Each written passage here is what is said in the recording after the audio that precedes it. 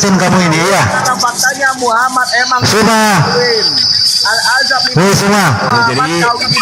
Semua kamu ini pemimpin penghujat Kristen ya. Pemimpin orang-orang yang menghujat kekristenan kamu ya. Sabar anak, sabar anak. Ya semua. Ini yang asli, ini yang mana? Semua. Saya kesini mau bertanya ini loh. Mereka tidak sanggup Saya kesini mau kemudian bertanya, mengalahkan maksud kita. saya kesini mau bertanya. Nama asli itu Nur Alim Gembel. Nur Alim bukan Zuma. Ya terus kenapa? Kalau nama saya itu kenapa? Kenapa? Apa kamu pikir? Oh, Nur Ali. Apa kamu pikir kamu juga tidak tahu lokasimu di mana? Apa kamu pikir kami juga tidak tahu nama aslimu siapa? Gitu. Oh, Nur Ali. Muhammad bangkai 3 hari dari kubur itu sembah. Itu Muhammad tukang kawin. Muhammad tukang kawin. Aduh, ini Semua kamu semua komplotan penista agama Kristen kamu ya semua. Ya semua. Iya. Semua. ini ketua Di Islam itu tidak ada yang bikin akil-akil. Semua kamu ini ketua AP penghujat agama Kristen kamu ya semua. Ibu kalau diperkosa sama orang, Semua. panggil Halo semua. perkosa Ketua Nur Ali. Halo semua. Berapa anggota kelompok AP kamu semua yang harus kita semua dimasukkan semua ke penjara, oke? Semua siap masuk penjara semua kita semua. Saya tanya sama kamu, kelompok kamu ini penghujat kekristenan siap? Semua. Halo. sabar anak-anak, Siap semua? Dasar Kamu kan pimpinannya, kamu pimpinan penghujat Kristen kan kamu? gini anak-anak. Gini bang. Contohnya Bang. hujatan Tadi saya saya ke Kristen apa? kesini. Tadi saya kesini. Wah, terlalu banyak kata-kata kalian yang menista, menghina kekristenan. Itu terlalu banyak bertebaran di video-video semua. Jadi saya harap Kapolri, saya harap tindaki keluarga mereka. Muhammad itu Namamu saja sudah menghujat anak Allah, padahal kau itu anak setan. Nah, ini penghujatan terhadap kekristenan. Kita punya dalil, kita Kristen anak Allah. Sekarang katanya kata semua tadi apa? Apa semua? Original teks kitabmu mana? Nama Semua. kitab dalam original teks. Jadi Polri, saya harap Polri ya, dengarkan ini Polri ya. Ini kelompok apa? Ini kelompok penghujat. Siang malam mereka menghujat kekristenan. Jadi tolong Polri untuk adil. Ini tangkap semua ini orang-orang ini. Satu hujatan. Hukum dengan hukuman yang sama, semua penistaan 10 tahun penjara. Oke? Siap semua dengan kelompok api. penyembah Tunjukkan satu. Saya kecil. Ini Sumatera. Kamu setiap hari, kalian kerjanya setiap hari menghujat kekristenan. Setiap hari itu kerja kalian, siang malam. Ini Sumakawe. Bukan satu hujatan saya. Siang malam pekerjaan kalian menghujat kekristenan. Karena itu orang Kristen hadir di sosmed untuk menangani kalian yang siang malam menghujat Kristen. penyembah Muhammad. Yang benar adalah Sholat sujud nyembah pantat. Otak Islam pindah ke membuka pantat. kedoknya Kristen, itu yang benar. Tidak, kalian menghujat. Kalian tidak pernah berhenti menghujat kelompok AP ini. Saya harap polisi jangan backing kelompok AP ini. Karena mereka penghujat. Polri saya harap untuk bertindak adil. Ini kelompok penghujat semua ini kelompok AP ini. Tunjukkan satu. Siang malam mereka menghujat agama kekristenan. Anak. Yesus dihujat, Rasul Paulus dihujat. Alkitab dikata-katai. Manusia namanya Yesus itu tidak hujat. Oke, apalagi Bang Anak. Tuhan yang Kristen adalah mantan mayat. Itu Kalau dia mengeluarkan pendapat-pendapat yang bertentangan dengan ajaran Islam, kita tidak peduli. Seperti dia mengatakan Yesaya 9 itu, Nabi Muhammad itu adalah Bapa yang kekal. Kita tidak peduli. Tapi penghujatan kamu terhadap kekristenan itu sudah cukup banyak. Kelompok kalian, kelompok aku. kalau orang berbicara Kristen itu, kalau orang berbicara Kristen itu tidak ada menghujat, karena semua yang saya ceritakan tentang Kristen ada datanya. Penghujatan, penghinaan yang dilakukan dilakukan oleh orang-orang muslim siang malam. Mereka berkumpul di kelompok api. Semua ada datanya. Video bertebaran di mana-mana. Penghinaan mereka terhadap kekristenan. Ada. Orang Kristen hadir di dunia maya untuk menanggulangi orang-orang seperti saya ini yang siang malam menghujat kekristenan. Fokus bilang Muhammad Sama manusia. Muhammad tukang kawin. Apa yang menghujat? Apa yang menghujat?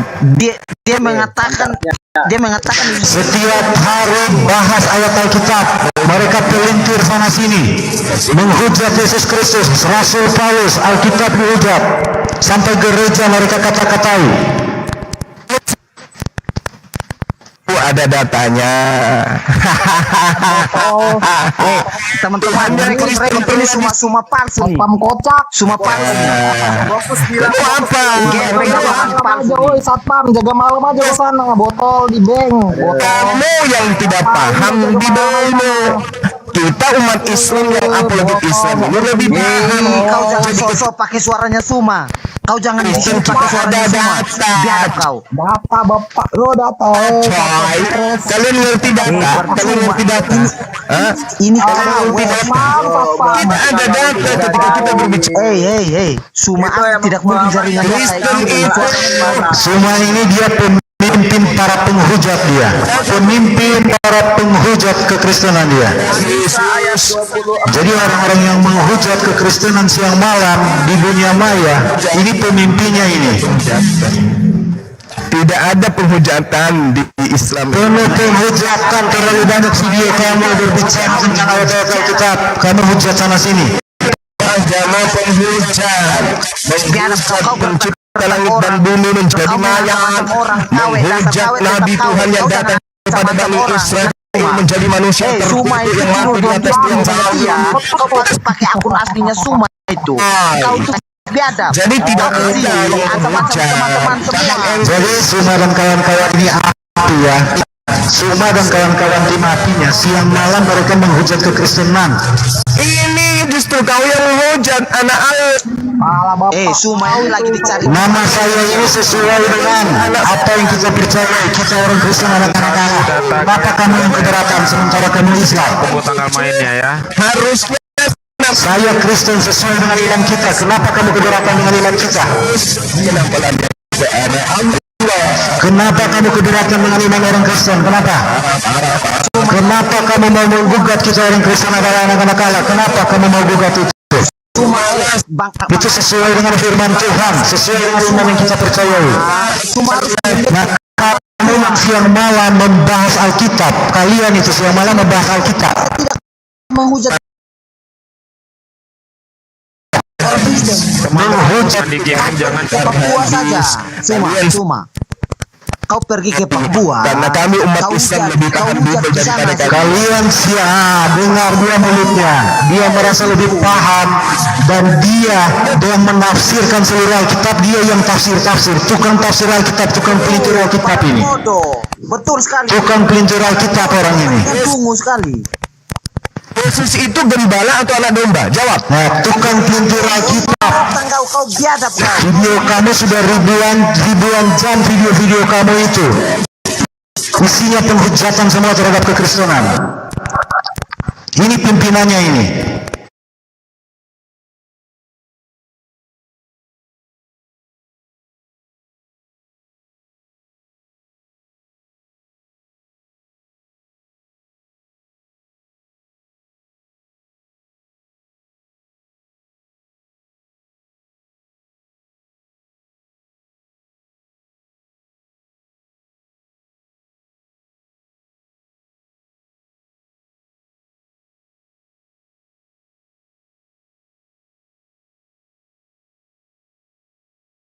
Kamu dari saudara. Yesus itu anak domba.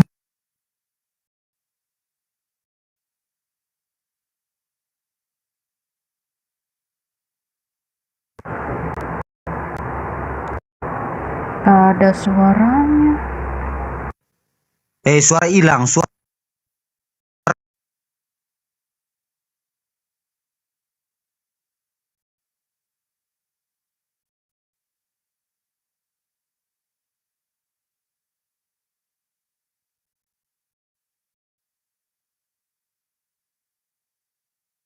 Suara hilang, suara.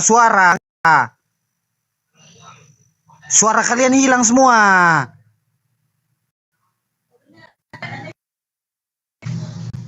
Suara hilang, kalian kenapa kabur kalian ini?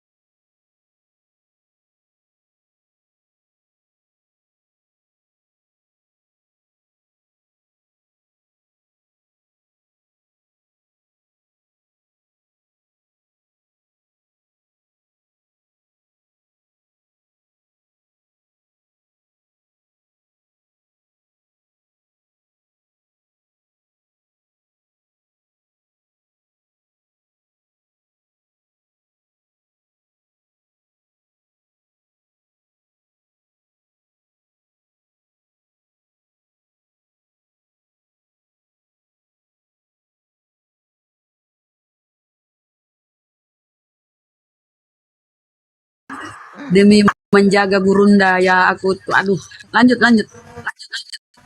Masa dia silakan dilanjut teman-teman. Demi menjaga yang asli pun dibilang palsu. Ya, Ya. kita Kristen Ustaz Alim. Ya, lanjut dulu. Mana tadi yang dari pihak Kristennya? Silakan.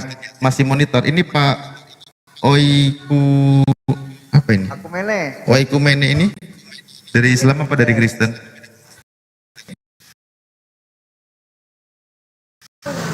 Dari Oke, dari Kan Kristen. bakal mau disampaikan, Bang. Masa ketua mana nih? noise ya, suara saya noise nggak? Enggak, mantap, Bang. Enggak. Bersih. Cantik suaranya. Suara musik masuk nggak? Enggak ada. Mantap. Enggak Oh, ada. alhamdulillah. Bang, Oke. oke Mele. Ada yang mau ditanya ke Bang Jumal, silakan. Tanya aja lah kalau takut. Ya, Parisco juga ini kenapa jadi Parisco mendadak boleh, pada Parisco. diam? Ada apa gerangan? Halo bang, tadi Ya sedikit Bang Jumal, aku kasih tahu. Ini teman aku nih, Bang Rizko. Dia itu tidak Suaranya percaya namanya Yesus itu utusan bukan Tuhan. Nah, tinggal ngelurusin doang sih masalahnya. Gitu Bang. boleh mau tanya nggak Bang Dimas? Iya, tadi saya dari Komal Oten ya. Barusan saya dari Komal Oten yang mengatasnamakan dirinya Yusuf itu dengan akun-akun palsu yang lain. Saya sampaikan kepada mereka ya bahwasanya apa yang kalian lakukan itu ya adalah suatu hal yang merendahkan diri kalian sendiri, karena sudah tidak sanggup lagi menghadapi apologet Islam, sehingga kalian bikin akun-akun palsu mengatasnamakan Bang Zuma, mengatasnamakan para apologet Islam. Tujuan kalian itu cari koin kah? Kalau cari koin sangat hina kalian itu. Nah, kalau bukan itu tujuannya, lalu apa? Karena umat Islam tidak akan pernah ada yang bisa kalian tipu dengan cara-cara seperti ini. Mereka panik satu Komal. Kejang-kejang sampai si Ferguson itu juga datang, anak Teos juga datang, si anak siapa? Anak Allah itu. Semuanya pada panik. Allahu Ya, Akbar, Masya langsung Allah. paduan suara. Langsung bikin paduan suara mereka. Satu kebanggaan kita sebagai umat Islam ya, khususnya para apologet Islam, kita jijik gitu ya. Jangankan untuk menyamakan diri kita dengan mereka, untuk punya niatan saja, misalnya Bang Suma bikin akun mengatasnamakan Ferguson misalnya, atau Bang Suma mengatasnamakan kiamat, itu jijik loh. Untuk berpikir ke sana ada jijik. Ini mereka jadikan sebagai rutinitas, jadikan sebagai habit tiap hari mengatasnamakan Bang Suma, tapi benci kepada Bang Suma. Kasihan, menjijikkan orang-orang ini. Allahu Akbar. Kalau dia benci dengan Bang Suma, harusnya mereka itu jijik ya, jijik dan menajiskan diri mereka menggunakan foto Bang Suma, menyimpan HP-nya dia, akun TikTok yang mengatasnamakan Bang Suma, bicara ala Bang Suma, berpendapat ala Bang Suma, menjawab ala Bang Suma. Artinya sebenarnya mereka itu fans berat ke Bang Suma. Allahu Akbar. Saya aja jijik gitu loh, jijik mau muntah. Bayangkan kok bisa ya dalam pikiran mereka itu ada yang kayak gitu loh. Mau-maunya mereka itu menjadi Bang Suma palsu, suaranya dipalsukan, narasinya dipalsukan, ala-ala Bang Suma gitu loh. Sungguh luar biasa Bang Suma di mata Oten ini, benar-benar malaikat maut. kasihan. Allahu Akbar. Belum lagi saya tadi dibilangnya sama-sama anak Teos itu ya, Sirante Pera itu ya. Sirante Pera itu mengatakan, "Ayo Kapolri, tangkap ini Suma ini orangnya api, dia pemimpin api, tangkap semua api." Mau nangkap asal-asal nangkap. Lu pikir gue Yesus? Pikir gue Yesus mau ditangkap lagi, mau salib lagi gitu loh. Kami tidak menghujat. Contoh, ketika orang berbicara mengenai comberan, maka yang terlontar dari mulut itu adalah sesuatu yang bau semua, sesuatu yang buruk. Kenapa? Karena yang dibahas ini adalah comberan. Orang membahas tentang mohon maaf, orang berbicara mengenai pasti yang dibicarakan itu adalah sesuatu yang bau, yang busuk. Tidak ada harum-harumnya, kucuk. Jadi kalau kita berbicara tentang kalian, ya pasti bau, pasti busuk, nggak ada baik-baiknya. Jangan kalian tersinggung. Tuhan kalian manusia, ada datanya. Tuhan kalian pernah menjadi mayat, ada datanya. Tuhan kalian pernah nete, ada datanya. Tuhan kalian punya biji zakar, ada datanya. Disunat, ada datanya. Pernah menjadi mayat, ada datanya. Tuhan kalian terkutuk, ada datanya. Jadi sesuatu yang sudah busuk ketika diceritakan, ya ceritakanlah sesuai dengan fakta. Jangan ceritakan ada harum bau kasturi, mana ada orang nya bau durian, nggak ada, cuma Bang Suma. Jadi mau kalian teriak sampai mulut kalian robek sekalipun, mengatakan kita penghujat, kita ada penghujat kalian kan. Kalian dihujat Bang, dia mengatakan Tuhan kami manusia, wagadubak. Terus apa lagi? Dia mengatakan, Pak, kami menyembah mantan mayat. Waktu itu terus apa lagi? Dia mengatakan Tuhan kami pernah nenen, Pak. Waktu itu Wah, itu memang ada datanya. Kalian aja yang hanya menelan doktrin dan dogma di gereja, nggak pernah belajar Bible. Bang Suma itu paham seluk-beluk Bible, dia itu tahu Tuhanmu kayak begitu ada dalilnya, sembahanmu kayak begitu ada dalilnya. Jadi tidak ada hujatan, hanya menyatakan kebenaran. Jadi kebenaran diungkap. Itu bau, betul atau salah? Salah, Pak Dokter. Itu harum. Pekok, otak nggak berfungsi berarti, bocor halus. Jadi ya, maklumi aja lah. Ini kenyataan, ini fakta, ini fenomena yang ada saat sekarang. Ya, kalian harus siap kemudian menerima keadaan bahwasanya dunia internet, dunia digital ya sudah mempertontonkan kebenaran itu, dan dengan mudah kemudian siapapun, mau dia Kristen bukan Kristen, untuk membaca Bible sudah di Gramedia banyak dijual. Belum lagi teman-teman saya sendiri yang menghadiahkan, ada teman saya ya yang menghadiahkan tahun 2008 menghadiahkan Bible ke saya. Ini apa? Oh, ini Alkitab, kata dia. Ini kitabnya orang Kristen ini, Bang. Oh ya? Coba aku lihat. Bacalah. Bu, bisa aku pinjam? Jangan pinjam, ini hadiah buat Bang Suma. Oke. 3 tahun kemudian saya menyeret dia menjadi mu'alaf. Akibat dialog, aku dikasih Bible, dia yang jadi mu'alaf. Bukan aku yang masuk Kristen, dia yang jadi Islam. Kan pekok. Allahu Akbar, Masya Allah. Maka ya saatnya sudah tiba ya, kemenangan itu sudah nyata di depan mata gitu ya. Kebenaran pasti akan menang dari kesesatan ya, tidak akan pernah kesesatan itu menang melawan kebenaran, tak akan pernah. Kebenaran akan selalu berjaya dan kesesatan akan semakin terpuruk. Jadi kalau Anda kayak tadi si anak Theos itu, si anak dia menulis anak Allah, dia tulis akunnya kan, itu sebenarnya menghujat karena Allah tidak punya anak. Kalau anak setan mungkin dia tadinya itu harusnya dia tulis anak setan atau anak monyet. Cocok anak Allah karena Allah tidak punya anak. Ini emang umat Itu salah besar itu. Ketika ada orang Kristen mengatakan dirinya adalah anak Allah, itu penghinaan, itu penghujatan. Harusnya anak setan.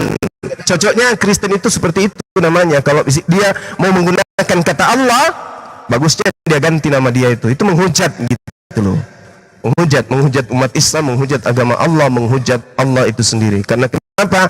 Allah tidak memiliki anak.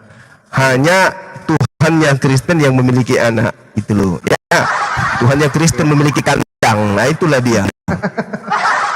udah belum cuma udah belum. Ada Kristen nggak di sini? Ada Kristen nggak di sini? Silakan, Bang Brok. Yang Kristen tolong jawab. Benar nggak Tuhan kalian itu punya kandang? Jawab. Ini bagi umat Kristen, kamu Tidak saya kalau saya mengatakan karena kamu membuat narasi-narasi. Tuhannya Kristen punya kandang, menghujat enggak saya itu? Kamu itu menghujat. Dari sini aja Loh, Alkitab mengatakan Tuhan kalian lahir di kandang agama Kristen. Nah, coba. Siapa yang pernah lahir di pohon kurma dan siapa yang pernah lahir di kandang binatang? Coba jawab. Menurut Coba kita uji. Siapa yang pernah lahir di bawah pohon kurma dan siapa yang pernah lahir di kandang binatang? Jawab. Ya, di bawah pohon kurma itu Nabi Isa. Suaramu kecil. Anakku, suaramu kecil, anakku. Yang di bawah, yang di dalam kandang siapa? Yang di dalam kandang itu Tuhan Yesus Kristus. Yang lahir di dalam kandang siapa? Tuhan Yesus Kristus. Nah, Tuhan Yesus Kristus. Salah tidak kalau saya mengatakan bahwa Tuhannya Kristen itu memiliki kandang? Yang salah adalah apa yang kamu bawa narasikan itu kamu bolak-balik semua. Saya kan bertanya. Saya bertanya bahwa Tuhanmu itu bernama Yesus, lahirnya di kandang. Oke? Berarti dia punya kandang. Betul? Itu betul. Menghujat enggak itu? Enggak. Nah, enggak menghujat. Bukan itu. Juma. Gitu dong. Bukan yang itu. Mas. Suaramu kecil anakku. Suaramu dinaikkan, jangan malu-malu. Anda harus mengakui satu-satunya agama di atas muka bumi ini yang Tuhannya punya kandang cuma agama kalian. Nggak usah malu-malu, suaranya ditinggikan. Contoh, ini judulnya aja, Jesus is not God. Ditinggikan suaranya. Menghujat. Oh tidak, karena Yesus itu memang manusia. Bisa nggak Anda buktikan bahwa Yesus itu bukan manusia? Bisa nggak? Agama Kristen itu menghujat cuma. Mana ada? Bagi Yesus, masa harus diajar? bagi Yesus gimana? Bagi Yesus gimana? Bagi Yesus. Apa? Bagi Yesus, apakah ini menghujat? Bagi Kristen itu menghujat cuma. Itu menghujat nggak bagi Yesus? Ya menghujat lah, jelas-jelas dia itu Tuhan. Nah, di mana? Di mana Yesus mengatakan dia Tuhan? Di mana? Mana dalilnya? Yohanes 10 ayat Mana? 30. Aku dan Bapa adalah satu. Karena begitu. Yohanes 10 apa dia katakan di situ? Dia mengaruniakan siapa? Tuhan. Itu Kok bisu? Oke, ini kita yang mau bahas dulu ya. Kamu mau Tuhan bahas dulu yang mana? menganugerahkan Kamu Tuhan mau atau bahas Tuhan dari- menganugerahkan hamba? Bentar. Kalau kamu mau berdebat dengan saya, mari kita berdiskusi dengan baik. Kita mau berdebat dari mana? Berdebat Dari Yesusnya, yang kita Atau bahas berdebat- Yesusnya. Justru Kak Juma, kita harus bagi dulu. Justru kalau Kita mau Anda debat berpikir Yesus sebagai dengan manusia, jernih, justru apakah kalau kita Anda mau debat berpikir ketika dengan Yesus sehat, menjadi Tuhan, Yesus itu apakah gembala atau Yesus menjadi itu Tuhan? domba? Coba, yang mana yang benar? Bentar, kita mau bahas dulu. Apaan pertanyaan Anda? Ini suaranya kecil kali loh. Suaramu kecil kali, anakku. Suaramu kecil. Ini Halo. Udah jelas. Suaramu kecil. Bentar. Bibirnya deketin mic Bang Frog. Ya, besarin suaranya. Iya. Udah kencang. Coba belum? mic-nya disimpan di telinga supaya besar suaranya. Sebenarnya kita cuma menganggap Belum. tambah volume lagi Bang Prof. Ya. Iya, soalnya saya lagi di Aku ini pakai depan panggung, suara panggung lebih besar. pakai headset earphone aku, soalnya nggak mungkin kecil. Udah jelas belum? Sudah cukup Iya. Runda, bisa ditangkap sebenarnya mungkin. Ya lanjutkan Prof. Ya, ini kita mau bahas dulu. Kita debatnya itu harus terstruktur ya. Kita mau debat ketika Yesus Iya, dinubuatkan, silakan. atau ketika Yesus menjadi manusia, dan atau ketika Yesus menjadi Tuhan. Ini harus dikotak-kotakan supaya kita tidak ada yang miss ya. Supaya Gitu. Alkitab itu jelas gitu, benar gitu. Oke, Iya. kamu mau debat di bagian sisi mana? Ketika Yesus menjadi manusia, atau ketika Yesus menjadi Tuhan, atau Yesus dinubuatkan? Yang mana Juma? Oke. Saya ingin membahas terkait dengan Tuhan secara global. Apakah Tuhan pernah berhenti menjadi bukan Tuhan? Itu aja. Gimana? Apakah Tuhan pernah berhenti menjadi bukan Tuhan? Dialah Tuhan, dialah Tuhan, dan dialah Jangan yang menjadi grogi apa yang gitu, diinginkan. santai aja. Pernah tidak Tuhan pencipta langit dan bumi ini berhenti menjadi Tuhan? Tidak pernah, karena dialah Tuhan segala. Tidak pernah, berarti dia tidak pernah menjadi manusia. Tetapi di firman-Nya, Tetapi apa lagi? nggak usah. Tetapi apa lagi yang akan membuat kamu kesesatan kamu itu mau kamu pamer di sini? Nggak usah Kamu ngegas, mengakui Juma. Tuhan tidak pernah menjadi bukan Tuhan, berarti Tuhan tidak pernah menjadi manusia. Karena begitu besar kasih Allah akan dunia ini, Sehingga dia berubah menjadi bukan Tuhan gitu. Supaya kita tidak binasa, melainkan beroleh hidup yang kekal. Oke. Jadi begitu besar kasih karunia Tuhan akan dunia ini sehingga Tuhan merubah dirinya menjadi bukan Tuhan gitu. Iya, dia menjadi manusia. Kamu Tadi Anda mengatakan Tuhan tidak pernah berubah menjadi bukan Tuhan. Saya bilang makanya saya bilang, dia itu pernah menjadi manusia. Berarti pernah menjadi bukan Tuhan. Pernah menjadi manusia, bukan menjadi Tuhan. Berarti Jangan pernah kebalik, menjadi jangan- bukan Tuhan. Jangan kebalik cuma, jangan kebalik. Lah, justru saya meluruskan, Jangan balik. kalau Tuhanmu pernah menjadi manusia, berarti Tuhanmu pernah menjadi bukan Tuhan. Kok bisa kayak gitu? Ya karena dia menjadi manusia, koclok. Jangan Kita biasa ini aja, orang Mas. Yahudi, bilangan Biasa aja, 23 jangan- nomor 19. Allah bukan manusia dan bukan anak manusia. Hosea 11 nomor 9. Tuhan pencipta langit dan bumi, bukan manusia. Nah sekarang Yesus manusia dan dia adalah Tuhan katamu. Berarti Tuhan pernah menjadi bukan Tuhan. Cobalah lihat agamamu tuh. Lihat agamamu sesuai dengan pandangan agama lain di luar agamamu. Bagaimana pandangan orang lain terhadap agamamu terkait dengan ketuhanan agamamu? Itu ajaran apa? Tuhan pernah berubah menjadi Ketika bukan Yesus Tuhan. menjadi Tidak manusia, pernah. ketika Yesus menjadi manusia, dia menjadi utusan. Tuhan tidak dia di situ. Tapi ketika dia naik ke surga, dialah Tuhan Eh. itu.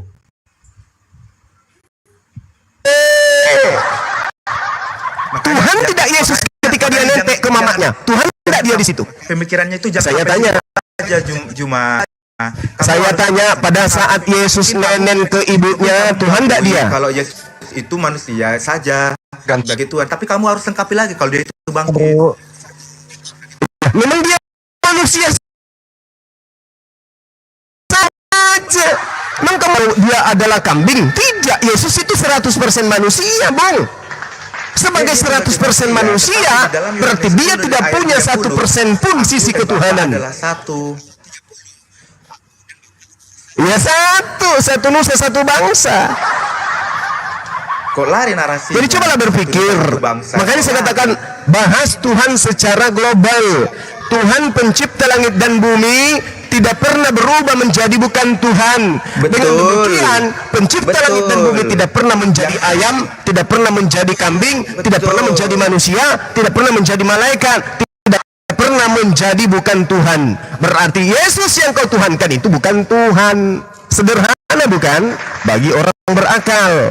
Ya pakai Masalahnya sekarang berakal enggak ente pada saat berbicara tentang ketuhanan agamaan yang ente. mau saya benarkan kepada Anda, ajaran yang bawa Anda itu mengenai isi Alkitab itu salah. Anda keliru. Oh salah pula sekarang. Oke, saya bawa Bible, di dalam Hosea 11 nomor 9. Tuhan bukan manusia. Bagaimana dengan Yesus? Manusia atau bukan? Itu pada perjanjian lama, Juma, lengkapi dengan perjanjian baru. Jangan coba Ya. potong. Makanya saya bilang, kalau kamu nggak Kristen, Gimana ceritanya? tahu Juma. Itu pada perjanjian lama. Karena Itu Tuhan tak pernah menjadi manusia. Kenapa Di ada perjanjian perjanjian lama. baru? Wallah, Lengkap. parah ini. perjanjian lama. Waduh. Perjanjian perbaru itu ada untuk melengkapi perjanjian baru. Gak boleh dipakai cuma perjanjian lama. Ya perjanjian, Semua itu kalau lengkap. dia melengkapi, kenapa yang tadinya dikatakan Tuhan bukan manusia, kenapa berubah menjadi manusia kok melengkapi? Ya itulah Tuhan Allah kita. Dia punya rencana Ya. sendiri. Karena begitu besar kasih Karena Allah begitu pada besar dunia ini, kasih sehingga Tuhan akan dunia ini, maka dia mengutus Tuhan gitu. dosa-dosa kita itu diampuni. Dosa-dosa Jemaat. kita, dosa-dosa Kristen. Bagaimana? Dengan cara apa dosa Kristen itu dihapuskan? Dengan cara apa? kurban darah yang suci, Juma. Kamu ingat gak? Dengan cara membunuh manusia gitu. Enggak, bentar. Kamu tahu kan ketika Nabi Ibrahim memberikan kurban? Ya, Ibrahim kan domba, Ibrahim kan binatang. Sekarang permasalahannya, cara Kristen menghapus dosa dengan cara membunuh manusia gitu. Itu Satu. udah rumus Allah, Juma. Dua. Itu udah rumus Allah. 3. Karena kita Tertawaikan dosa, kalian. Adam dan Hawa sudah berdosa. Kita tidak layak di hadapannya. Dosa waris lagi kau mau bawa? Dosa waris apa bohong waris? Dosa Mana waris, dalilnya dosa waris. Adam Sebentar. mewariskan dosa? Mana? Sebentar. Mana dalilnya? Saya tanya kamu. Mana? Saya tanya kamu. Sebentar. Manusia itu hakikatnya kotor, bukan? Saya tanya kamu. Jawab, Juma. Manusia itu Kenapa? hakikatnya kotor. Kenapa? Kan? Manusia itu hakikatnya bersih, suci dia, fitrah manusia itu. Cuma Anda keliru. Dia Oke, kalau begitu mana? Kalau begitu tolong tunjukkan dalilnya mana? Coba, mana dalilnya? Coba. Anda menghujat Dalam kitab Kejadian 5, Tuhan mengatakan laki dan perempuan itu diberkati. Kenapa mereka diberkati? Karena mereka adalah makhluk yang suci. Dia menjadi pemimpin di atas bumi. Ingat, Kejadian 1 nomor 26. Kami hendak menciptakan manusia serupa. Kalau manusia serupa dengan Tuhan, Tuhan itu suci, maka manusia suci. Jangan Paham ente? Jangan Paham? tapi pada kenyataannya Adam dan Hawa melanggar perintah Allah. Pada kenyataannya, kalau agama kalian mengajarkan manusia serupa dengan Tuhan, Tuhan itu suci, maka manusia juga suci. Masih mau kau datang besok? Makanya jangan dipotong cuma, tapi kenyataannya Adam dan Hawa melanggar perintah Allah, benar? Apa kenyataannya? Jangan kau makan Apa yang buah dilanggar? pengetahuan. Apa yang dilanggar? Jangan kau makan buah. Katanya nggak pakai perjanjian lama. Dilanggar. Itu dilanggar menurutmu? Apa yang dilakukan Adam? Itu dilanggar menurutmu? Cuma bentar. Yang dilakukan Adam dan Hawa itu apa? Iya. Adam kemudian terjerumus di dalam dosa pelanggaran. Terus? Nah, kamu mengakui kan? Berarti udah berdosa kan? Terus? Ya. Siapa yang berdosa di situ? Tadi kamu udah bilang Adam dan Hawa melakukan pelanggaran. Yang berdosa siapa? Yang berdosa siapa? Keturunan Adam atau Adam? Ya Adam sendirilah. Kok keturunan? Ya Adam sendiri. Bagus. Terus kenapa jadi dosa waris? Ya udah.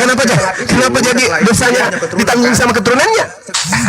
Ditanggung oleh Yesus. Enggak, jangan dipotong dulu. Kak baru nogol. Ini agamanya apa? Silakan lanjutkan ngomong ke Kak Juma. Aku udah capek.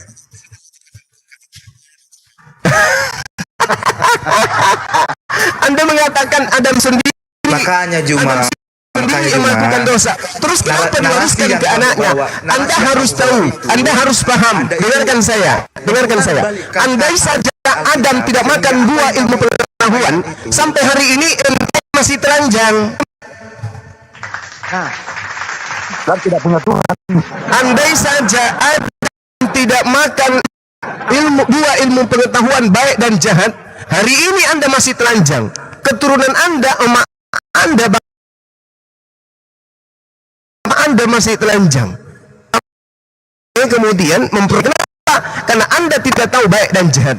Anda punya anak, bisa aja ente yang menggauli anak Anda sendiri. Kenapa Anda tidak tahu baik dan jahat? Berterima kasihlah kepada Adam yang mewariskan ilmu pengetahuan baik dan jahat.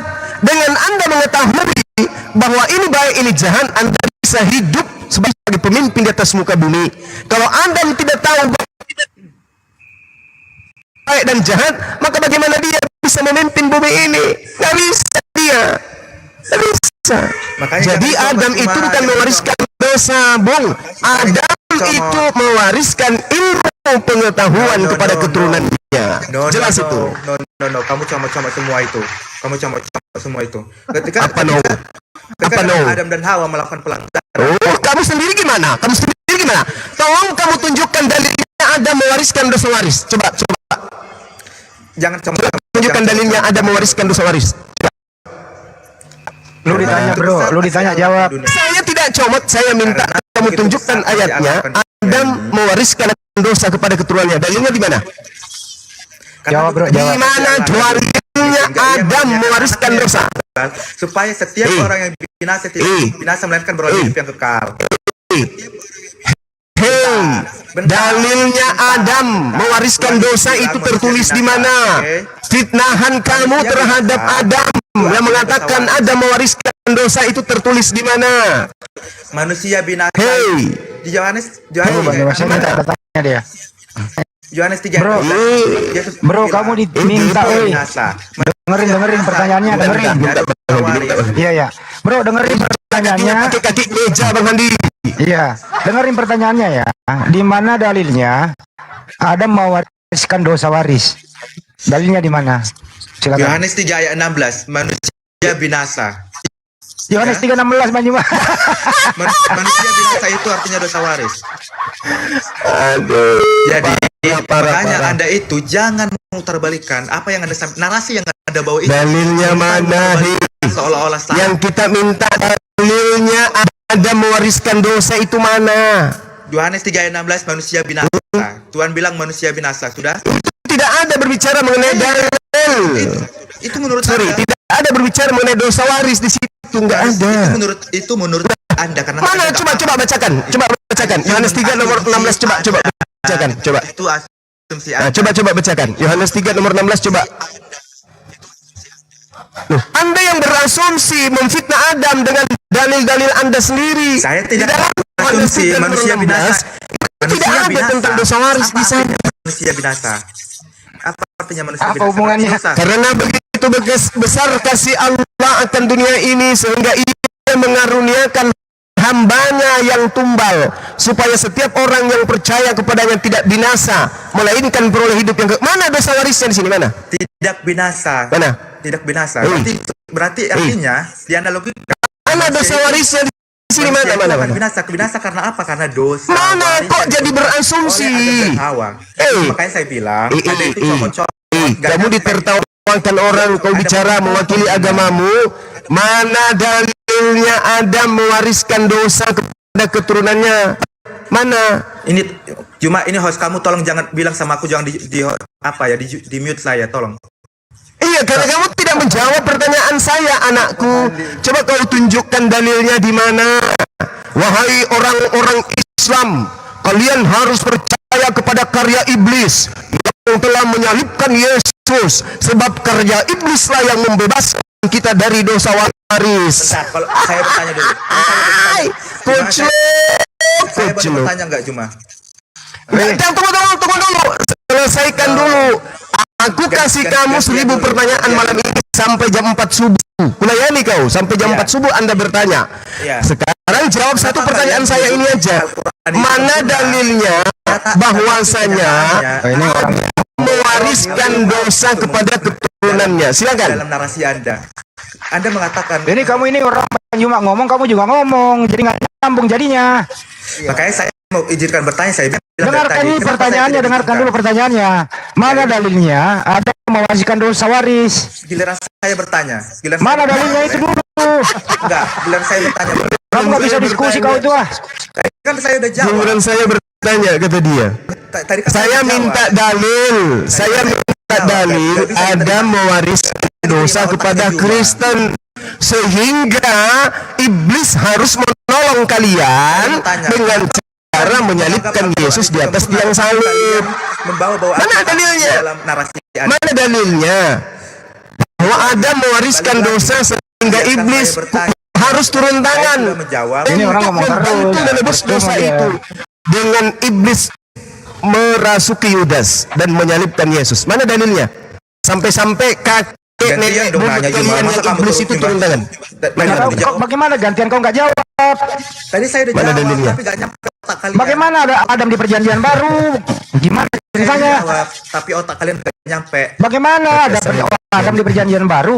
Ceritanya bagaimana? Jawab, tapi otak kalian nggak nyampe. Giliran saya sekarang bertanya. Otakmu itu loh yang nggak nyampe.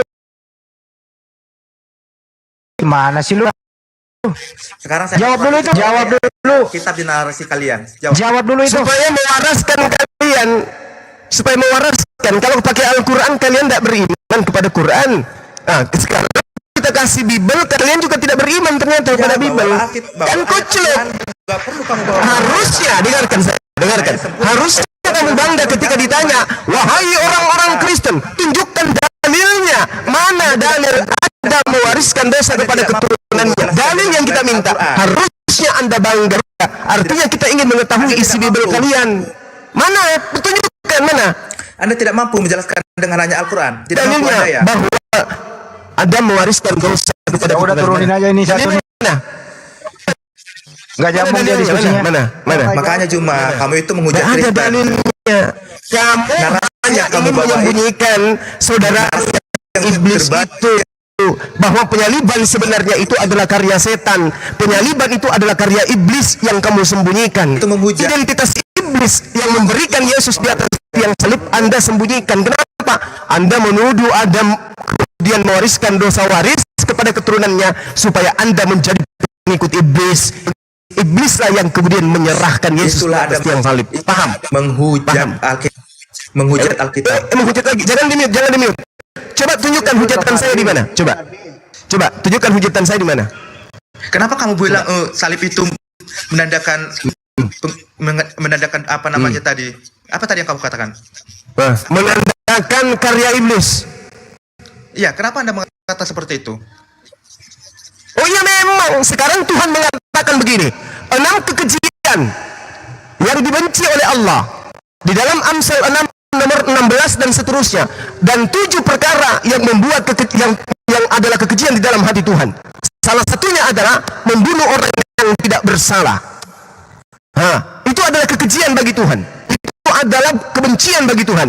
Ketika manusia membunuh sesamanya manusia, yang mana yang dibunuh itu adalah orang yang tidak bersalah. Apakah Yesus disalib karena dia bersalah? Jawab. Aku tanya kepada kamu, apa yang disampaikan orang-orang Farisi? Jawab sendiri. Bertanya. Kau katakan saya menghujat dengan mengatakan penyaliban itu adalah karya iblis. Sekarang yang merasuki Yudas siapa? Merasuki Yudas. Itu di Al-Quran. Siapa yang merasuki Yudas? Itu di Al-Quran kalian. Kenapa ini orang nggak bisa diskusi, dia menyimak? Ganti pemain. Ganti pemain aja ya. Yesus mengatakan di dalam Yohanes 6 nomor 70, bukankah aku yang memilih kalian yang 12, tapi satu di antaramu adalah setan. Siapa setan yang dimaksud di sana? Yudas. Keluaran 23 nomor 7, jangan kau membunuh orang yang tidak bersalah. Jangan kau membunuh orang yang benar. Itu perintah Tuhan. Bisakah Yesus dibunuh berdasarkan firman Tuhan? Tidak bisa. Lalu kenapa dibunuh? Dibunuh karena Yudas berkhianat. Dibunuh karena imam-imam bersaksi palsu, mahkamah agama bersaksi palsu. Dibunuh karena orang-orang Israel pada saat itu, Bani Israel takut kalau Yerusalem dikuasai oleh Romawi, maka Yesus harus dibunuh. Di mana dalilnya? Yohanes 11 nomor 40 sampai 53. Tamat ente. Di mute terus. Oke, jadi Yesus dibunuh karena karya iblis, bukan karena Tuhan yang menginginkan. Paham? Sebentar saya tanya. Kau ditanya tadi mana tadinya itu loh. Bro, kalau Bang Zuma bertanya itu dijawab dulu, setelah dijawab baru Anda bertanya gitu loh, bro. Nggak bisa diskusi dia. Diskusi, bro. Kalau nggak bisa diskusi, turunkan nanti Anda. Turunkan aja kali ya Bang Zuma ya, ganti pemain ya. Nggak ada gunanya ini loh. Nggak nyambung. Siap. Oke, Kamu aku ke turunin. gereja, ya kamu ke gereja cari toilet. Nggak bisa nurunin aku. Coba satu. Boleh sampai kata-kata terakhir boleh? Udah nggak usah. Kata-kata terakhir aja lu koordinasi sama iblis lah. Kamu ke gereja saja, anakku. Lu koordinasi sama iblis. Bagaimana, kenapa iblis mempengaruhi Yudas? Itu pertanyaannya tadi. Siapa yang mempengaruhi Yudas? Tinggal dijawab. Coba itu Bang Handi, Bang Evan sama Bang Romo kan. Iya, selamat malam. Rancu, ya kan? Selamat malam Pak Evan. Silakan Pak Evan, selamat malam Bang Romo. Malam Bang. Ya, topiknya ini tadi mengenai apakah ada dosa waris, kedua apa peranan iblis banget sih kita dalam gitu. penyaliban Yesus. Itu Bang, silakan. Oke, dosa waris kali ya. Saya referensinya ke Roma pasal 5 ayat 12. Bang Juma lagi makan ya Bang? Roma berapa? Roma pasal 5 ayat 12. Kenapa lari ke Roma ya? Iya, satu orang yang menyebabkan dosa itu. Maksudnya ayat kan ya, Pak? Yang kita minta firman Tuhan ya, Bang. Yang Adam mewariskan dosa kepada keturunannya. Ya, Surat Paulus.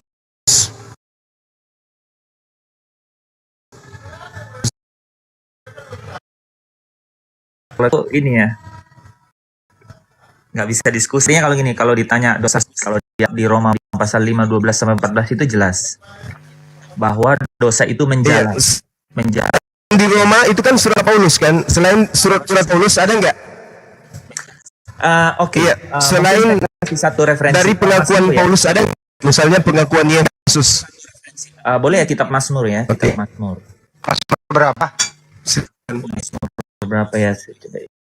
Mazmur Iya, 100. silakan. Mazmur 14 ayat 2 sampai 3. Oke. Tuhan memandang ke bawah dari sorga kepada anak-anak manusia untuk melihat apakah ada yang berakal budi dan yang mencari Allah.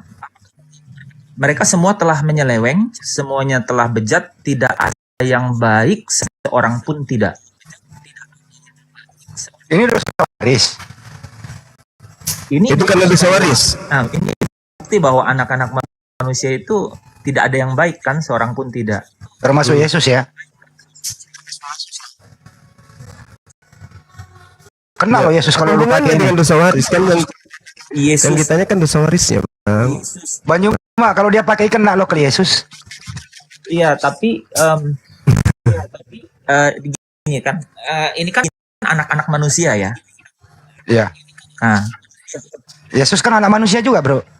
ya dia adalah anak manusia yang dia adalah anak Allah yang menjadi anak manusia. Nggak bisa itu. Maria kena juga dosa waris dia.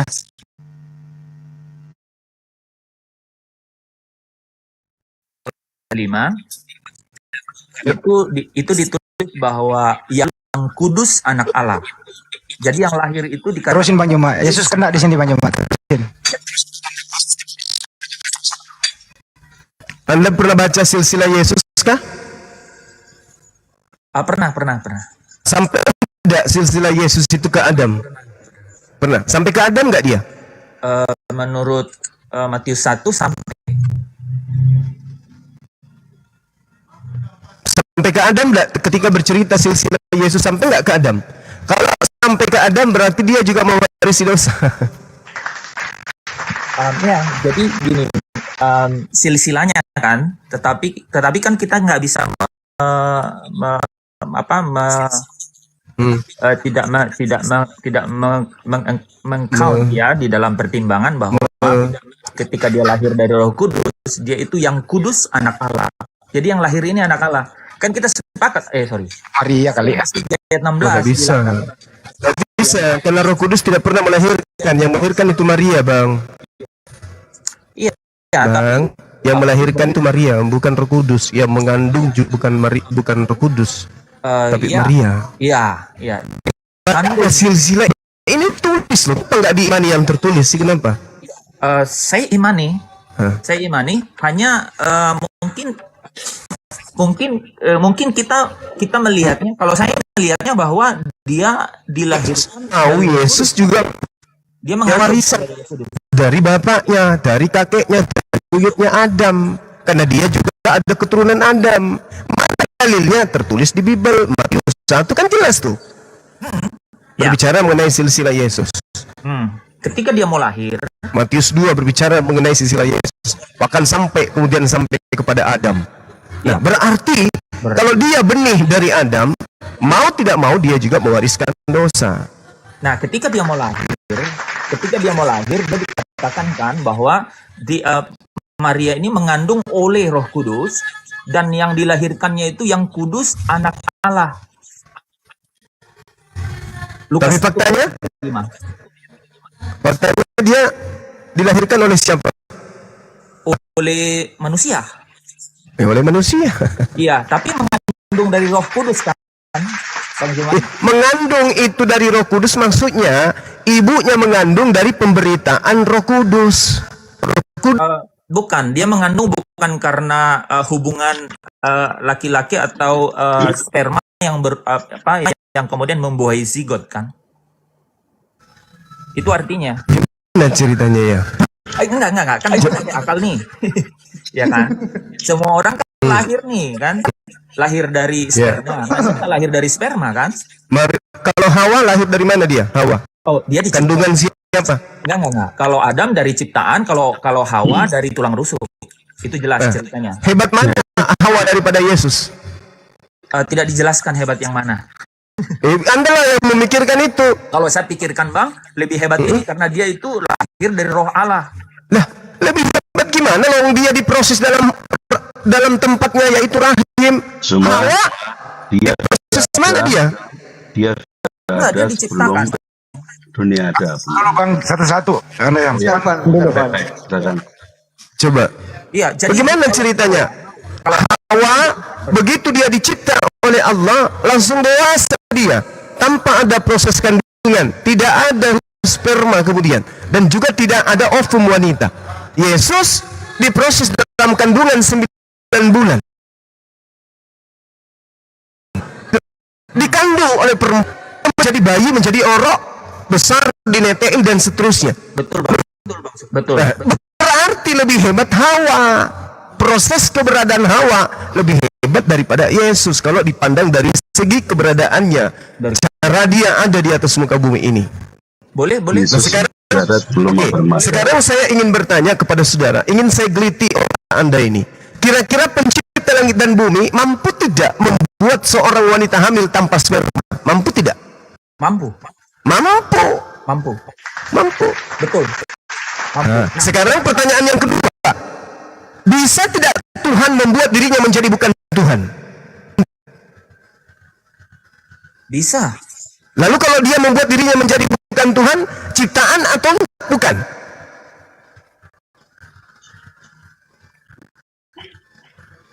Boleh aku tumbangin Dia, dikit? dia cipta dia, Sabar dulu Bang, sabar. Sabar, Bang.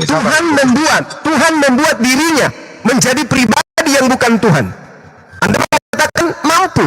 Berarti pada saat Tuhan membuat dirinya menjadi bukan Tuhan, menjadi pribadi baru yang bukan Tuhan, yang bukan Tuhan ini, yang menjadi bukan Tuhan ini, itu ciptaan Tuhan atau Tuhan itu sendiri? Jawab. ciptaan Tuhan. Ciptaan Tuhan. Karena dia yang membuat. Ciptaan Tuhan banyak. Jadi Yesus ciptaan Tuhan katanya. Jadi karena dia yang membuat, dia yang Anda mengatakan Tuhan bisa menciptakan manusia lahir tanpa sperma. Anda katakan bisa. Saya tanya lagi, bisa tidak Tuhan membuat dirinya menjadi bukan Tuhan? Jawaban saudara bisa. Nah sekarang pertanyaannya, kalau ada Tuhan membuat dirinya menjadi pribadi baru yang bukan Tuhan, pribadi baru yang adalah dirinya sendiri yang bukan Tuhan, itu ciptaannya atau bukan? Jawab. tetap Ciptaannya. Udah selesai. Berarti Yesus yang diciptakan, yang berarti Yesus yang adalah Tuhan menurut Anda, itu adalah pribadi lain daripada pencipta. Betul. Nah, ternyata kedudukan Yesus di sini adalah ciptaan atau pencipta? ciptaan. Ciptaan. Berarti Yesus bukan Tuhan. Boleh aku Salah jawab? tidak Yang Salah baru. tidak orang-orang Kristen yang menyembah ciptaan? Salah tidak? Tidak boleh. Salah. Tidak boleh. Salah tidak orang yang menyembah Yesus?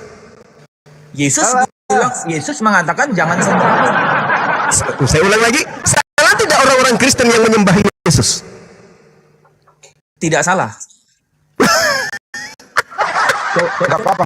Dengar Bang Suma. Allahu Akbar. Loh. Salah tidak orang yang menyembah ciptaan? Salah. Salah tidak ketika saya mengatakan Yesus ciptaan? Tidak salah. Salah tidak ketika orang-orang Kristen menyembah Yesus? Nah, tadi katanya salah kalau menyembah ciptaan. Kalau Bang Suma perhatikan di Matius 11 yang sering Mulai jurus setan masuk. enggak. Matius 11 kan sering dikutip tuh bahwa aku datang untuk memperbaiki Israel.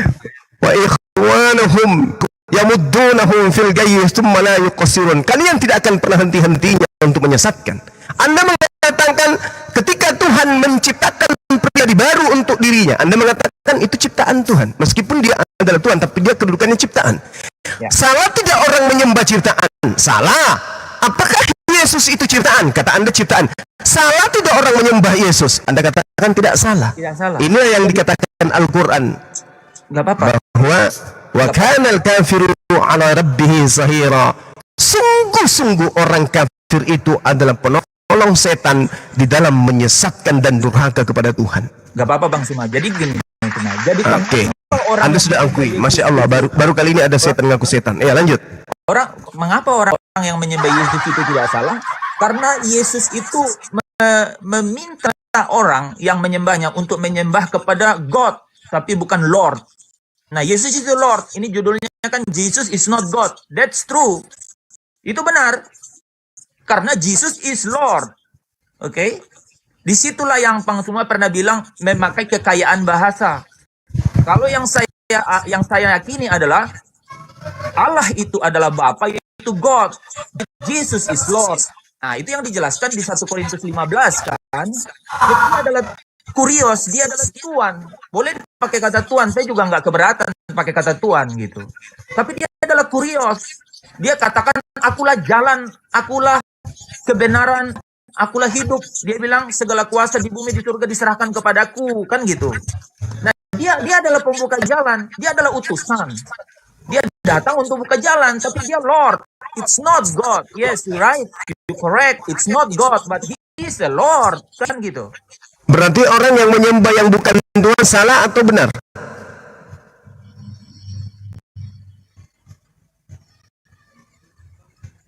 Asalkan Tuhan itu menyuruh mereka menyembah kepada Allah.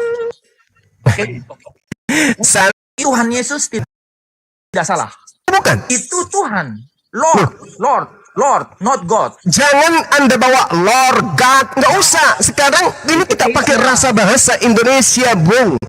Kalau Tuhan itu manusia, kalau Tuhan itu pencipta. Sekarang jangan Anda bawa Lord, God, nggak usah. Tuhan dan Tuhan aja. Boleh tidak Pak Jokowi Presiden kita dipanggil Tuhan Jokowi? Boleh tidak?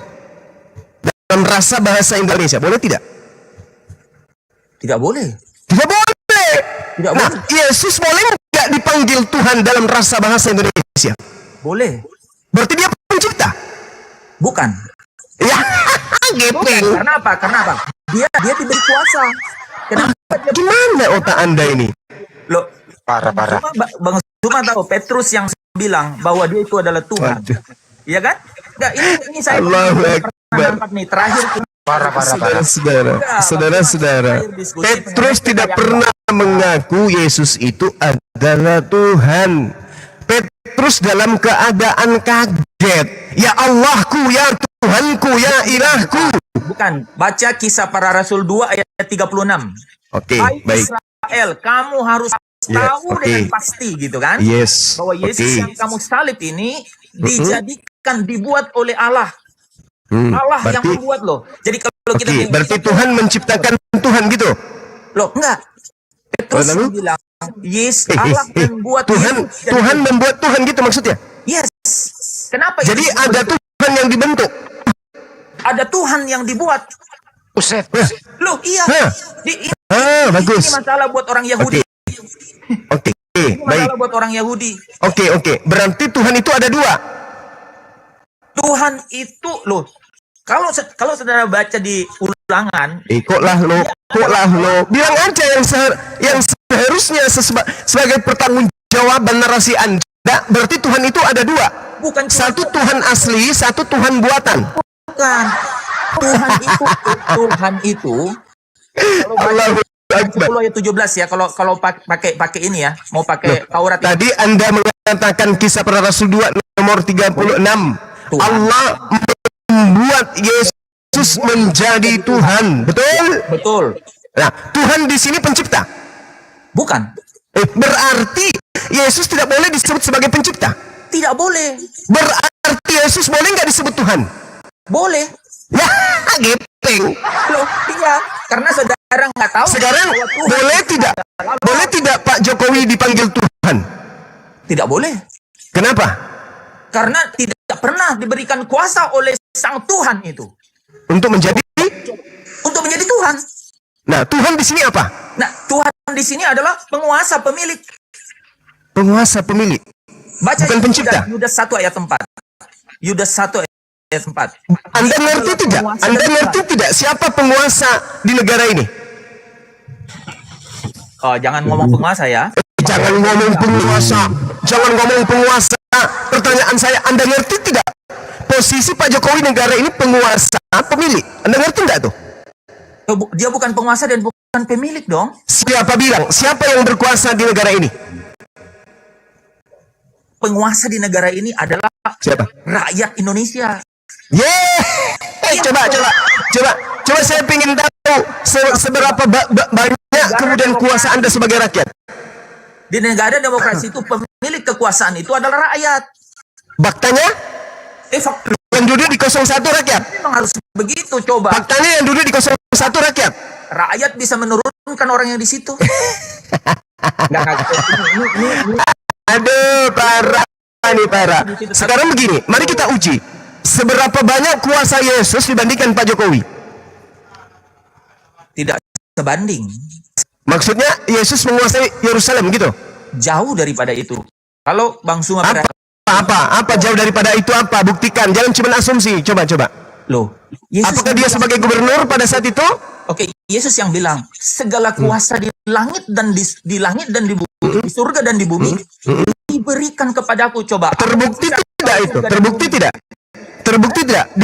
Di bumi, jangan di langit. Di bumi apa kuasanya Yesus pada saat dia datang ke Yerusalem? Apa kuasanya? Yesus berkuasa terhadap kerajaan kegelapan. Ke laut aja, bro. Boleh. Laut. Kegelapan. Emang lu pikir di situ PLN mati lampu apa? Ya, itulah bahasa. Aduh, agama tahayul kayak gini lah. Agama tahayul ini. Anda mengatakan, ini kan kita berbicara mengenai rasa bahasa yang ada di Indonesia ini. Ketika orang Indonesia mengatakan Tuhan, berarti itu berbicara mengenai pencipta langit dan bumi. Betul? Betul. Boleh tidak Yesus disebut pencipta langit dan bumi? Tidak boleh. Boleh nggak disebut Tuhan? Diulang-ulang ya, tidak boleh. Boleh nggak disebut Tuhan? Boleh. Ya. Kenapa disebut Tuhan dia? Kenapa coba? Saya ulang. Orang Indonesia dalam percakapan bahasa sehari-hari, ketika berbicara mengenai Tuhan, berarti berbicara mengenai pencipta langit dan bumi. Iya atau iya?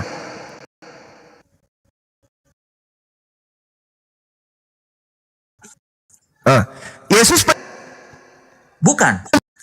Boleh nggak Yesus harus.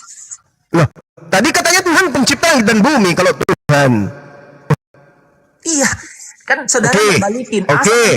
Pencipta langit dan bumi sama dengan Tuhan. Yesus pencipta langit dan bumi atau bukan? Bukan. Bisa nggak dia disebut Tuhan? Harus disebut Tuhan. Coba bayangkan. Ya? Apakah pencipta? Mama, saya makan apa? Aku tadi siang ketemu orang geteng kayak gini. Yang disebut Tuhan menurut rasa bahasa Indonesia adalah pencipta langit dan bumi yang punya hak mutlak absolut memiliki jabatan sebagai Tuhan. Anda iakan? Gini, Bang Suma, apakah Yesus pencipta langit dan bumi? Anda mengatakan bukan. Tuhan adalah pencipta langit dan bumi. Iya. Boleh tidak Yesus disebut Tuhan? Boleh, harus. Geping. Udahlah. Bang Andi maju, Bang Andi. Gak logika Anda. Bang Andi. Coba. Tolong saya, Bang Andi. Aku boleh masuk sedikit 1 menit. Ya, silakan teman-teman. Ampun saya nih, ampun. Jadi gini, Sedikit 1 menit. Campur masaku ini. Aduh, pening saya. Cari botrek satu papan dulu. Gila dia. 1 menit. Oke, 1 menit ya, dikit. Ya. Bang siapa tadi Oten? Coba kita ke kisah para rasul ya. Bunda sudah turun beritanya. Iya, nggak apa-apa Bunda. Bunda ngomong dulu aja mumpung Bunda duluan nggak apa-apa. Silakan Bunda ngomong aja dulu mumpung nggak ada Oten. Dia itu malu dia dengan pernyataan dia sendiri, makanya dia kabur, malu. Misalkan Yesus itu pencipta langit dan bumi atau bukan? Bukan. Boleh tidak Yesus disebut Tuhan? Boleh. Tuhan itu pencipta langit dan bumi. Yes. Boleh nggak Pak Jokowi disebut Tuhan? Tidak boleh. Kenapa? Karena Pak Jokowi bukan pencipta langit dan bumi. Oke. Apakah Yesus pencipta langit dan bumi? Bukan. Boleh nggak Yesus dipanggil Tuhan? Boleh. Kucu. Coba di sini ku tampar pakai sendal. Siapa yang hendak kamu tipu? Dongok. Oh, dongok. Kasihan ini pemakan babi, otak berfungsi, mulut aja yang goyang-goyang. Bahlul. teman-teman. Oke, Bunda ada Oke, mau saya kasih disampaikan? data. Oke, Kan saya kasih orangnya data. udah nggak ada. Gak apa-apa, kita sampaikan datanya dulu biar yang nyimak ini ya. Di Kisah Para Rasul 3:33 ya, di situ tertulis begini. Allah yang menciptakan bumi beserta isinya. Dia adalah Tuhan atas langit dan bumi, yang memberikan napas dan hidup dan segala sesuatunya kepada semua orang. Berarti Allah itu adalah Tuhan itu sendiri. Tapi si tadi ini, si Oten tadi mau memisahkan antara Allah dengan Tuhan. Gitu ya, itu data di Bibelnya sendiri, tapi dia ingkari. Oke, silakan. Yang kasih Kristen bukan Romo. Selamat malam. Bang Hendra, Bang Wan, Anda standby dulu, nanti kita ngatur, oke? Oh iya, oke. Oke, baik. Silakan. Di sini ada Pak Budi. Pak Budi, selamat malam. Assalamualaikum, selamat malam semuanya. Ya, Pak Budi, tadi topiknya adalah menurut tadi yang turun itu Yesus itu ciptaan, tapi dia juga Tuhan. Statementnya yang paling menggelitik adalah Tuhan menciptakan Tuhan. Pendapat Anda seperti apa? Silakan.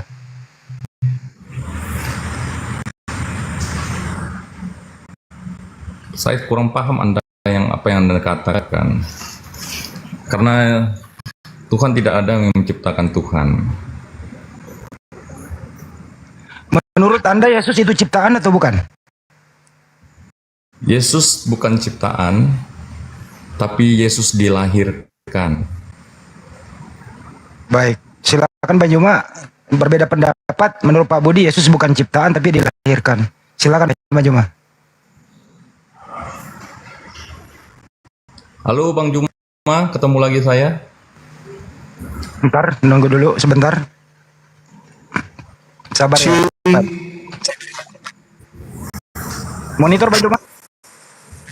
Bagus, Pak. Cek suara saya bagus ya. Bagus. Bang Wan. Oke, baik. Ya. Baik.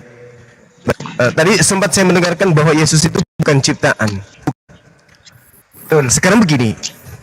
Di kitab saudara menerangkan 1 Yohanes 3 bahwa segala sesuatu diciptakan. Oke.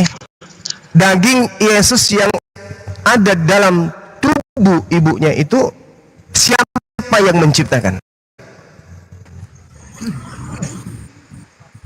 Menurut Bang Juma siapa?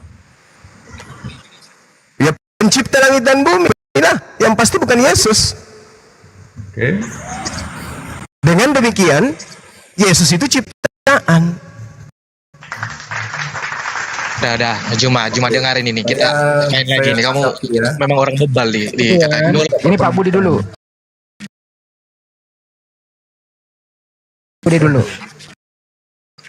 Tidak berpendidikan, kita diskusi santai. Oh, kami sama, oke.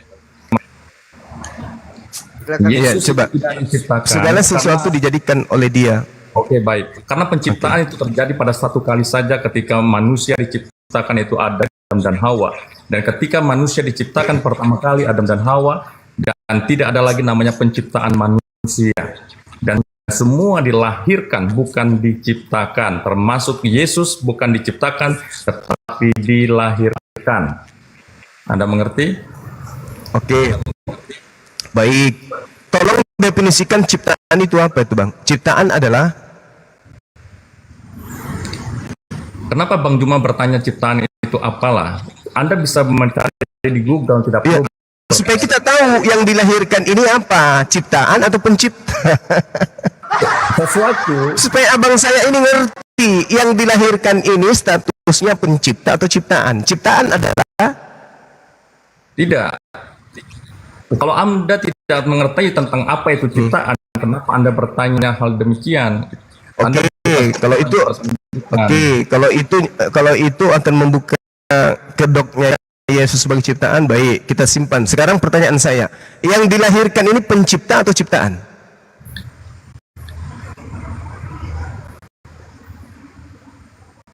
Yang dilahirkan adalah Allah itu sendiri. Pertanyaan saya bukan kayak gitu loh. Ya, karena pertanyaan Anda itu Allahu Akbar, Masya Allah. Wa ikhwanuhum yamuddunahum fil ghayyi thumma la yukfirun. Orang kafir itu adalah saudara-saudara setan di dalam menyesatkan manusia. Saya ulang pertanyaan saya. Luar biasa. Sebentar lagi jadi pendeta. Saya ulang pertanyaan saya. Yang dilahirkan oleh manusia, ciptaan atau pencipta? Yang dilahirkan oleh manusia itu manusia.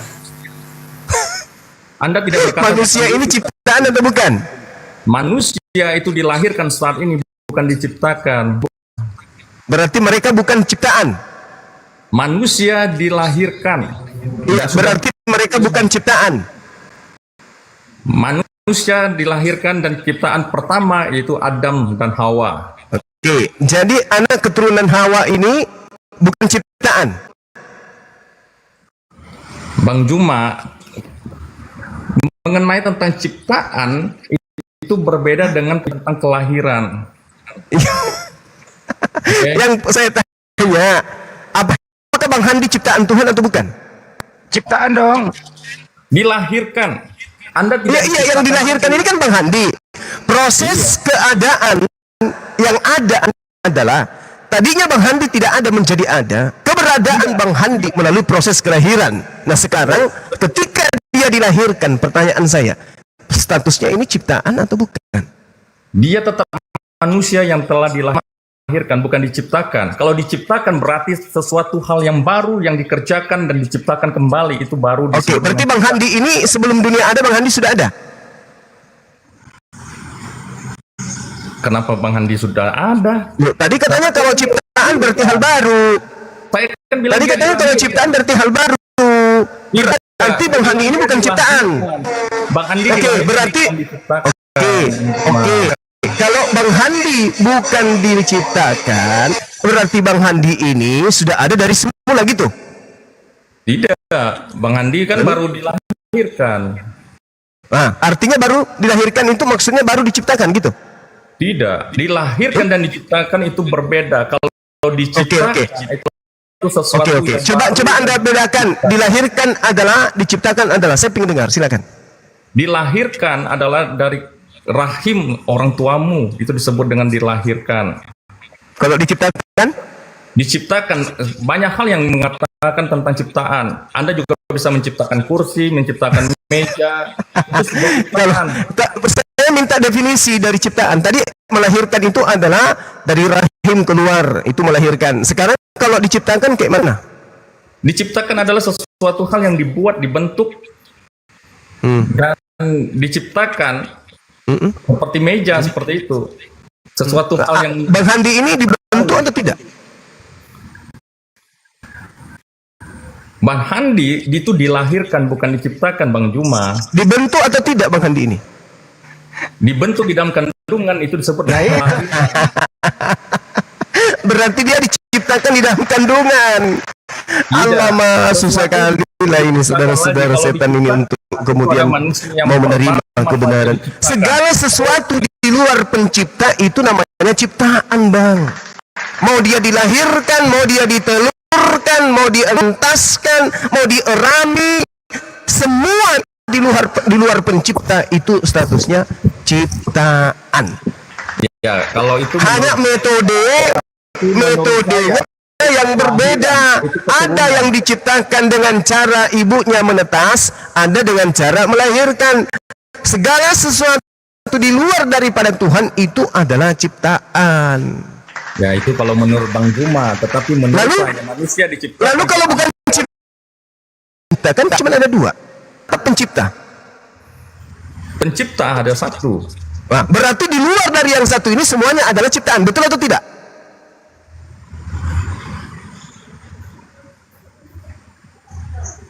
Apa yang diciptakan? Gitu. Pertanyaan Bang Juma ini gantung. Pertanyaan Bang Juma gantung. Jadi kalau Anda bertanya itu yang jelas dan tidak boleh pencipta itu satu. Ini Bang Juma, maaf, Bang Juma selalu memakai kata-kata dan untuk menyerang seperti itu, bukan bertanya. Tetapi ketika Anda bertanya, bertanyalah suatu statement, satu kalimat, tetapi bukan satu Jadi saya kalimat. yang salah ini. Pertanyaan seperti itu. Dan itu bisa Saya ulang. Saya ulang. Saya sederhanakan bahasa saya kalau gitu, Bang.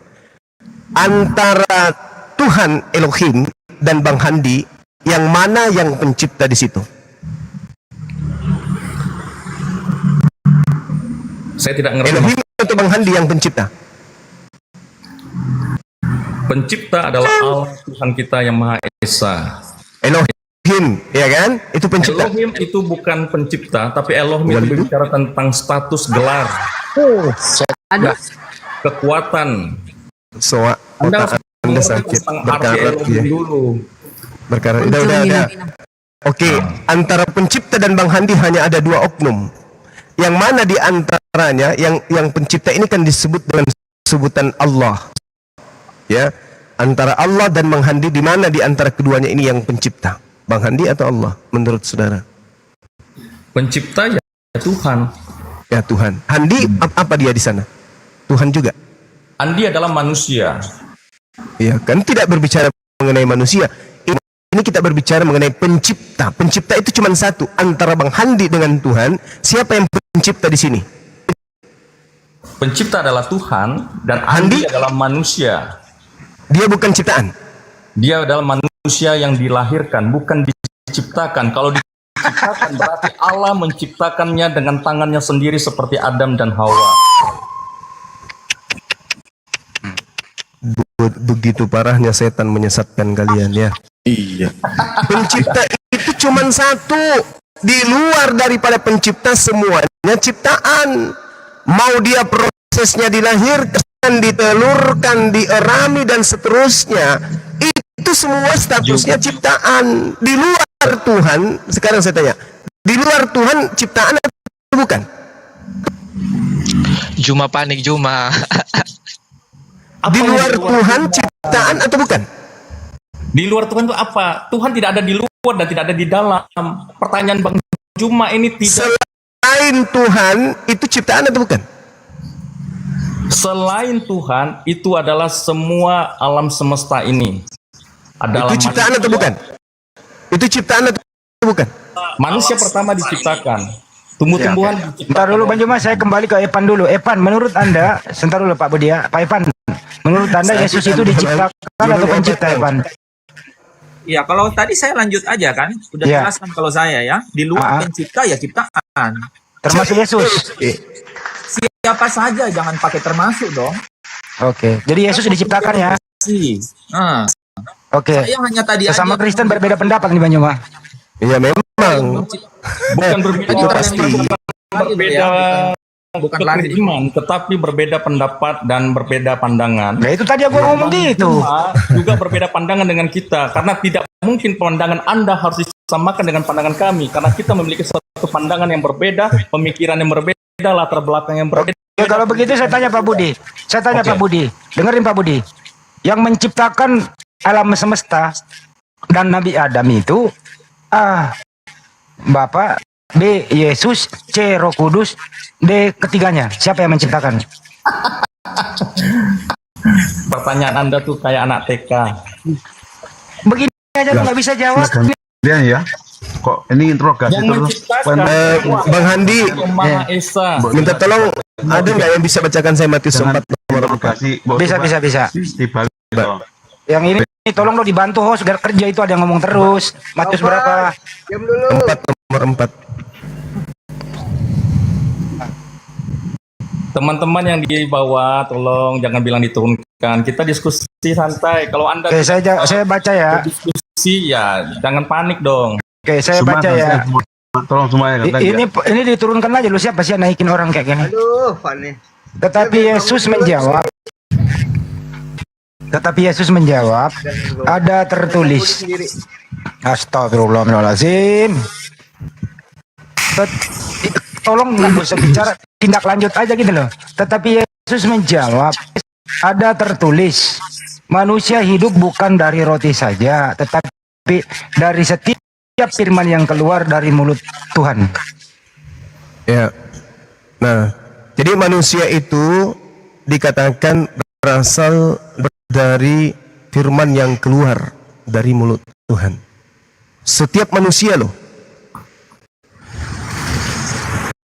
Setiap manusia itu adalah firman yang 12 nomor 1, semua roh yang ada adalah ciptaan. Dengan Bang Juma aja, kalau menurut saya itu ciptaan yang pertama kali adalah bahwa Allah tidak menciptakan manusia lagi. Allah tidak menciptakan manusia lagi. Pada hari yang ke-7 Allah beristirahat dan tidak menciptakan manusia dan tidak menciptakan apapun itu. Dan Allah berarti kita ini bukan ciptaan Tuhan ya? Anda dilahirkan. Iya, bukan ciptaan. Bukan ciptaan. Anda dilahirkan. Iya, saya tanya, ini kita ini bukan ciptaan Tuhan. Anda dilahirkan dari keturunan. Saya ngerti keberadaan saya di atas muka bumi ini yang tadinya tidak ada menjadi ada melalui proses kelahiran. Saya ngerti, saya dilahirkan, saya paham. Pertanyaan saya, apakah saya yang dilahirkan ibu saya ini ciptaan Tuhan atau ciptaan kedua orang tua saya? Jawab. Anda bukan diciptakan oleh kedua orang tua Anda, tapi Anda dilahirkan oleh benih. Lalu yang menciptakan saya siapa? Anda tidak diciptakan, Anda dilahirkan. Lalu saya ini ada, saya ini bukan ciptaan. Anda dilahirkan. Iya, saya ngerti keberadaan saya yang tidak ada menjadi ada itu melalui proses kelahiran. Pertanyaan saya ini ciptaan Tuhan atau bukan? Kalau Anda berbicara tentang Anda ciptaan Tuhan atau bukan, dan berbeda dengan Anda diciptakan, itu berbeda, Bang Juma. Bacain dulu. Lah. Pernyataan Anda ini ciptaan Tuhan Ya, atau saya baca. Saya 44 guru Anda. Kasih saya. Pak Budi dengarkan dulu ya Pak Budi. Menurut Yesaya 12 nomor 1, roh di dalam diri manusia itu ciptaan. Anda setuju? roh yang di dalam gimana? diri manusia itu ciptaan. Kamu bacakan dulu ayatnya, jangan asal ngomong. Oke, saya baca. Izin ya. Zakaria 12 nomor 1 yang tadi sudah dipakai referensinya Bang Joma. Ucapan ilahi, firman Tuhan tentang Israel. Demikianlah firman Tuhan yang membentangkan langit dan yang meletakkan dasar bumi dan yang menciptakan roh dalam diri manusia. Paham? Oke. Pencipta itu cuma satu. Di luar pencipta adalah ciptaan. Sedangkan saya ini bukan ciptaan. Berarti saya pencipta. Tidak. Kalau Bang Juma kata, begini Bang Juma, kata diciptakan dan ciptaan itu memiliki arti yang berbeda. Bang Juma harus paham. Diciptakan, diciptakan mengandung arti Anda dibuat dan dibentuk oleh Allah. Tetapi ciptaan itu adalah Allah yang menciptakan. Berarti semua diciptakan oleh Allah. Tetapi Anda tidak diciptakan lagi. Tetapi Mulai Anda ngaku. Jadi saya ini ciptaan. Bermain bahasa. Berarti saya ini ciptaan Tuhan. Anda ini dilahirkan dan iya, saya ini ciptaan atau diciptakan? Anda ini ciptaan Tuhan. Alhamdulillahirabbil alamin. Ya iyalah, alhamdulillah. 6 hari baru. Alhamdulillahirabbil alamin. Waras juga. Waras ente. Saya bukan diciptakan tapi ciptaan. Anda tidak diciptakan oleh Tuhan. Tapi saya ciptaan Tuhan. Anda ciptaan Tuhan tapi Anda tidak diciptakan Tuhan.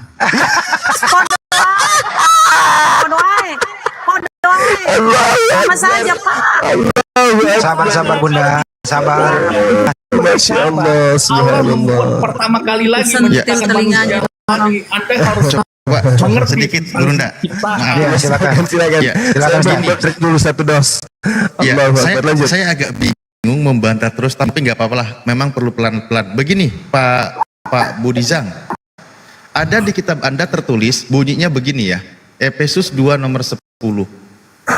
Karena kita ini buatan Allah, diciptakan dalam Kristus Yesus untuk melakukan pekerjaan yang baik. Kira-kira memahami kalimat itu Anda seperti apa, Pak? Anda harus mengerti. Ya, saya harus mengerti, makanya saya tanya. Mengerti, saya paham maksud Anda. Perkataan itu tidak berbicara tentang Anda adalah manusia yang diciptakan lagi. Anda paham?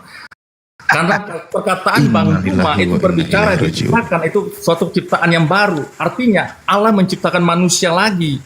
Tetapi Allah itu tidak menciptakan manusia lagi, tapi Allah manusia Pak, itu dilahirkan. Dengerin Pak bunyi itu ayatnya. Karena kita ini buatan Allah. Saya mengerti. Saya mengerti itu, tetapi kalimat itu tidak berbicara tentang manusia diciptakan kembali. Anda harus mengerti. Anda tidak dibuat bisa Allah, Pak. Kitab seperti itu. Kami lebih paham tentang kitab kami. Coba bagaimana Anda memahami Pak Budijang itu dibuat oleh Tuhan? Saya dilahirkan. Loh, dibuat di sini bukan dilahirkan. Sama saja saya dibentuk, dibuat oleh Tuhan dan dilahirkan, bukan diciptakan. Maksudnya Pak Budi dilahirkan Tuhan? Diciptakan lagi. Bicara tentang penciptaan pertama, manusia tidak diciptakan lagi. Allah. Pak,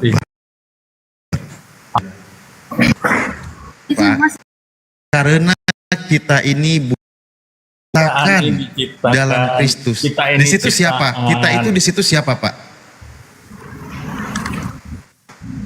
Apanya? Oh, apanya?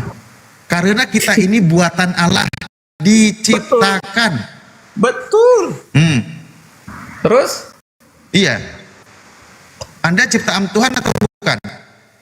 Betul. Ya udah. Mengerti? Betul. Saya beritahu kepada Anda, ya. Anda ini adalah ciptaan Tuhan. Ya udah cukup. Kita ini manusia ciptaan Tuhan, udah dari tadi dikejar itu doang. Oh tidak. Selesai ya. Tapi Anda bukan diciptakan Tuhan kembali. Loh, bagaimana sih Anda bahasa Indonesianya? Kita ini manusia ciptaan Tuhan, tapi Tuhan tidak menciptakan manusia. Gimana sih? Nah, Anda tidak mengerti tentang ciptaan. Yang ngomong ciptaan Tuhan kembali siapa? Kita ini ciptaan Tuhan, Pak. Betul. Itu yang dari tadi kita bahas. Betul. Tetapi Anda membalikan fakta, membalikan kalimat, mengatakan tentang ciptaan. Karena manusia itu tidak diciptakan lagi, tapi dilahirkan, diturunkan. Lah Anda sendiri yang merubah fakta. Anda sendiri mengatakan kita ini buatan Tuhan, bukan kita ini dilahirkan Tuhan. Ayo. Betul. Betul. Di mana dilahirkan Tuhan di situ? Kita ini adalah ciptaan Tuhan. Ya udah cukup. Udah dijawab. Kita ini ciptaan Tuhan, udah. Selesai. Udah. Okay.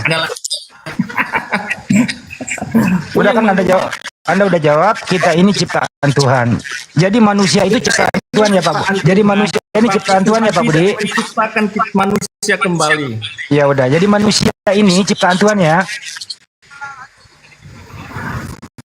Oke. Manusia yang diciptakan Tuhan itu pertama kali dalam baik. Melangkah ke step kedua ya Pak Budi ya. Apakah manusianya Yesus itu juga ciptaan? Saya mau katakan kembali, Yesus tidak diciptakan, tapi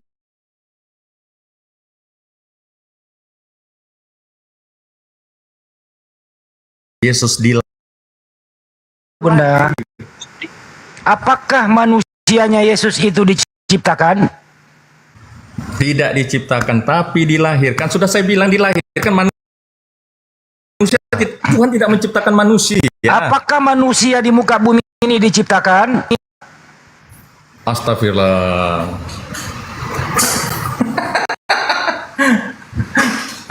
Diulang kembali ya. Apakah manusia di muka bumi ini diciptakan? Begini loh Pak. Ya. Tinggal jawab Bang, diciptakan atau tidak? Ya, karena Anda tidak mengerti tentang ciptaan dan diciptakan. Kalau Anda berbicara tentang ciptaan, itu berarti... Oke, kalau begitu saya balik pertanyaannya Pak Budi.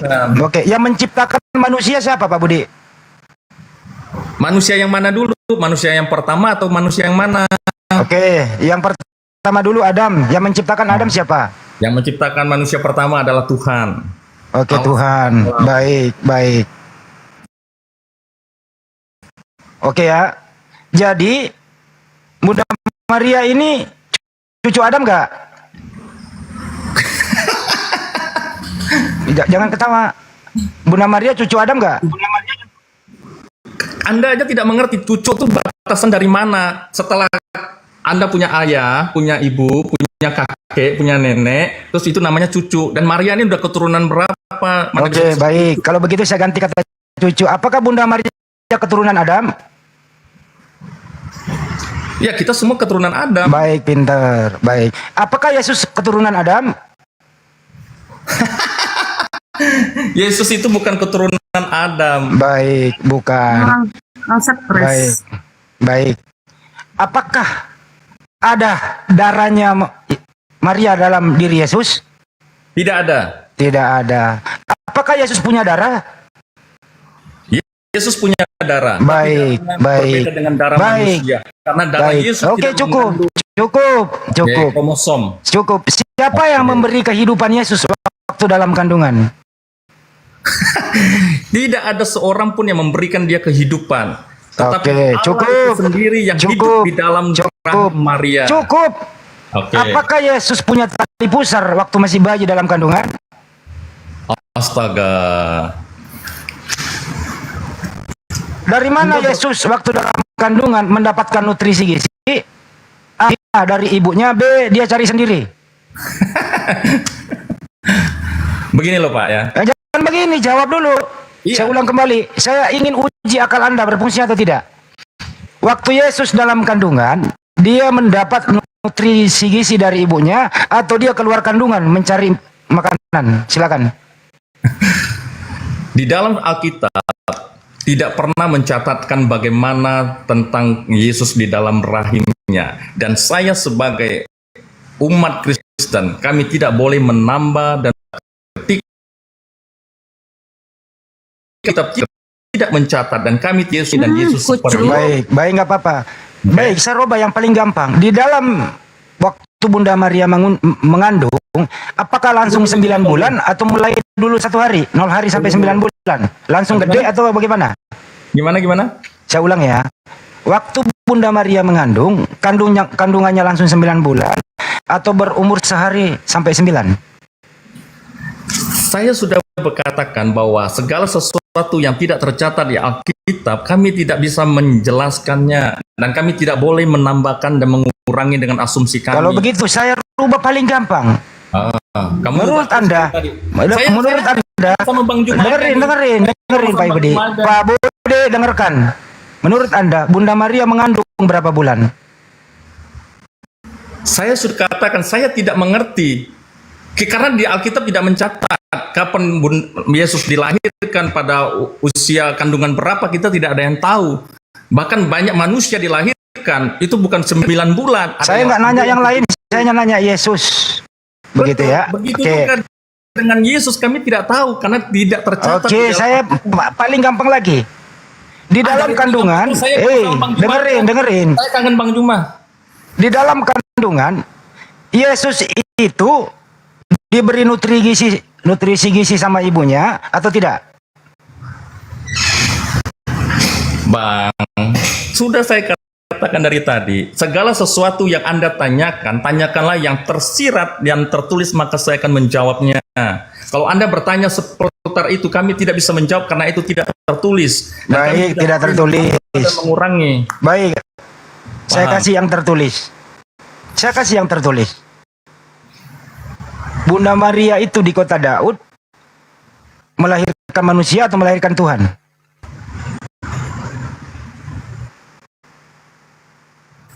Tertulis di Lukas. Saya kasih yang tertulis. Anda ini kurang jelas dan Anda tidak memahami dengan pertanyaan Anda sendiri. Ya. Saya berdasarkan Lukas 2 nomor 11, Pak Budi pakai data ini. Tadi kan nggak pakai data. Bacakan aja. Berdasarkan Lukas 2 nomor 11, Bunda Maria melahirkan manusia atau melahirkan Tuhan? Loh, kamu bacakan dulu. Anda nggak punya Bible di situ? Oh, saya tidak ada Bible. Saya lagi di luar. Baik. Pada hari ini telah lahir bagimu juru selamat Kristus Tuhan di kota Daud. Bunda Maria melahirkan apa? Pak Budi, Bunda Maria melahirkan apa? Bunda Maria melahirkan Yesus adalah Sang Juru Selamat dunia. Dia adalah Yesus Kristus Tuhan kita. Oke, baik. Jadi sejak bayi Yesus adalah Tuhan. Betul?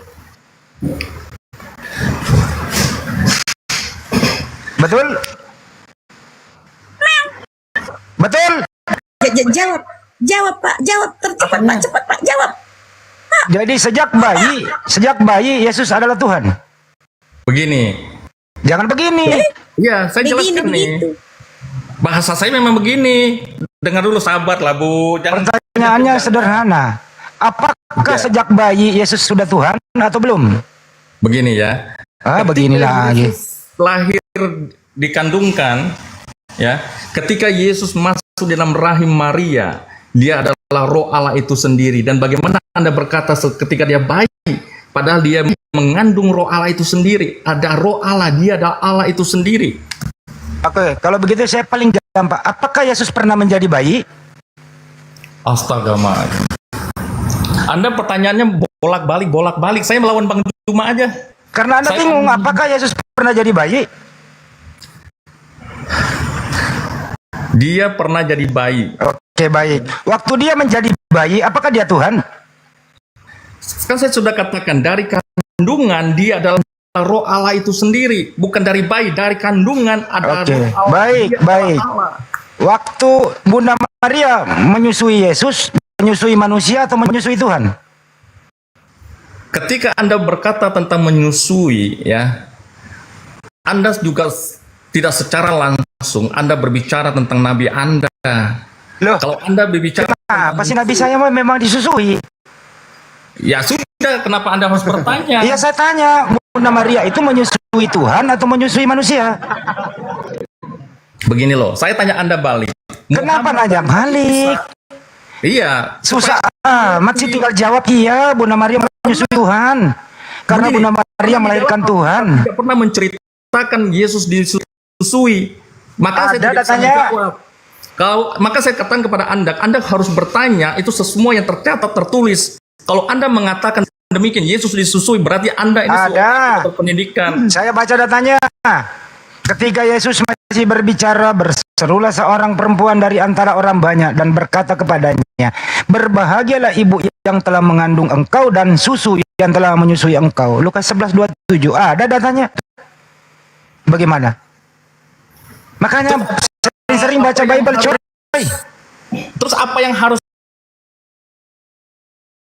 saya pertanggungjawabkan? Apakah Bunda Maria menyusui Tuhan atau manusia? Jika Anda tidak mengerti dengan kemanusiaan. Loh, saya tanya ini. Anda yang harus jawab. Saya menjelaskan ini, tenang. Ya udah jawab. Jadi ketika Allah itu menjelma menjadi manusia. Saya nggak nanya itu. Dia adalah manusia sesungguhnya dan dia hidup seperti manusia. Dia minum, dia lapar dan seperti itu. Berarti bayi Yesus bukan Tuhan. Anda tidak mengerti tentang Kena lagi. Tidak mengerti tentang Tuhanan karena di dalam nyeles lagi. Ada ngeles. Anda harus mengerti. Bukan ngeles, Ibu dengar. Saya nanya ini, bayi Yesus ini Tuhan atau manusia? Aku bertanya kepada Anda saat ini, ketika Isa dikandung dari Roh Kudus, dari Roh Nabi Suci, Isa bukan Tuhan. Nabi Isa bukan Tuhan. Selesai. Itu bagi Anda bukan Tuhan, tetapi kami memiliki satu pandangan yang berbeda, agama kita berbeda. Ya kalau begitu tinggal Anda jawab, Bunda Maria menyusui Tuhan, udah. Oke. Saya sudah menjawab. Ya udah, Bunda Maria itu menyusui, terakhir sebelum pindah ke yang lain, Banyuma. Bunda Maria ini menyusui manusia atau Tuhan? Jawab. Dia menyusui Yesus. Sebagai manusia atau sebagai Tuhan? Sebagai manusia atau sebagai Tuhan? Ini apa lagi dinaikkan nih, turunin lah. Apa ini? Masya Allah. Ya Allah. Fisik. Kalau begitu langsung ambil tindakan. Gitu loh. Ketinggalan suaranya. Ya terakhir dari saya sebelum pindah ada Bang Juma, ada Pak Diansa, ada Pak terakhir Pak ya saya lembut sopan nih. Pak Budi, Bunda Maria itu menyusui manusia atau menyusui Tuhan? Bunda Maria menyusui Yesus. Ya. Menyusui Tuhan. Yesus waktu bayi Tuhan atau manusia? Saya kan sudah katakan dari tadi, Anda bolak-balik. Lukas 2:11 Pak. Ya, Yang kan? lahir Tuhan. Bapak kejebak. Hore, Bapak Tidak. kejebak. Loh. Yang lahir Tuhan, Pak. Maria menyusui Tuhan. Bapak jangan les lagi, Pak. Demikian Ngaku, juga Anda Pak. sama Ngaku. juga menghina Nabi Anda. Oke. Kita manusia, Pak. Udah cukup ya. Udah cukup ya. Anda Oke. ini kalau dikasih pertanyaan, sebentar Bunda. Anda sepertinya ini kebingungan kalau dikasih pertanyaan yang anak kecil. Tidak. Anda yang tidak mengerti tentang pertanyaan Anda. Loh, saya bertanya justru saya nggak ngerti. Supaya Karena saya ngerti, Anda jawab itu dong. Pertanyaan yang menjebak, pertanyaan yang gantung. Berdasarkan data yang ada, Bunda Maria melahirkan Tuhan. Ada datanya. Kalau Anda itu tahu gitu Tuhan, kenapa Anda tidak sembah Yesus sebagai Tuhan? Itu Ya saya Anda- tanya, apakah Bunda Maria menyusui Tuhan? Bunda menerima Yesus. Berarti waktu Yesus waktu disusui itu Tuhan atau manusia? Tidak ada dikatakan Bunda Maria Sudah menyusui. saya jawab. Itu kan Anda disangka sama bolak-balik. Yesus. Anda ingin menjebak saya, tidak bisa. Bukan bro. menjebak, hanya ada. Leon beneran. Tidak ada dikatakan Makanya dia. inilah resikonya teman-teman menuhankan anak manusia. Ini resikonya nih. Oh, tidak ada. Kami tidak pernah menuhankan manusia, tetapi kami menuhankan manusia itu dari Tuhan itu sendiri. Loh, Anda menuhankan manusia? Ganti pemain aja ini, nggak ada otaknya ini, ganti aja. Waduh, jangan begitu, jangan bilang Bunda jangan Bunda, santai. Jangan bahasa Saya mau sama Santai. Bang Juma aja, kita lawan Bang Juma aja. Ya udah silakan Bang Juma. Ini orang sudah mulai agak sedikit Bang Leon lama banget di sini ya. terkalahkan oleh pertanyaan SD. Tidak ada. Biar yang tidak mengerti. Tidak tertulis Yesus disusui, tidak ada. Ada tertulis Lukas 11:27 Pak. Itu perempuan orang banyak, di antara orang banyak yang mengatakan itu kan disangka. Tetapi yang berbahagia ialah kan itu. Coba cek dulu. Jadi menurut Anda waktu Yesus kecil itu dia dapat nutrisi gizi apa? Dikasih makan. Langsung makan. Emang punya gigi? Langsung punya gigi Iya. bayi itu? Pakai bubur kah? Bubur Masih apa? bubur. Ya, tertulis Pak. Tertulis nggak? Disusui, Pertanyaan tidak ada Anda tertulis. ini tidak berkelas. Cobalah pertanyaan-pertanyaan yang Justru ini yang mematikan ketuhanan Yesus. Tidak Karena dia ada pernah jadi bayi. bagaimana ketuhanannya bisa dimatikan? Anda manusia. Sekarang saya tanya ke Leon, anak Maria ini Tuhan atau bukan? Tuhan. Baik. Jadi Yesus bayi sudah Tuhan ya? Ya, malaikat mengatakan Tuhan. Oke, baik. Tuhan Ya. itu maha kuasa ya Pak? Iya, betul. Apa yang dikuasai Yesus waktu bayi? Waktu bayi dia harus seorang bayi. Belum berkuasa? Jadi, apakah maksudmu harus dilanggar dia? Apa yang menjadi kewajibannya? Apakah Yesus waktu bayi maha kuasa atau tidak? Ya, maha kuasa. Apa yang dikuasai Yesus waktu bayi? Ya, maha kuasa dia. Apa yang dikuasai? Contoh. Contohnya alam ini orang yang berdoa tetap akan jawab doanya. Berdoa kepada bayi? Tidak. Berdoa kepada siapa? Yesus. Berdoa kepada bayi atau bukan? Pada nama Yesus, kepada Tuhan yang bernama Yesus. Waktu itu Yesus di bumi sebagai bayi toh? Iya. Oke, tuannya Maria siapa? Yesus. Yang bayi itu? Iya. Jadi sambil digendong dituangkan? Iya, memang Tuhan ya. Buset. Kok buset? Jadi kalau Yesus tidur gimana nyembahnya? Dia tetap dia walaupun tubuh itu tidur tapi Allah itu melingkupi. Nah, bayi ini lagi nangis nih. Bayi lagi nangis, sedang lagi ada popok bersihin sama ibunya. Tidak ada ditulis menangis. Bayi ini nggak pernah BAB. Tidak ada tertulis menangis. Iya, jadi bayi ini nggak pernah BAB. Tidak ada tertulis BAB. Bang, jangan Jadi segala bayi Yesus nggak pernah BAB. Anda Tidak ada tertulis.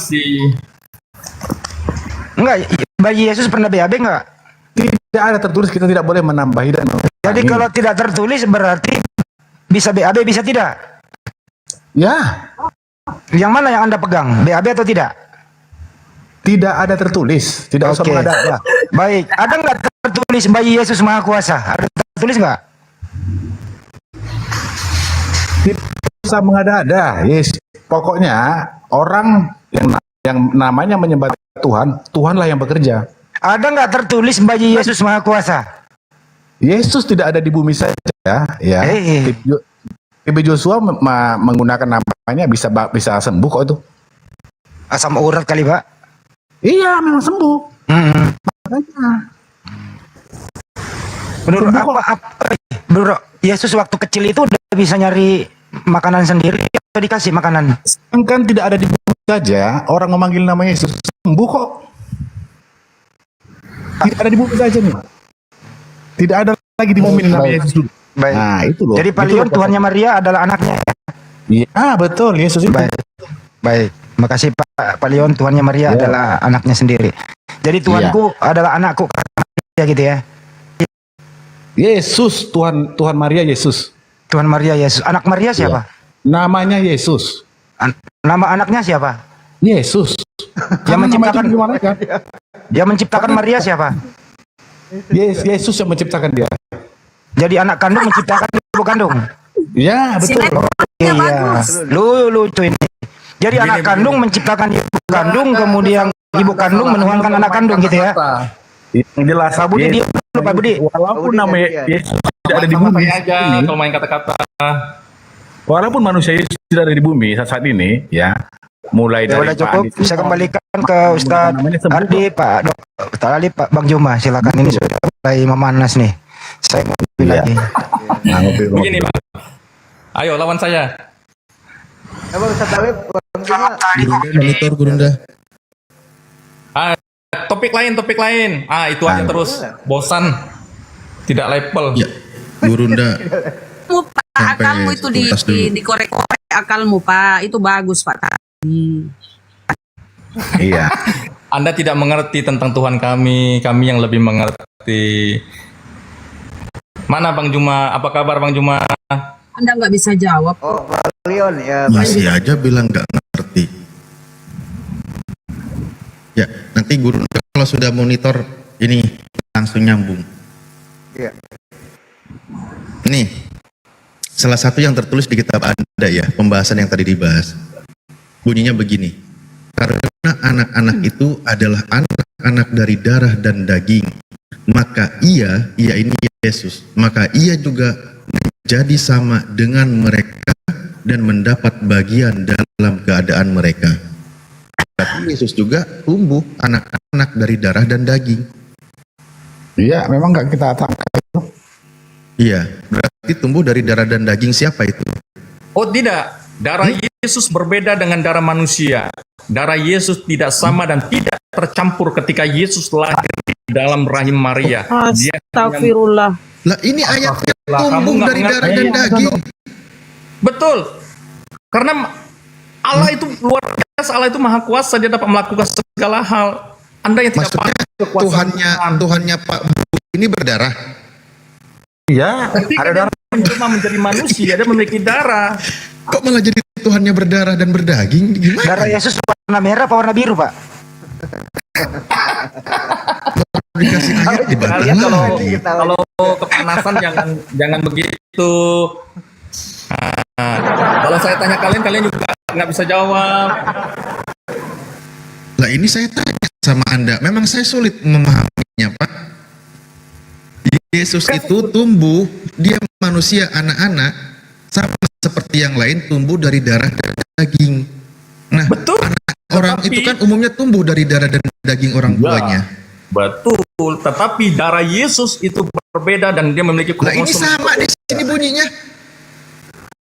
Itu bicara tentang darah ya sama darah Pak, tapi kromosom itu berbeda. Anda tidak mengerti, Anda tidak tahu sejarah. Dan kami ada penelitian kenapa darah Yesus itu berbeda. Maka Yesus juga menjadi sama dengan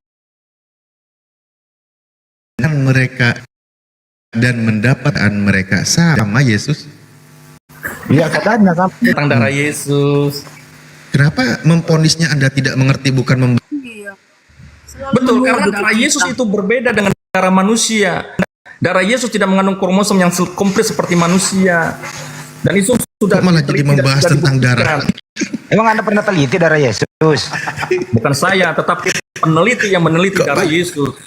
Gimana? Kapan itu kita bisa baca di Google yuk? Di mana itu? Ketinggalan zaman lu, boy. Makanya Tuhan Yesus. Parah ini Ustaz Dalip. Kenapa kasih darah sih, Ustaz? Astagfirullah. Pak Budizang, Anda menggunakan penelitian ya mengenai darah Yesus. Penelitian Rodwiat.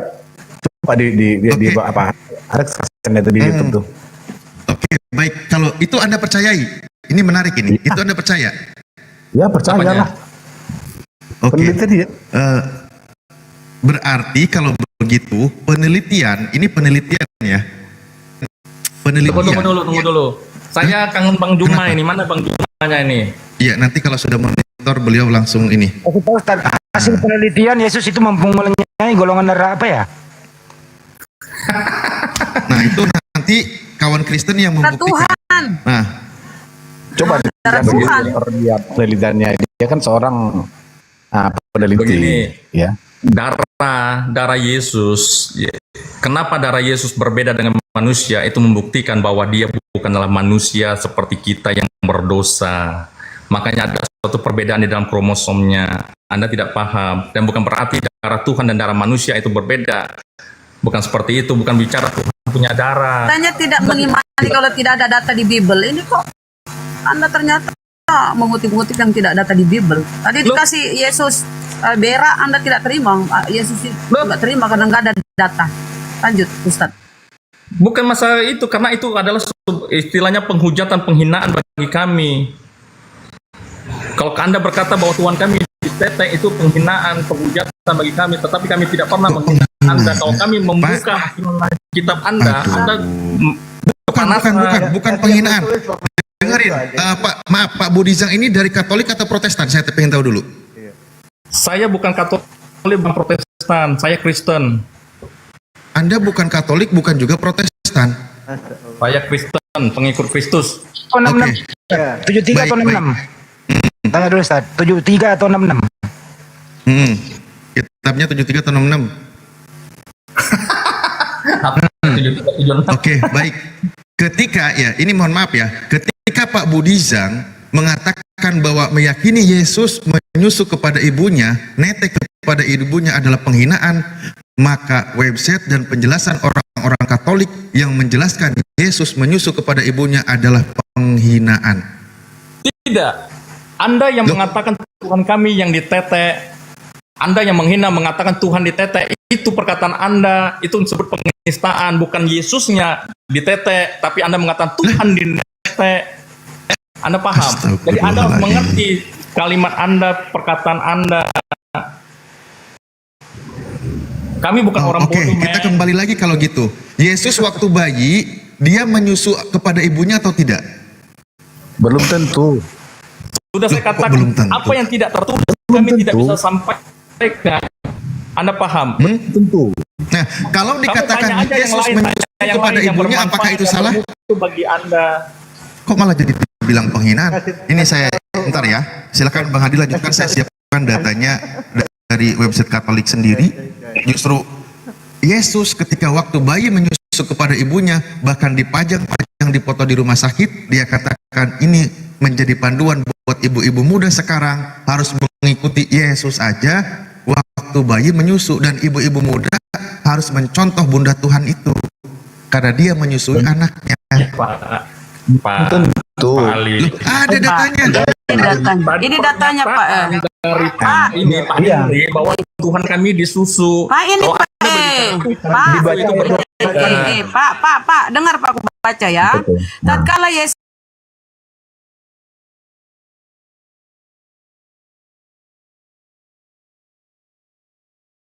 berbahagialah rahim yang mengandung engkau. Ini perempuan berbicara kepada Yesus ya. dari antara orang Berbahagialah banyak. rahim yang mengandung engkau dan tetek yang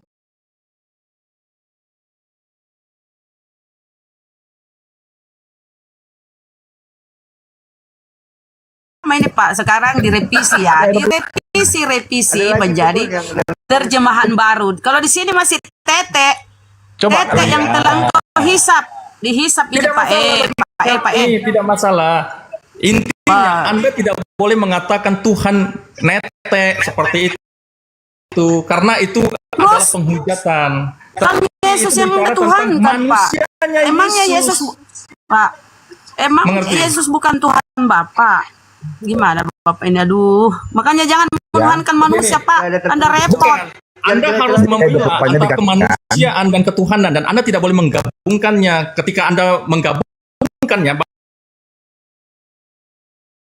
ketika Yesus disalib, Anda berkata itu ada perbedaan kemanusiaan dan ketuhanan. Ketika Anda mengatakan Tuhan itu sama dan manusia itu, ketika ditetek berarti Tuhan ditetek. Tidak bisa, itu penghujatan. Saya katakan kepada Anda. Ada datanya kok dibilang penghujatan. Tadi tetek dihisap Kamu Pak. tidak mengerti perkataan Anda dan bolak-balik ketika saya berkata penghujatan. Anda kabur, Anda kepanasan. Mengerti? Kalau Anda keras, saya lebih keras. Mana Bang Jumanya? Kita bicara topik lain aja. Pak, penghujatan itu kalau tidak ada data itu menghujat. Kalau ada ketika bukan, Anda Pak. mengatakan Tuhan kami ditetek itu penghujatan karena itu tidak ada data. Mana datanya Tuhan ditetek? Itu Yesus Pak, itu Anda kan ketika Lukas 12:11 telah lahir. Yesus sebagai telah manusia lahir Pak. Yang lahir itu Tuhan Pak. Telah lahir Kristus Tuhan di kota Daud. Jadi sejak dia ngoek udah jadi Tuhan. Iya. Bukan Anda sudah jadi Tuhan. menyangkal. Itu Tuhan bukan Sangkali berarti dia terus, Tuhan. sangkali terus. Tetapi dia Tuhan dari dulu. Anda ada yang bicara, Anda tak berpendidikan kalau ngomong seperti itu. Makanya Pak, jangan mengingkari kalau Yesus itu yang Anda anggap Tuhan menetek. Karena Lukas 2:11 yang lahir itu Tuhan. Sejak keluar dari rahim bundanya, Anda bolak-balik katanya. Anda begini, Anda coba paham dulu ya. Dengar saya. Anda mengatakan bahwa Yesus ditetek. Dengar dulu. Apa ini? Anda mengatakan Yesus ditetek. Ya, kami terima Yesus ditetek. Tetapi ketika Anda mengatakan Tuhan ditetek, itu salah. Lah yang lahirkan Tuhan, yang Anda Tuhan kan Yesus. Lukas 2:11 siapa yang lahir? Ayo, Lukas 2:11 siapa yang lahir? Itu ya bukan manusia. Tuhan. Berarti Lukas salah. Lukas salah. Salah, kalimat Anda Lukas salah. Anda tidak boleh menyatukan keilahian dan kemanusiaan Yesus dijadikan satu. Tidak bisa. Karena ketika Yesus mengambil rupa sebagai manusia, dia itu manusia 100%. Wow, kepanasan. Keilahiannya keilahiannya keluar dulu ngopi. Kapan-kapan masuk lagi keilahiannya, Pak. Jadi begini itu ya. Lucu juga, Bapak. Anda tidak mengerti. Baca ya. Silakan, silakan. Tema yang lain saja. Teman-teman yang di bawah yang turun, mereka belum panas ini. Jadi kita baca ya. Nah, ketika Yesus masih berbicara, serulah seorang perempuan. Ini Bang Leon yang ngomong ya? Bang Budi di mute dulu noise. Silakan Bang Leon. Oke, jadi lurus ya. Ini di ayatnya. Ketika Yesus masih berbicara, berserulah seorang perempuan dari antara orang banyak. Seorang perempuan nih yang berseru ya. Dan berkata kepadanya, berbahagialah ibu yang telah mengandung engkau, dan susu yang telah menyusui engkau. Tapi ia berkata, Yesusnya berkata nih, tetapi Yesus berkata, berbahagia ialah mereka yang mendengarkan firman Allah, yang memeliharanya. Jadi kata-katanya ini nggak di apa, nggak di ini, betul, nggak gitu katanya. Katanya tetapi, jadi belum tentu dia disusui. Gitu loh. Baca nggak nih Bunda? Kenapa dia? Kita baca nggak nih? Tapi ia berkata, tetapi loh katanya. Ya, oke. Ya, Bang Leon. Berbahagia ialah yang mereka yang mendengarkan firman Allah. Yesus makan nasi. Ya, silakan Bang Juma. Bang Leon diam dulu. Ya, jadi Dia kan manusia, Bang. Tadi ada pengakuan dia 100% manusia. Sebagai 100% manusia, maka dudukkanlah perkara itu kepada Yesus. Kenapa dia netek? Karena dia manusia. Kenapa dia makan? Dia manusia. Kenapa dia minum? Dia manusia. Kenapa dia mati? Karena dia manusia. Kan masalahnya nggak ada toh. Masalah yang muncul terhadap diri Yesus dengan kodratnya sebagai manusia kan tidak ada. Yang muncul permasalahan ketika Anda sebagai manusia mempertuhankan manusia. Itu baru muncul permasalahan. Maka akal Anda akan berontak ketika sembahan Anda dikatakan seperti itu. Padahal itu kenyataan. Sebagai manusia diimani 100%.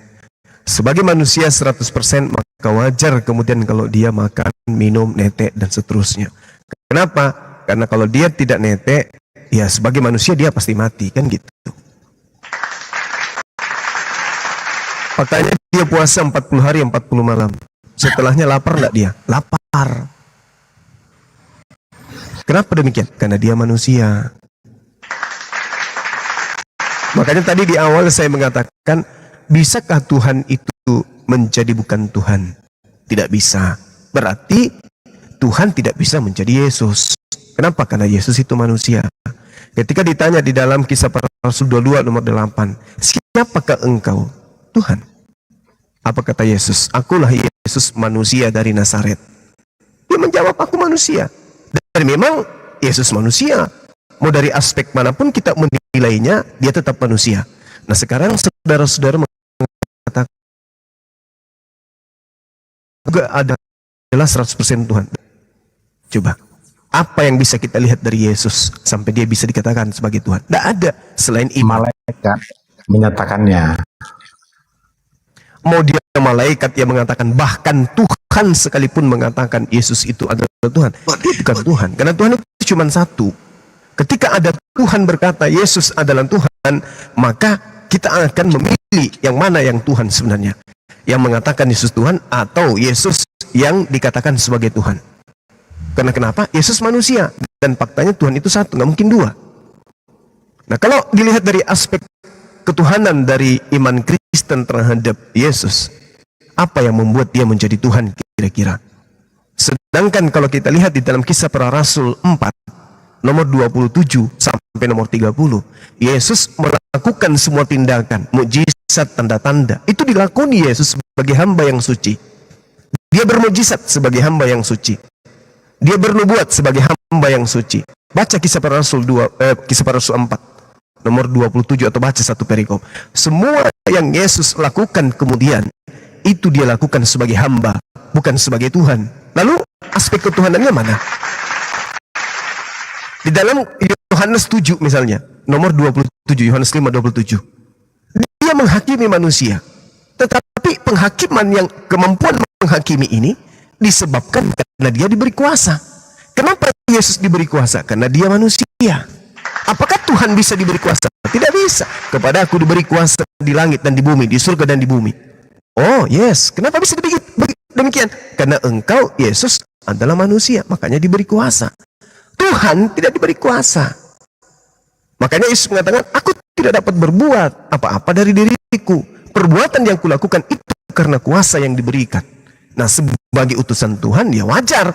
Coba kita lihat dalam Kisah Para Rasul 2 nomor 22. Apapun yang Yesus lakukan, Yesus tidak melakukan dari dirinya sendiri, tetapi dia lakukan hanya karena dia adalah perantara Tuhan. Jadi yang melakukan mujizat, yang melakukan tanda-tanda, yang melakukan kekuatan di tengah-tengah Bani Israel, yang Yesus praktekkan di tengah-tengah mereka, itu bukan Yesus, tetapi yang melakukan itu adalah Allah melalui perantaraan manusia Yesus. Jadi tidak ada aspek keilahian pada diri Yesus, itu nggak ada. 100% ketuhanan yang ada pada diri Yesus itu melekat pada dia yang mengutus Yesus. Yesusnya hanya manusia yang diberikan kuasa karena dia adalah wakil Tuhan. Makanya sehebat apapun, coba dilihat di Al-Quran ada yang disebut Nabi Isa alaihissalam membuat tanah liat menjadi hidup, dibentuk menjadi burung lalu ditiup, hidup dia. Orang buta melihat, orang lumpuh berjalan. bahkan orang mati dihidupkan kemudian, dibangkitkan kemudian. Nah, apakah umat Islam itu kemudian menuhankan dia? Karena Allah tak terlihat, Isa alaihissalam terlihat. Tidak. Kenapa? Karena Isa kapasitasnya hanyalah seorang nabi. Sebagai nabi, wajar kalau dia mampu membolak-balikkan alam semesta. Kenapa? Dia wakil Tuhan. Nah, kesalahan dan kelemahan iman Kristen, oleh karena Yesus membangkitkan orang mati, Yesus memberikan kemudian hidup, Yesus adalah jalan, Yesus adalah keselamatan, maka orang-orang Kristen kemudian mempertuhankan Yesus. Kenapa demikian? Ada dua aspek yang menyebabkan itu. Yang pertama, kekuatan yang didukung oleh penguasa kekaisaran Romawi yang memang ingin menggantikan dewa-dewa mereka sebelum Yesus itu dinobatkan sebagai Theos, dinobatkan sebagai Tuhan. Yang kedua, orang-orang Kristen ini bukan Bani Israel. Mereka ingin kemudian melakoni Torah, mereka bukan Bani Israel. Sementara Torah itu sudah dibatalkan oleh tokoh-tokoh awal dari agama Kristen. Sehingga mau tidak mau mereka sebagai Kristen menerima pengajaran tentang Tuhan melalui Torah, tetapi konsep yang dijual kemudian adalah konsep yang dikawinkan dengan Torah itu. Apa itu? Perjanjian baru yang berisikan dengan doktrin dan dogma ketuhanan para dewa yang datang kepada Romawi dan Yunani. Terjadilah agama Kristen. Makanya kalau kita melihat nih ya, Yesus itu sebenarnya apa sih? Dikatakan gembala. Banyak yang mengatakan gembala. Dikatakan dia adalah anak domba. Ada juga yang mengatakan domba. Yang mana yang benar? Gembala atau anak domba? Yang mana yang benar? Kalau Yesus itu gembala, mustahil dia domba. Kalau Yesus dia anak domba, mustahil dia gembala. Karena domba tidak pernah berubah menjadi gembala, gembala tidak pernah berubah menjadi domba. Tidak ada ternak menjadi ternakan. Kebenaran itu siapa? Gimana? Menurut Bang Juma, kebenaran itu siapa? Kebenaran itu. Ya, kebenaran itu adalah ajaran. Enggak, siapa itu sang kebenaran itu? Sang kebenaran itu adalah pencipta langit dan bumi yang mengajarkan kebenaran. Nah, Yesus mengatakan, akulah jalan, kebenaran, dan hidup. Oke. Nah, justru kalau Yesus mengatakan akulah kebenaran, berarti dalam kehidupan keberagamaan, ajaran Yesuslah yang harus menjadi patron. Apa yang Yesus katakan tentang dirinya? Kalau Anda mengimani Yesus itu kebenaran, siapa aku? Kata Yesus. Iman, oh tidak. Sembahlah aku, oh tidak. Kebenaran itu adalah mendudukkan Yesus sesuai dengan pengakuan Yesus terhadap dirinya. Mana? Di mana tertulis? Yohanes 5 nomor 36. Ini kebenarannya. Ada kesaksianku yang lebih penting dari kesaksian Yohanes Pembaptis, bahwa semua pekerjaan, tanda-tanda, mujizat, kekuatan yang diberikan Tuhan kepadaku, pekerjaan itulah kemudian yang bersaksi tentang aku, bahwa aku adalah utusan Bapa. Itu kebenarannya. Jadi yang menyembah Yesus berarti menyembah utusan Tuhan. Salah enggak tuh? Benar enggak itu orang menyembah utusan Tuhan? Tidak benar. Nah, kalau Yesus didudukkan sebagai kebenaran, maka takar Yesus, ukur Yesus, imani Yesus dengan takaran Yesus itu sendiri. Aku adalah utusan Tuhan yang datang kepada Bani Israel. Selesai. Katanya Yesus kebenaran. Terus kenapa kemudian yang menjadi patokan adalah ajaran Paulus? Menyembah Yesus ajaran siapa? Paulus. Itu aja dulu. Loh, namanya kebenaran. Tadi kan Bang Juma, kebenaran itu adalah Allah. Yes. Yesus mengatakan dia kebenaran itu. Akulah kebenaran, katanya. Iya, berarti Allah yang benar ini mengutus utusannya untuk mengajarkan kebenaran. Sebagai pembawa ajaran kebenaran, Yesus ini Tuhan atau utusan Tuhan? Utusan Tuhan. Jadi kebenaran itu adalah Yesus harus diterima sebagai utusan. Coba kita lihat Yohanes 3 nomor 6. Ini andalan teman-teman Kristen. Begitu besar kasih karunia Tuhan akan alam dunia ini, maka Tuhan menganugerahkan kemudian anaknya yang tunggal, supaya barang siapa yang percaya kepada Yesus memperoleh hidup yang kekal. Nah, sekarang kalau Anda menyembah Yesus, Anda percaya kepada siapa? Percaya kepada Yesus. Di mana Yesus mengajarkan menyembah dirinya? Di mana? Tidak pernah. Lantas kenapa Anda sembah? Karena saya percaya. Percaya sebagai apa? Sebagai Tuhan lah. Itu konsep kepercayaan Anda tidak berkesesuaian dengan yang Yesus gaungkan. Ketika Yesus mengatakan, aku datang bukan atas kehendakku sendiri, percayalah itu. Ketika Yesus mengatakan, aku tidak dapat berbuat apa-apa dari dirinya sendiri, dariku sendiri, percayalah itu. Ketika Yesus mengatakan hidup kekal itu adalah menerima, mengenal aku sebagai utusan Tuhan, percayalah itu. Barang siapa yang percaya kepada Yesus, maka dia akan memperoleh hidup. Maka untuk memperoleh hidup tidak boleh menjadi Kristen. Tidak boleh. Karena Kristen itu tidak percaya kepada Yesus. Kalau percaya kepada Yesus, maka Kristen akan diantar menjadi seorang Muslim. Justru karena orang itu menjadi Kristen karena tidak percaya Yesus. Contoh, dikatakan oleh Yesus sendiri, Yohanes 8:42, aku datang bukan atas kehendakku sendiri. Dari sini aja udah ketahuan bahwa Yesus ini bukan Tuhan. Kenapa? Karena dia datang menjadi manusia bukan atas kehendaknya. Sama seperti Bang Suma, aku datang di atas muka bumi bukan atas kehendakku sendiri, tapi atas kehendak siapa? Atas kehendak siapa Bang Suma datang ke atas muka bumi? Atas kehendak Tuhan. Nah, Yesus kalau adalah Tuhan itu sendiri, maka Yesus akan mengatakan, aku datang atas kehendakku sendiri. Aku menjadi manusia atas kehendakku sendiri.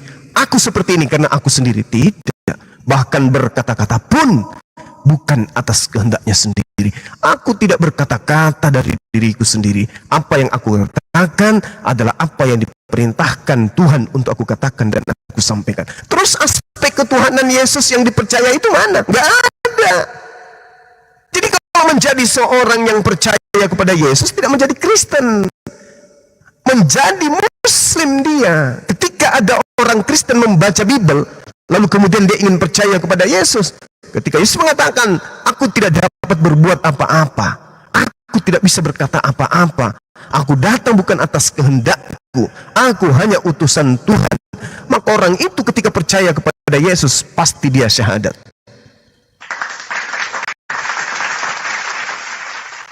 Contoh Bang Suma, kenapa Bang Suma percaya, beriman bahwa ada nabi yang diutus kepada Bani Israel sebagai pembawa hikmat Injil kepada Bani Israel yang lahir tanpa ayah?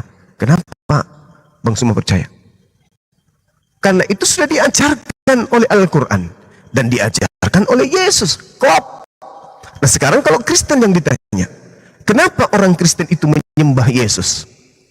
Apa jawaban Kristen? Oh, karena dia adalah Tuhan itu sendiri, karena dia adalah inkarnasi, karena dia adalah teofani. Kata siapa?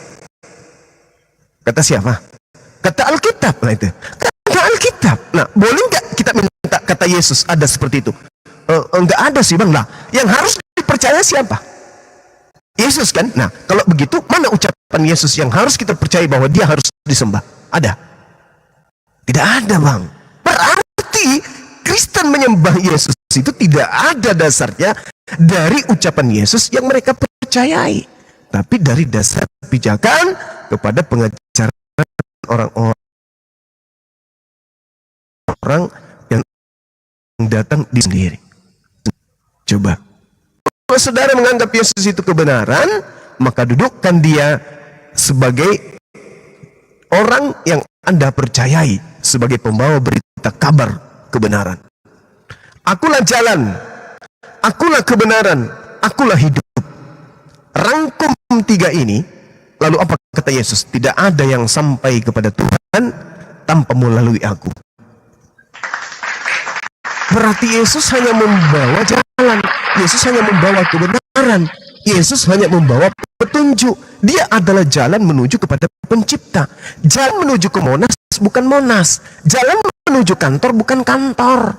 Yesus hanya jalan menuju Tuhan. Berarti Yesus bukan Tuhan. Makanya di dalam kitabnya orang Yahudi sekali dikatakan Mesias itu mengantarkan kemudian kepada kehidupan menuju kepada Elohim. Nah Tuhan mengatakan Bilangan 23 nomor 19, aku Allah, bukanlah manusia dan bukan anak manusia. Yesus lolos nggak di situ? Nggak lolos. Hosea 11 nomor 9. Di situ jelas dikatakan, aku Tuhan tidak akan meluapkan murkaku, sebab aku ini bukan manusia. Yesus lolos nggak di sini? Nggak lolos. Bahkan kalau kita melihat pengakuan Yesus dalam Yohanes 5:37, Bapa yang mengutus aku. Nah ini, Pak. Yesus sedang berbicara tentang oknum lain di luar dirinya. Bapa yang mengutus aku. Kamu tidak pernah melihat wajahnya, suaranya pun tidak bisa kau dengar. Nah, Yesus lolos nggak di situ sebagai Bapa? Lolos nggak Yesus di situ sebagai Tuhan? Tidak. Sekarang ada berapa Tuhan? Satu. Lolos nggak Yesus di situ? Tidak. Nah, Yesus di sini Tuhan atau bukan? Bukan. Kenapa disembah? Karena percaya kepada Paulus. Bukan percaya kepada Yesus. Kalau percaya kepada Yesus, silakan. Ya, Yesus berkata, Bang, aku adalah Alfa dan Omega, firman Tuhan Allah yang ada dan yang sudah ada dan yang akan datang, yang maha kuasa. Yang maha kuasa, dia katanya. Iya. Ada lagi? Banyak sekali. Ada lagi, Bang? Nah, dia mengatakan dirinya Alfa dan Omega. Dialah yang maha kuasa. Coba.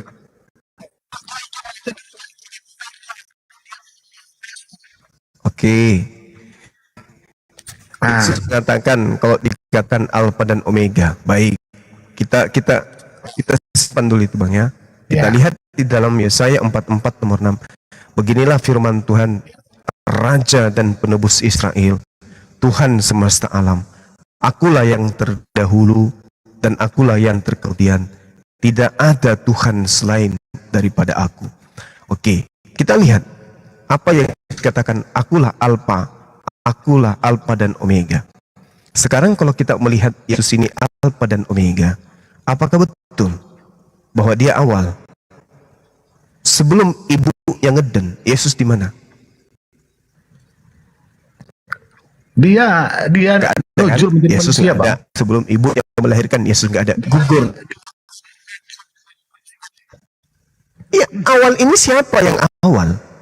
Akulah Alfa dan Omega, kata Yesus. Alfa itu apa artinya di situ? Dalam bahasa Yunani Alfa. Yang awal. Oke, biar saya baca satu lagi ya, biar lebih jelas, Bang, ya. Nggak ada.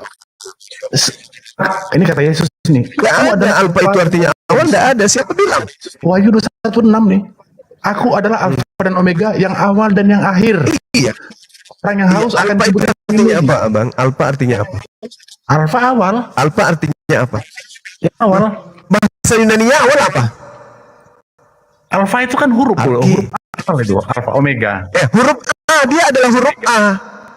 Yesus itu huruf A. Maksudnya apa huruf A itu? Oke, aku baca ulang ya. Aku adalah Alfa dan Omega, yang awal dan yang akhir. Orang yang haus akan kuberi minum dengan cuma-cuma dari mata air kehidupan. Siapa yang bisa memberi air dari mata air kehidupan? Apakah Tuhan kah?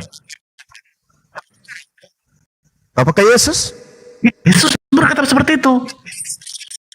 Oke, sekarang bisa nggak Yesus berkata dari dirinya sendiri? Dia mengatakan itu. Iya, bisa tidak Yesus berkata-kata dari diri sendiri? Kan pertanyaan sederhana, Bang. Iya, makanya dikatakan dia begini kan. Tetapi Bapa yang diam di dalam aku, dialah yang melakukannya. Kan itu dikatakannya. Iya. Pak Allah, Bapak. Berarti yang berkata Alfa dan Omega ini siapa? Yesus. Yang berkata dan yang memerintahkan Yesus berkata Alfa dan Omega ini siapa? Ya Yesus yang mengatakannya di Wahyu 21:6. Bisa tidak Yesus berkata-kata dari dirinya sendiri? Begini, Bang, ya. Jadi Bapa itu ya, katanya Yesus begini. Jika Allah adalah Bapa, katanya kepada orang Israel, jika Allah adalah Bapamu, jadi Bapa itu adalah sebutan orang Israel bahwa Allah itu adalah Bapa mereka. Nah, Bapa Yesus dan Bapa itu ya. Gitu. Iya. Tahu. Iya. Karena dia katakan dan Yesus itu satu. Betul itu. Bapak yang demikian? Karena Yesus itu bukan utusan Tuhan.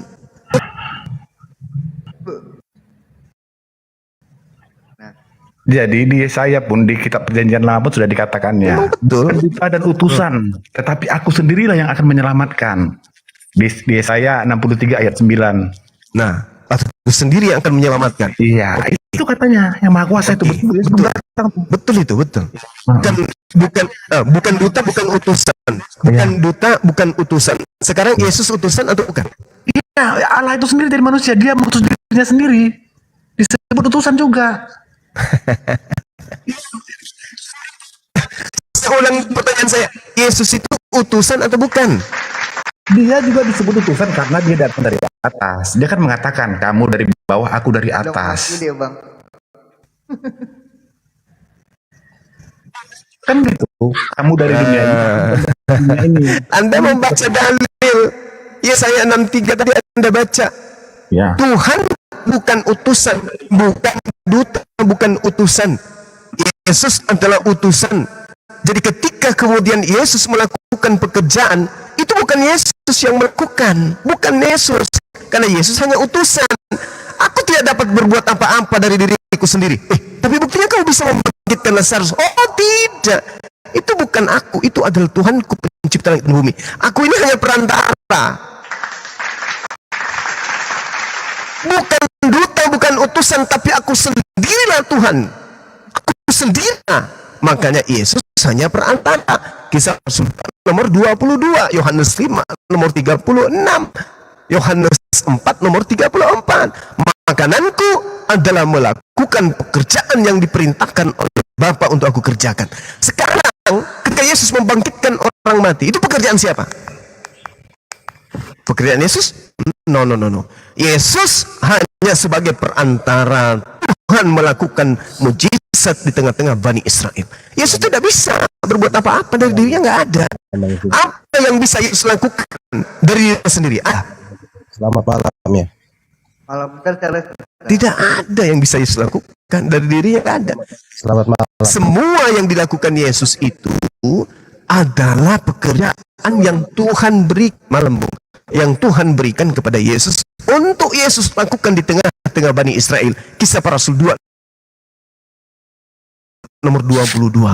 Jadi bukan Yesus, bukan anak manusia Yesus, dan bukan anak Maria Yesus yang melakukan mujizat dan tanda-tanda. Bukan Yesus yang membangkitkan Lazarus, bukan Yesus yang menyembuhkan orang buta, bukan Yesus yang membuat orang lumpuh berjalan, tetapi Tuhannya Yesus yang melakukan itu melalui perantaraan Yesus. Itu baru betul.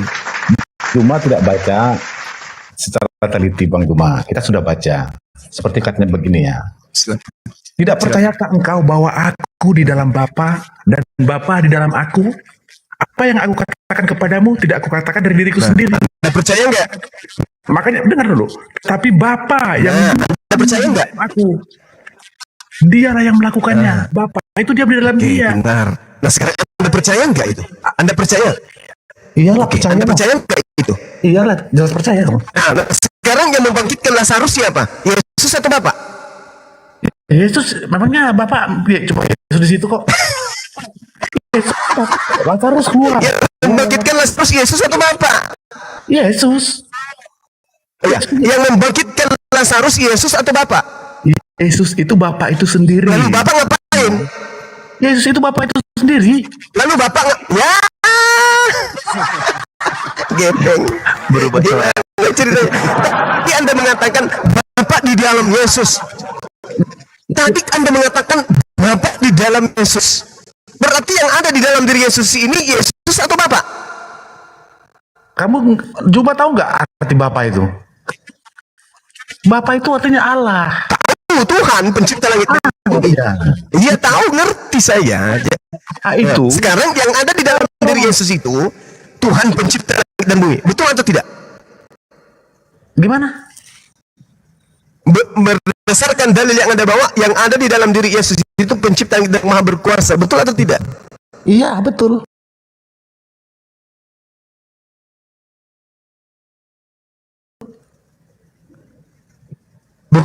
Betul. Yang membangkitkan Lazarus siapa? Yesus itu sendiri. Dia yang perintahkan kok. Ada parah ini, parah. Coba baca. Kan Yesus bertanya, memangnya ada Allah Anda Anda mengakui sendiri. Memang ada oknum lain. Anda mengakui. Yesus mengatakan, aku tidak dapat berbuat apa-apa dari diriku sendiri. Lalu kenapa Yesus bisa membangkitkan orang mati? Karena Bapak itu ada di dalam dia. Nah, itu pintar. Itu pintar. Jadi yang membangkitkan orang mati ini siapa? Yesus atau Bapak? Yesus lah. Yesus itu Bapak itu sendiri. Namanya Yesus. Bapak dalam. Nah, ya, Yesus. Aku tidak dapat berbuat apa diriku sendiri. Berarti yang membangkitkan Lazarus. Supaya Bang Juma konsentrasi ya. Baca lengkap ayatnya ya. Tidak percayakah engkau bahwa aku di dalam Bapa dan Bapa di dalam aku? Apa yang aku katakan kepadamu tidak aku katakan. Anda sendiri percaya tidak? Nah. Iya. Sekarang Anda sendiri percaya tidak kalau dalam diri Yesus itu ada Bapa? Iya. Percaya tidak? Iya percaya. Nah, percaya Yesus membangkitkan orang mati itu karena dirinya sendiri atau karena ada Bapa di dalam dirinya? Kalau Bapa di dalam dirinya, karena berarti kan Yesus itu kan Bapa artinya, Bang Juma. Aduh. Allahu Akbar. Masya Allah. Namanya Bapa itu di dalam dirinya. Jadi kita semua ini, Anda semua ini adalah Bapa.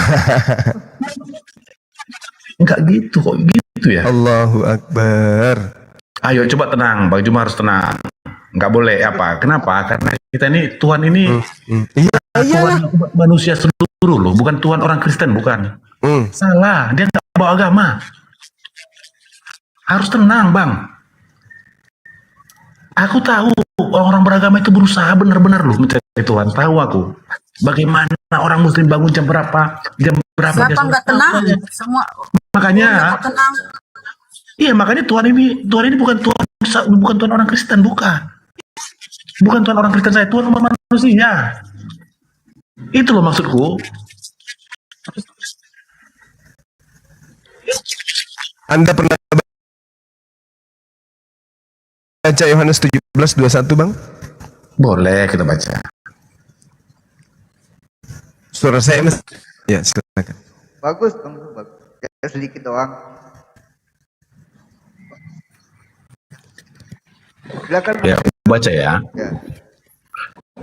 Supaya mereka semua menjadi satu, sama seperti engkau ya Bapa di dalam aku dan aku di dalam engkau. Nah, itu saling mendiami kan, hasil artinya kan, agar mereka juga di dalam kita, supaya dunia percaya bahwa engkau lah yang telah mengutus aku.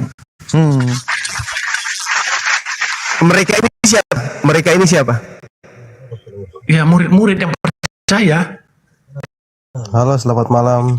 Ya, murid-murid ini juga berada di mana? Ya, bentar, Bang Karul. Yang semua orang-orang ini. Murid-murid ini berada di mana? Murid-murid ini ada bersama Yesus di bumi waktu itu.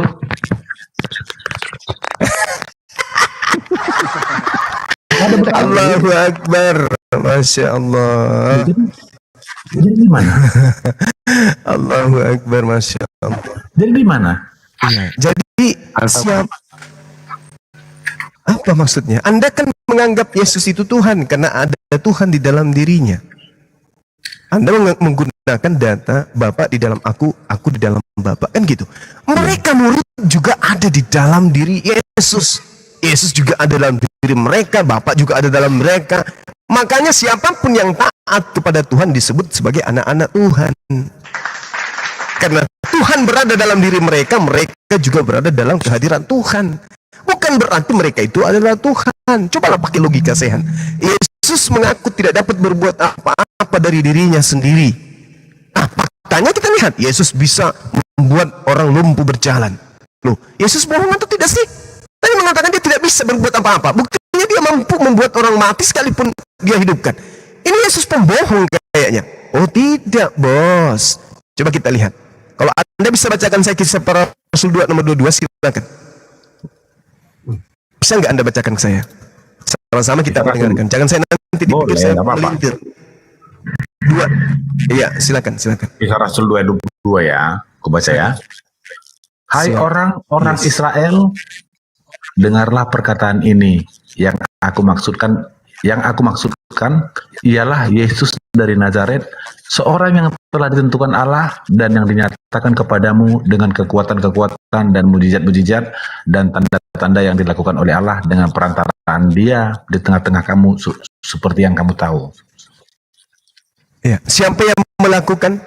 Yesus atau Allah? Yang melakukan mujizat, yang melakukan kekuatan dan tanda-tanda Yesus atau Allah? Yesus itu, Allah itu kan ada di dalam Yesus. Saya ulang lagi. Yang melakukan, di situ jelas keterangannya adalah poio. Poio itu adalah tindakan yang dilakukan. Yang melakukan, yang dilakukan itu sama. Poio dalam bahasa Yunani. Sekarang dikatakan bahwa yang ditentukan oleh Allah dan yang dinyatakan kepadamu dengan kekuatan dan tanda mujizat dan tanda-tanda kekuatan yang dilakukan oleh Theos, yang dilakukan oleh Allah dengan perantaraan siapa? Yesus. Jadi Allah yang melakukan mukjizat, Allah yang melakukan tanda-tanda, Allah yang melakukan kekuatan melalui perantara bernama Yesus. Sekarang yang melakukan mukjizat itu siapa? Yesus. Iya. Melalui Isa bernama Yesus, sehingga Yesus memiliki mujizat. Makanya dia disebut nabi, makanya dia disebut anak Tuhan, makanya disebut utusan Tuhan, karena dia adalah perantara yang dipilih oleh Tuhan untuk melakukan mujizat dan tanda-tanda di tengah-tengah Bani Israel melalui Yesus. Sederhana loh itu bang, kalau otak yang dipakai untuk menilai isi Bible sederhana. Kecuali iman yang kita pakai, doktrin dan dogma, susah itu. Kalau sudah diimani, misalnya tai ayam, Anda anggap itu dodol. Mau seperti apapun, bahkan Anda cium tai ayamnya sekalipun, kalau iman Anda sudah percaya dia itu dodol, maka Anda akan tetap beriman itu adalah dodol. Nah, sekarang permasalahannya tai ayam itu benar tai ayam. Yesus itu utusan, terbukti utusan. Kenapa diimani sebagai Tuhan? Karena begini loh. Iya, silakan. Kita sudah menyatakan Allah itu adalah roh, ya. Kan udah pernah baca tuh kan?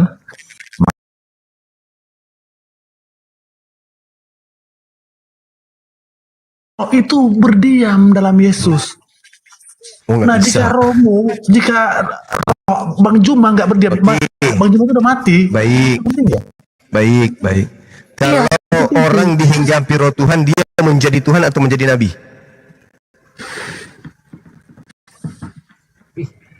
Ayo bang, kalau itu berdiam ada roh Tuhan, kalau ada roh Tuhan menghinggapi manusia, dia menjadi Tuhan atau menjadi nabi? Kalau roh Tuhan menghinggapi manusia, ya berarti menjadi Tuhan. Tuhan itulah yang berkata.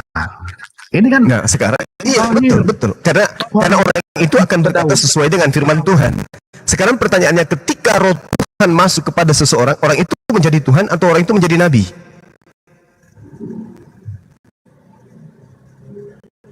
Orang itu ya manusia.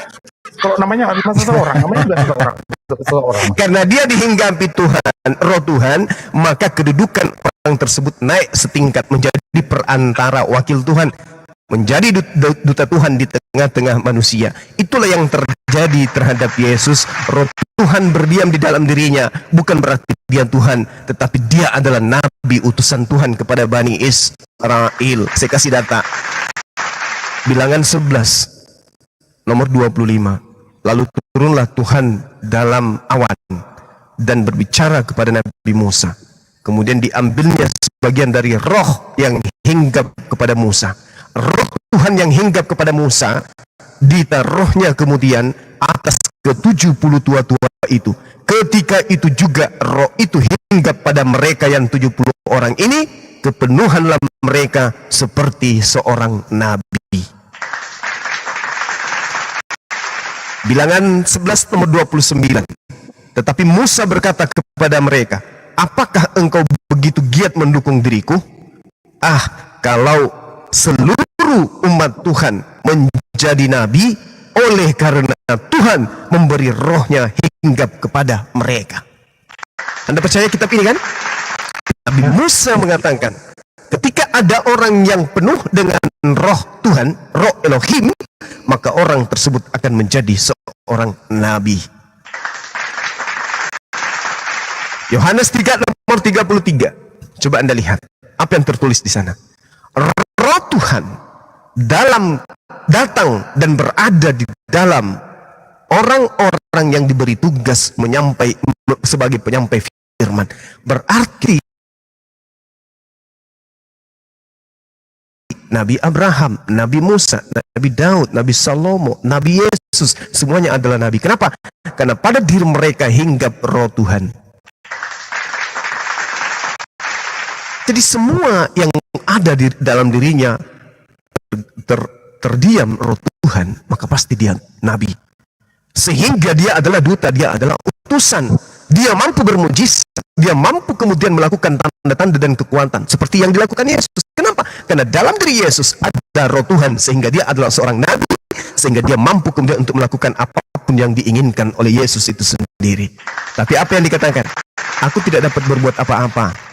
Oleh karena roh Tuhan yang hinggap pada diriku, maka aku sanggup melakukan sesuatu mujizat dan tanda-tanda. Bahkan orang mati dibangkitkan. Kenapa? Karena dalam diri Yesus ada roh Tuhan, bukan roh setan. Iya. Oke, sampai di sana semoga saudara-saudara saya paham ya. Di tempat saya sudah hampir pukul 2. Saya harus istirahat. Ya, semoga apa yang kita jadikan sebagai materi diskusi pada malam hari sampai subuh hari ini kita jadikan sebagai bahan renungan dan seterusnya. Tadi ada yang datang ya lewat loncat pagar di sini, masuk ke dalam pagar tempat saya di sini. Kemudian dia merekam, begitu disapa sama teman-temannya langsung kabur, tancap gas. Ya mudah-mudahan niatan orang tersebut berniat baik, bukan berniat jahat ya, sehingga apa yang menjadi tolak ukur dari datangnya dia naik ke sini ke tempat saya jadi sesuatu yang bernilai positif. Bukan saya mau menutup diri dari kajian dari soal-soal ini, tapi saya harus beristirahat. Di tempat saya sudah pukul 2. Kasihan teman-teman yang berdiri di sini menunggu dari tadi, mereka juga mau istirahat. Saya serahkan kembali forum ini kepada sahabat-sahabat yang lain, kepada sahabat saya, rekan-rekan saya Muslim, mohon maaf ya kalau misalnya saya harus rehat sejenak, dan kepada saudara-saudara Kristen saya yang ada di sini, terima kasih sudah diskusi dengan baik. Laskar Api di bawah dan teman-teman Laskar yang ada di channel Zulkifli Abbas, Anda luar biasa telah menemani sampai subuh hari. Saya akhiri, subhanakallahumma bihamdi, asyhadu an la ilaha illa anta, astaghfiruka wa atubu ilaik. Salam tauhid, salam satu Tuhan. Jayalah Islamku, jayalah Indonesia kita. Allahu Akbar. Assalamualaikum warahmatullahi wabarakatuh. Barakallahu fikum, terima kasih ya Bang ya. Silakan Ustaz Alif, Bang Handi. Terusin ya. Waalaikumsalam warahmatullahi wabarakatuh. Ya mudah-mudahan saja tidak ada niat baik orang itu ya. Tapi kita pantau gitu. Oke. Kita lanjut, Ustaz Alif. Gores. Assalamualaikum. Gores. Halo, selamat malam. Ya, malam. Saya cuma mendengar dari tadi, mau ngomong juga nggak bisa jadi. Ya, silakan Bang Charles. Ada yang mau disampaikan? Gimana ya? Kita cuma mendengar saja. Nah, masalah juga apa yang disampaikan Pak Ustadz cuma tadi. Semuanya benar, tidak ada yang salah. Oh, nggak ada yang salah. Itu pemahaman manusia sudah harus seperti itu. Assalamualaikum Pak De. Bisa membuka. Assalamualaikum warahmatullahi wabarakatuh. Waalaikumsalam warahmatullahi wabarakatuh. Ya lanjut Bang Charles, silakan. Ya, membuka wawasan setiap orang bahwa di dalam diri Yesus itu ada roh Allah. roh Tuhan itu sendiri yang bekerja melakukan segala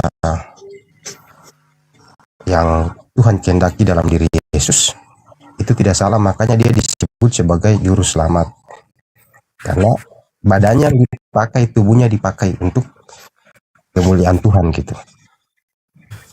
Jadi tidak salah orang Kristen percaya bahwa Yesus adalah juru selamat. Tidak salah juga.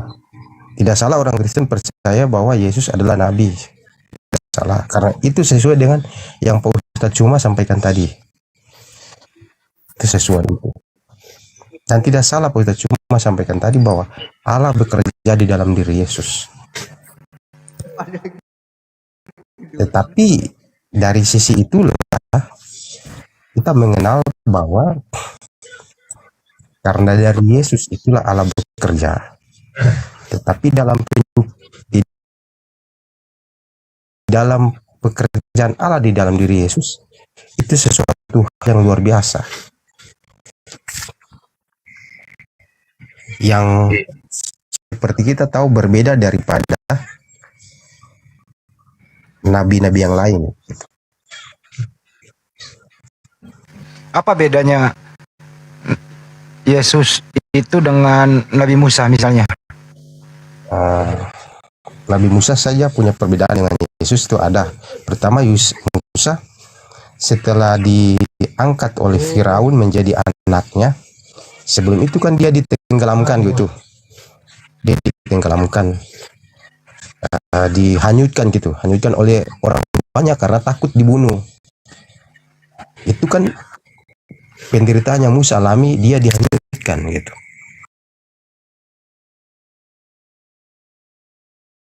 Lebih menderita mana Nabi Musa daripada Yesus? Lebih menderita Yesus karena Musa mengalami adalah hal dalam perjalanan, tetapi Yesus mengalami adalah penganiayaan dalam tubuh. Persamaannya? Itu perbedaannya. Persamaannya mereka berdua adalah juru selamat. Jadi mereka berdua bukan Tuhan ya? Mereka berdua adalah juru selamat menurut iman Kristen. Nah, mereka berdua ini Tuhan atau bukan? Sabar dulu, jangan kita masuk di situ. Kita samakan, kita punya keimanan ini dulu. Gitu. Bahwa kita kan tadi dibilang Yesus sebagai nabi. Saya meluruskan itu. Makanya saya bicara menyangkut nabi gitu. Jadi dua-duanya nabi ya? Iya, dua-duanya nabi. Oke. Jadi dua-duanya bukan Tuhan. Jadi kitab Ulangan 18 ayat 18 sampai 20 itu tidak salah, itu penyampaian itu bahwa seorang nabi akan ada di tengah-tengah kamu, itu berkaitan dengan Yesus. Itu tidak salah. Tetapi karena di dalam kitab Yohanes pasal 1 ayat 1 itu menjelaskan ada perbedaan di dalam Yesus dengan Musa, itu ada di situ. Bahwa Yesus itu di dalam kitab Yohanes pasal 1 itu menjelaskan bagaimana Musa itu lahir dari Musa itu lahir. Kenapa jadi khotbah gereja? Sabar dulu, seorang yang lahir dari kepanjangan bang, santai aja. Kehidupan seksual seorang laki-laki dan perempuan. Iya paham, dua-duanya ini nabi, berarti dua-duanya bukan Tuhan ya?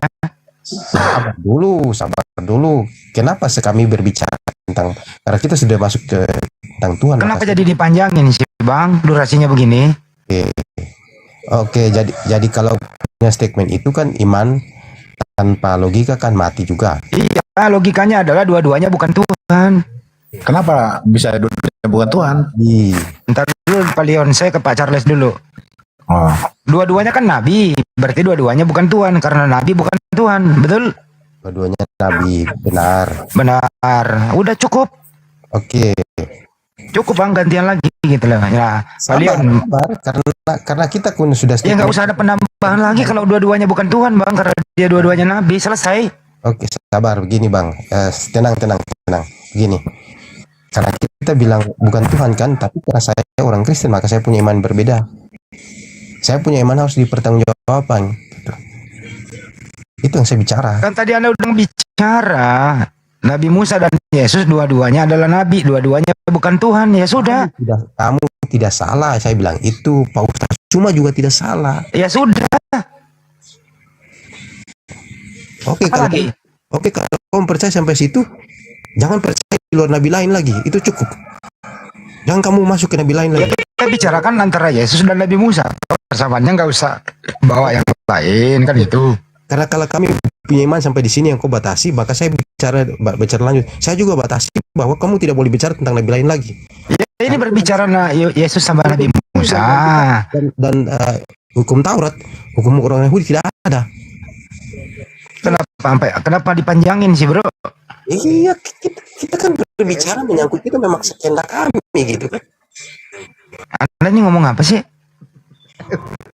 Begini, kan kamu tanya tadi, jadi dia nabi berarti bukan Tuhan kan? Anda udah jawab, dua-duanya adalah nabi, dua-duanya bukan Tuhan, kan cukup. Oke, saya bicara tentang nabi, saya tidak salahkan kamu. Di sini nggak boleh saling menyalahkan, bang, santai aja. Oke, saya tidak salahkan kamu ini. Ya cukup kalau tidak menyalahkan, artinya kesimpulannya adalah dua-duanya antara Yesus dan Nabi Musa itu dua-duanya adalah nabi, dua-duanya bukan Tuhan, cukup. Satunya masih punya yang kita perdebatkan itu satunya itu. Yang mana yang mau diperdebatkan? Diperdebatkan Yesus kan? Yesus. Ya oke, baik, kita maju ke Yesus saja, jangan menyebut yang lain. Oke. Yesus itu di muka bumi ini tugasnya apa? Memberitakan apa? Kepada siapa? Memberitakan kepada semua orang gitu. Di mana Yesus mengatakan memberitakan kepada semua orang? Gini saja bang. Ya bang ya. Kita bicara tentang kelahiran Yesus dari lahir sampai dia sudah mengajar, maka kita berbicara tentang bagaimana dia mengajar. Mana Yesus mengatakan untuk semua orang di mana? Di mana, Bang? Coba baca Matius 15:24, Bang. Itu semua orang apa? Atau saya bantu ya? Yesus berkata, aku hanya diutus hanya kepada domba yang hilang dari umat Israel. Khusus kepada umat Israel, bro. Gimana itu? Gila, jadikanlah semua bangsa muridku, itu bagaimana lagi? Bangsa murid Yesus bangsa apa aja? Bangsa siapa saja? Murid Yesus ada nggak berbangsa Indonesia? Karena justru itulah dari Israel. Justru apa? Bangsa murid Yesus bangsa apa aja? Bangsa murid Yesus pertama. Saat keturunan Roh Kudus, orang Arab ada. Di mana muridnya Yesus orang Arab? Baca dong baik-baik dong. Kenapa Arab? Coba. Apa sih murid Yesus, bro?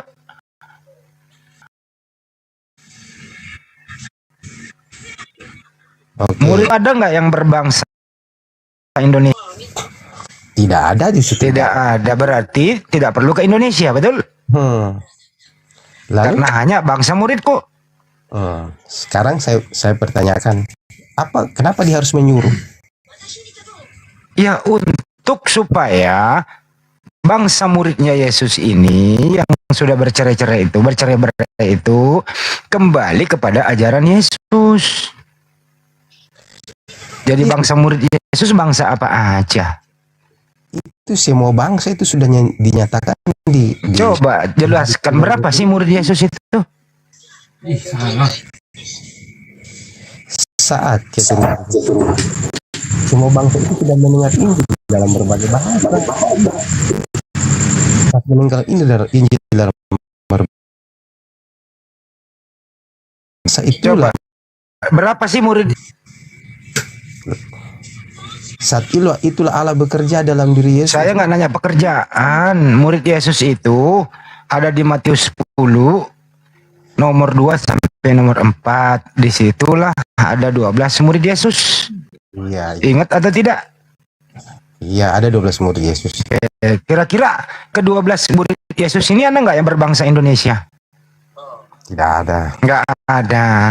Berarti bukan seluruh dunia, hanya kepada bangsa murid Yesus. pertama lihat, Simon itu orang mana? Bangsa apa? Kenapa Simon Petrus pergi mengajar sampai di Roma? Enggak dulu, bangsa apa Simon ini? Maksud saya bertanya, kenapa Petrus mengajar sampai di Roma? Iya, itu kan makanya disuruh pulang kan, bangsa muridku. Mengajar sampai India? Nah, sekarang Simon ini bangsanya apa? Bangsa apa? Keluarga negaraan apa? Simon yang disebut Petrus ini, keluarga negara apa? Dia keluarga negara Israel. Iya, berarti khusus kepada domba yang hilang di Israel. Yang hilang siapa? Muridnya Yesus yang sudah berpencar, disuruh pulang kampung. Ini bang, bahasa sederhana. Jangan dipersulit. Begini bang, Oke. Semua itu kamu katakan tidak salah.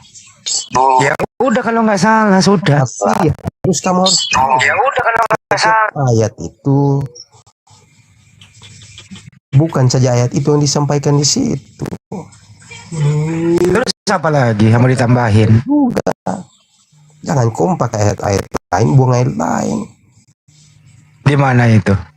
Makanya saya tadi mau masuk di Ustadz, cuma tadi karena saya bicara itu. Oke. Karena dia bicara menyangkut Tuhan, maka saya tadi mau. Kalau nggak salah Simon juga orang Kirene ya bro. Kirene di mana sih itu ya?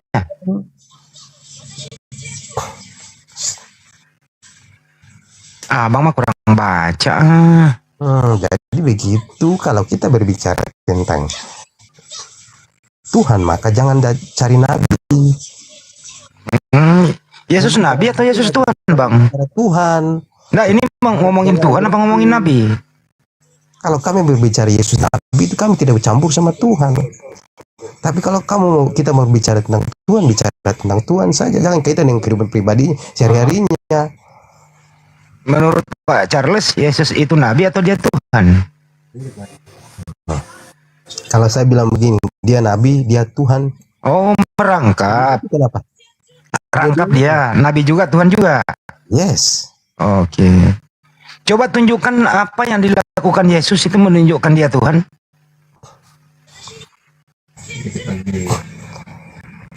Coba satu karyanya loh menunjukkan dia Tuhan. Apa kira-kira? Apa nih bilang Yesus bilang nabi berarti Yesus bohong, Pak.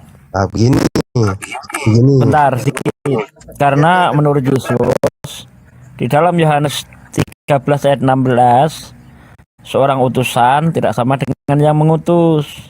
Seorang hamba tidak lebih tinggi dari tuannya. Bagaimana Anda mengatakan Yesus itu nabi, Yesus itu Tuhan? Tidak salah. Yesus itu Tuhan. Gimana itu? Tidak salah itu. Suaranya agak muda ya. Saya enggak kamu kalau mengatakan seperti itu. Lagi jauh dari istri. Tapi harus kamu tahu, kamu berbeda konteks, harus kamu bicara tentang yang mengarah kepada Tuhan, bukan mengarah kepada manusia. Nah, terus yang mengarah kepada Tuhan yang mana, Pak? Saya tanya dari baca dulu kejadian kitab Yohanes pasal 1, baca baik-baik. Arkean hologos en prostonteon kai hologos soteos. Ada apa? Apa? Apa di situ artinya? Emang ada apa? Itu emang berbicara tentang Yesus yang manusia gitu? Berbicara Yesus yang adalah Allah di situ. Yesus di situ Allah. Kita berbicara di mana di situ? Itu firman di situ adalah siapa? Firman Allah. Ya, firman Allah. Tidak berbicara Yesus di situ. Firman Yesus itu terjadi karena kehendak Tuhan. Firman itu telah menjadi manusia dan tinggal di antara kamu. Dan kamu telah melihat kemuliaannya. Sekarang saya bertanya kepada kamu. Tuhan tidak punya firman lagi. Sekarang saya bertanya begini. Bentar, jangan tanya dulu. Anda mengatakan firman telah menjadi manusia. Firman telah menjadi manusia Yesus. Oke, berarti Tuhan nggak punya firman lagi. Apa? Tuhan nggak punya firman lagi karena sudah jadi manusia. Itulah kayak yang di sini lah. Dibilang kita muter kan? Anda kok nggak konsisten? Kalau Anda konsisten, kalau firman itu sudah jadi manusia, berarti Tuhan nggak punya firman lagi. Karena sudah menjadi manusia. Kalau Anda mengatakan setelah firman jadi manusia tapi Tuhan masih punya firman, berarti Anda nggak konsisten. Oke, maka saya kembali begini. Dari ayat itulah menjelaskan tentang ayat. Hari ini telah lahir bagimu juru selamat, yaitu Kristus, Tuhan di kota Daud. Tuhan apa Tuhan? Apa? Tuhan apa Tuhan? Tuhan di situ. Oh, di ayat 17, Yohanes 2 ayat 17. Kenapa Tuhan diserahkan kepada Tuhan? Ada berapa Tuhan? Siapa yang sampaikan itu? Malaikat yang sampaikan kan? Nah, kan Anda mengatakan di situ Tuhan. Kamu nah, tidak lalu tahu. di ayat selanjutnya, kemudian Yesus dibawa ke Bait Allah untuk diserahkan kepada Tuhan. Yesus Tuhan diserahkan kepada Tuhan. Ada dua Tuhan. Begini saja Bang. Begini saja. Simpelnya begini. Saya mengakui kamu sebagai bapak saya. Sekalipun itu adalah bukan bapak kandung saya. Maksudnya apakah saya akan menyalahkan itu? Ini maksudnya apa ini? Enggak paham aku. Yesus disebut Tuhan itu bukan karena Yesus mengatakan dirinya Tuhan, bukan, tetapi Allah yang mengatakan Yesus itu Tuhan. Di mana Allah mengatakan Yesus Tuhan, di mana Pak? Makanya dibilang tadi. Loh, bentar. Anda mengatakan Allah mengatakan Yesus Tuhan, di mana ayatnya? Allah mengatakan Yesus Tuhan dengan perkataan siapa? Malaikat. Hari ini telah lahir bagimu juru selamat, Kristus Tuhan di kota Daud. Nah, ayat itu makanya saya pertanyakan. Ayat itu Tuhan atau Tuhan? Karena kalau di ayat itu diartikan Tuhan, berarti ada Tuhan diserahkan kepada Tuhan. Dan firman itu adalah Allah. Ia pada mulanya bersama-sama dengan Allah, dan segala sesuatu dijadikan oleh Dia, dan tanpa Dia tidak ada satupun terjadi daripada yang dijadikan. Firman itu telah menjadi manusia dan tinggal di antara kamu, dan kamu telah melihat kemuliaannya. Balik lagi ke situ. Oke, Anda mengatakan bahwa firman itu telah menjadi manusia dan tinggal di antara kita.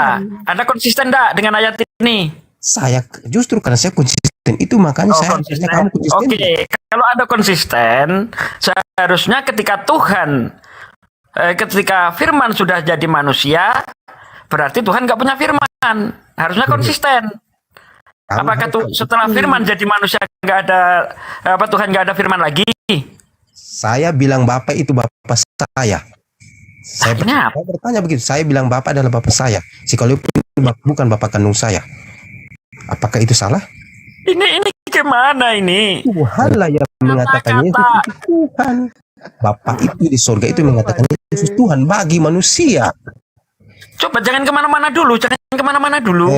Anda mengatakan firman yang bersama-sama dengan Bang. Firman yang bersama-sama dengan Tuhan telah menjadi manusia. Iya kan? Manusia Yesus itu. Bentar dulu. Iya, Bapak Yesus. Bentar dulu, dengar. Firman yang bersama-sama dengan Tuhan telah menjadi manusia. Anda konsisten nih. Sekarang saya bilang Tuhan atau Tuhan itu jabatan atau enggak? Jangan ke situ dulu. Ini kita selesaikan dulu. Saya tanya itu dulu.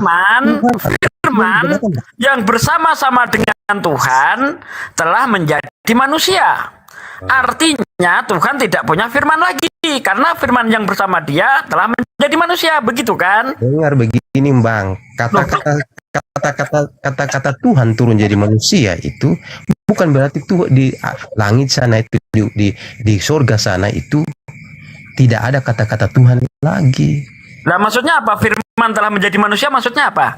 Huruf Yesus turun di manusia.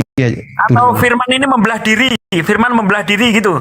Dengar dulu, huruf Yesus. Bentar. Saya ingin keterangan Anda. Apa maksudnya firman menjadi manusia? Ataukah Yesus itu terjadi karena kehendak Tuhan? Atau firman Tuhan itu membelah diri? Bagaimana ini? Yesus menjadi manusia itu kehendak Allah Bapa di sorga. Nah, berarti Yesus terjadi karena kehendak Tuhan, betul? Adalah kehendak Bapa di sorga, tetapi Oke, yang oke, menjadikan oke, itu adalah Tuhan, itu kehendak Bapa di sorga, bukan kehendakku.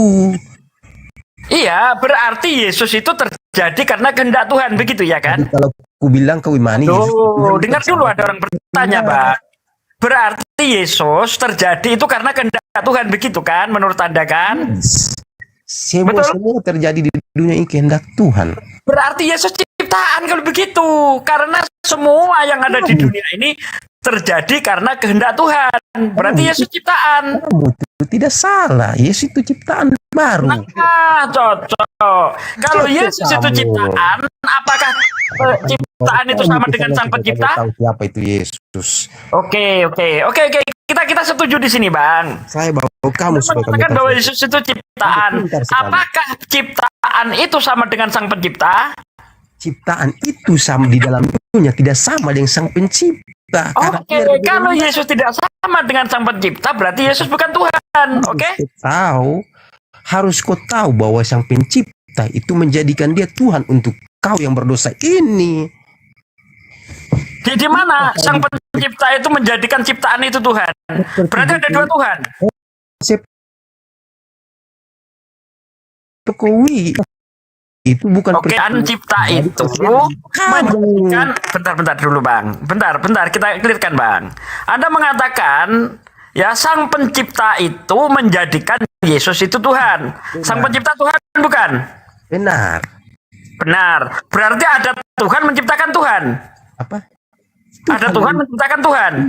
Itu menciptakan Yesus sebagai Tuhan bagi manusia. Iya, berarti ada Tuhan Sang Pencipta menciptakan Tuhan ciptaan gitu. Benar itu. Oh, berarti ada berapa Tuhan? Berarti ada berapa Tuhan, Bang? Apa? Ada berapa Tuhan? Ada dua Tuhan, betul? Di dalam manusia dia di dalam manusia itu dia Tunggu dulu, saya tanya ini. Berarti ada dua Tuhan? Yes, di dalam dunia dia ada dua Tuhan. Wow, oke, tepuk tangan, mantap. Berarti Tuhannya Kristen dua. Oke, ditambah Roh Kudus jadi 3. Oke? Sekarang saya udah Bang Andi, sama saya udah selesai Bang Andi. Dia sudah mengakui Tuhannya 2 tambah Roh Kudus jadi 3. Lanjut Bang Andi. Tidak salah itu. Saya dengar tadi udah dengar sih. Jadi Tuhan menciptakan Tuhan, kan gitu ya? Ada dua Tuhan. Tuhan menciptakan Tuhan. Hah? Tuhan menciptakan Tuhan. Iya, berarti ada dua Tuhan. Benar. Kok tidak salah? Ya udah. Ada dua Tuhan. Saya itu mengaku punya kata-kata itu. Jadi Tuhanmu ada berapa, Bro? Tuhanku sekarang itu ada 2. Ada 2. Baik, terima kasih. Sekarang? Ya cukup, Bro. Kita nggak usah ribut-ribut lah. Jujur. Karena kalau mengatakan 1 ini yang jadi masalah. Tapi kalau Anda mengatakan Tuhan ada 2, Tuhan ada 3, sudah selesai urusan kita ya Bang Andi ya? Ya cukup, nggak usah ribut. Selesai. Anda Kristen paling jujur. Saya paling jujur. Tuhannya ada 2. Tuhannya ada 2, mati 1, tinggal 1. Jangan tambahin benar nama, nggak boleh begitu. Tidak ada orang yang sesuci Yesus. Yang bisa saya suci Yesus, yang bisa saya junjung. Itu pertama. Ya nggak apa-apa, Bro. Silakan saja. Nggak ada yang larang kok. Tidak ada yang bisa mengatakan Yesus Tuhan selain Allah yang mengatakan. Bapa itu yang mengatakan Yesus Tuhan. Ya nggak apa-apa. Tuhan. Kita di sini nggak. Kristen gini Bang Andi. Kalau ada orang Kristen ngomong Tuhannya 1, dia menipu. Nah kawan ini jujur, mantap Bang. Saya setuju dengan Anda Bang. Saya jujur karena itu. Roh Kudus belum masuk Roh Kudus ya. 3 dengan Roh Kudus. Kita berbicara 2. Kita baru berbicara 2. Kita belum Roh Kudusnya mana Bang? Enggak kehitung. Enggak kehitung ya Roh Kudus. Oke, Roh Kudus enggak kehitung. Ya, kenapa dia? Iya, enggak pernah disebut-sebut ya. Bang, kalau kita diskusi itu jarang yang disenggol Roh Kudus ini. Kenapa, Bang? Silakan. Iya. Gini. Roh Kudus itu adalah roh Allah. Roh Allah Bapa itu sudah. Udah paham ya, Roh Kudus itu roh Bapak juga, jadi satu. Roh Kudus dan Bapa sama. Jadi satu. Jadi contohnya hanya dua, Bapa sama Yesus. Ya, karena dia anak manusia, dia jadi manusia Yesus itu menjadi Tuhan bagi manusia yang berdosa ini. Makanya kami punya perantara itu dia. Makanya dibilang kata dia. Makanya kami bilang apa ini? Tidak ada seorang pun datang kepada Bapa kalau tidak melalui aku. Betul. Jadi ada Tuhan perantara ya. Tuhan perantara itu ada. Siapa itu? Siapa yang Tuhan perantara? Seperti Musa menjadi Tuhan perantara. Bawa Musa lagi. Sabar, kamu jangan ini, karena itu juga sama di sana. Oh, jadi Nabi Musa juga Tuhan. Musa menjadi Tuhan bagi Firaun. Buset, Musa juga Tuhan. Banyak banget nanti Tanya Tuhan. makna Tuhan apa? Tanyai dulu apa sih? Karena Menurut Firaun dia saat mungkin itu Tuhan adalah beda. orang berdosa yang tidak mau bertobat, maka Musa itu datang sebagai Tuhan bagi Firaun. Tuhan ke-1 dan kedua apa sama kuasanya, Bang? Apa? Tuhan ke-1 dan kedua apa sama kuasanya? Tuhan satu dan kedua apa sama kuasanya? Iya, kan dua Tuhanmu. Apa sama-sama kuasanya? Sama kuasanya. Loh, kalau bakalai Tuhanmu bagaimana dong? Apa? Aduh. Kenapa harus mereka? Kalau satunya mau menciptakan, misalnya satu mau menciptakan, satunya nggak mau, tuh nggak bakalai atau nggak sepaham tuh bisa bakalai Tuhan. Makanya tadi ayat bilang aku di dalam kamu dan kamu di dalam aku, itu dimaksudkan itu. Mereka dua tidak terpisah. Terus murid-murid juga Bang di Yohanes tuh. Murid-murid juga di dalam kita supaya kita semua menjadi satu. Berapa Tuhanmu kalau semua juga murid-murid? Dalam mereka supaya kita ada satu, supaya jangan ada berkelahi. Tidak salah. Ya kan aku bilang lama-lama berkelahi kalau banyak begini. Karena Bapa dengan anak itu tidak punya persepsi yang berbeda, punya pandangan yang berbeda, satu pandangan, yaitu nah di tempat lain Bang. Inilah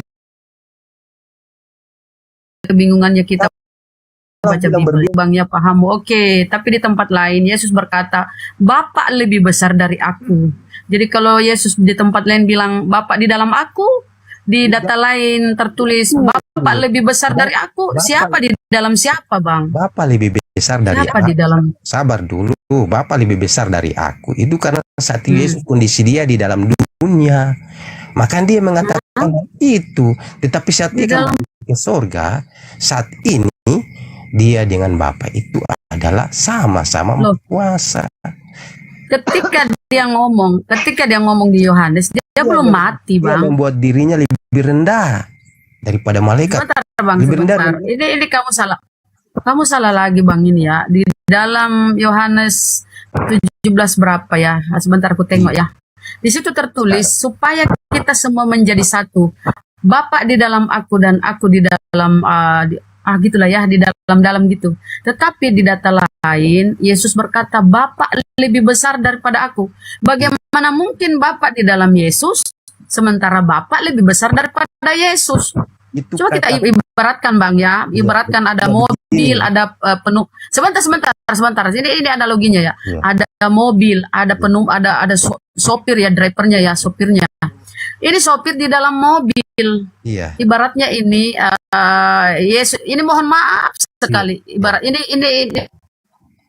mobil, ibaratnya saya ibaratkan ya teman-teman yang mohon maaf. Ibaratnya mobil ini adalah Yesus. Yesus berkata Bapa di dalam dia, artinya Yesus mobil dan sopir ini adalah Bapa, ya kan? Berarti cocoklah itu Bapa di dalam Yesus karena ya gitu deh. Tetapi di tempat lain Yesus berkata Bapa lebih besar daripada aku.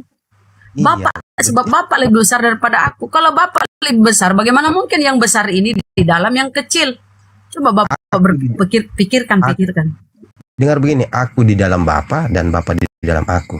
Berarti saatnya Yesus menjadi kecil dan saatnya Allah menjadi kecil, kan? Bapa menjadi kecil. Oh, kadang kecil, kadang besar. Sabar dulu, kita berbicara pola pikir kamu kan. Jadi saya bilang kau di dalam mobil berarti kau kecil kan? Tapi kok keluar dari Ya mulut? kan Yesus bilang Bapa di dalam aku, sementara di data lain Bapa lebih besar daripada aku. Masa Bapa di dalam Bapa besar baru dia di dalam Yesus? Begini. Nggak mungkin kan?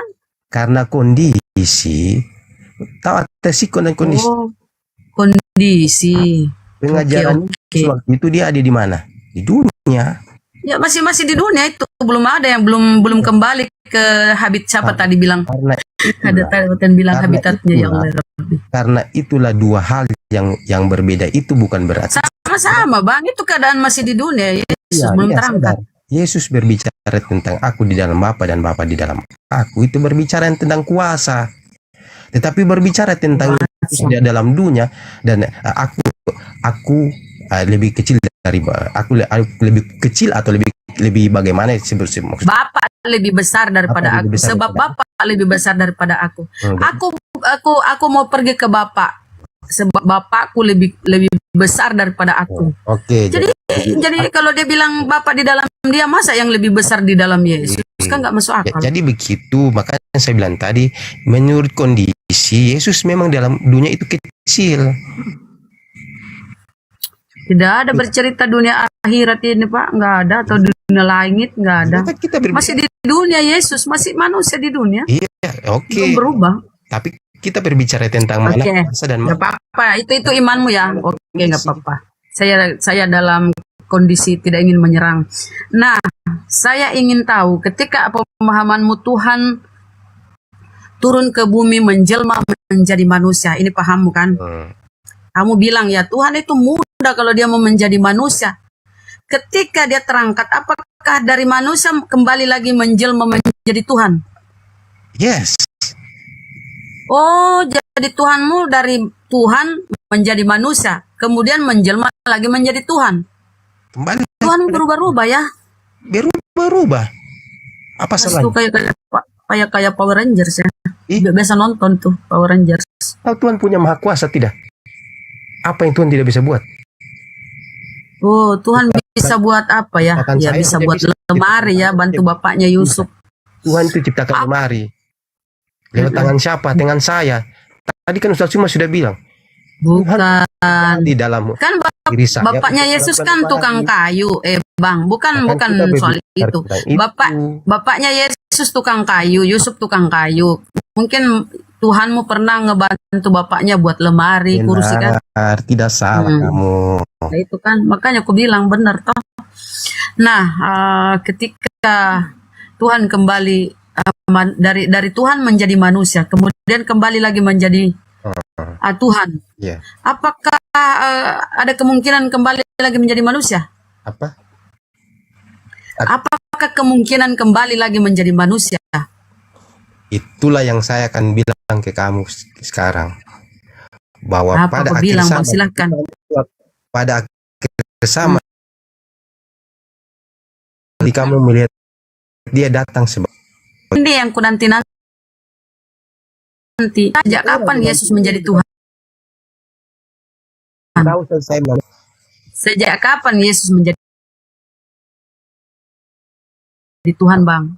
Menurut pemahamanmu setelah baca Bibelmu, sejak kapan Yesus menjadi Tuhan? Sejak Yesus lahir. Nah, saya baca Bibelmu dalam 80 manusia. Nggak pernah ada disebut Tuhan. 8 tung ya, coba-coba kau hitung. Rajin-rajin lah sedikit baca Bibelmu, hitung tuh. 84 kali kurang lebih ya, itu Yesus disebut anak manusia. Ketika, sebentar Bang. Ya, 84 kali. tidak 84. bisa menghulangkan satu kali. Ya, oke, kita nggak usah kita bahas ya 84 itu ya. Saya hanya itu menjadi penekanan saja bahwa Yesus itu anak manusia.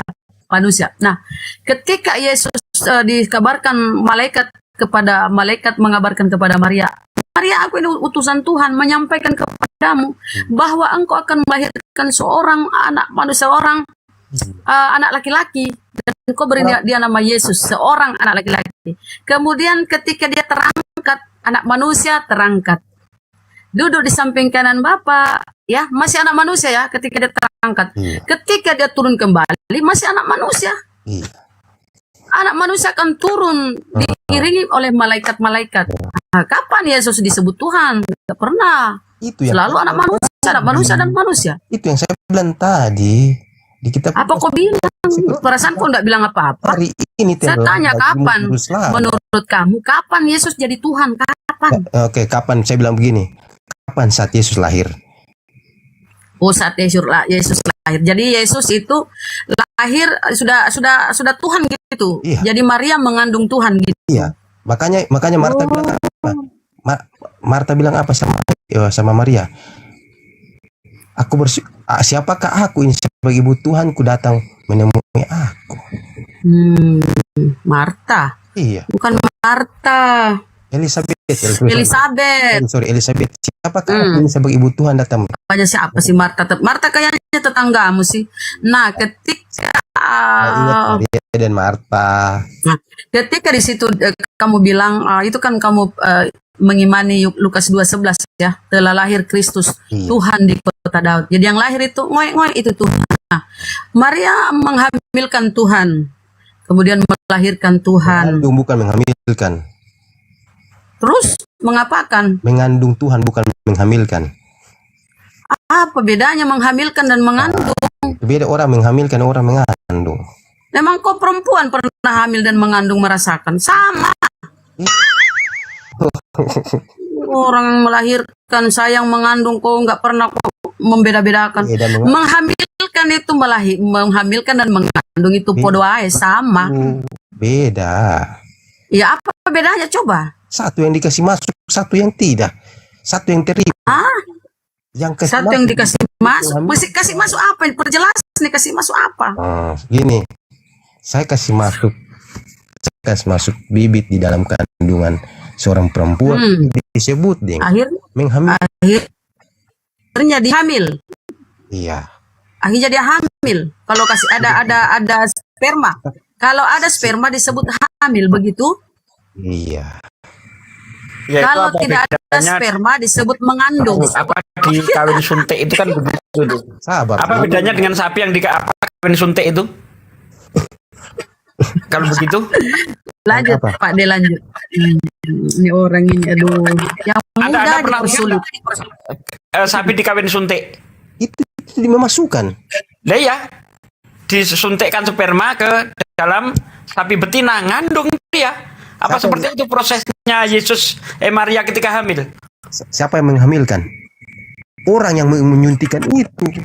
Iya, kalau Maria yang menyuntikkan Tuhan gitu kan? Masa Maria yang menyuntikkan Tuhan?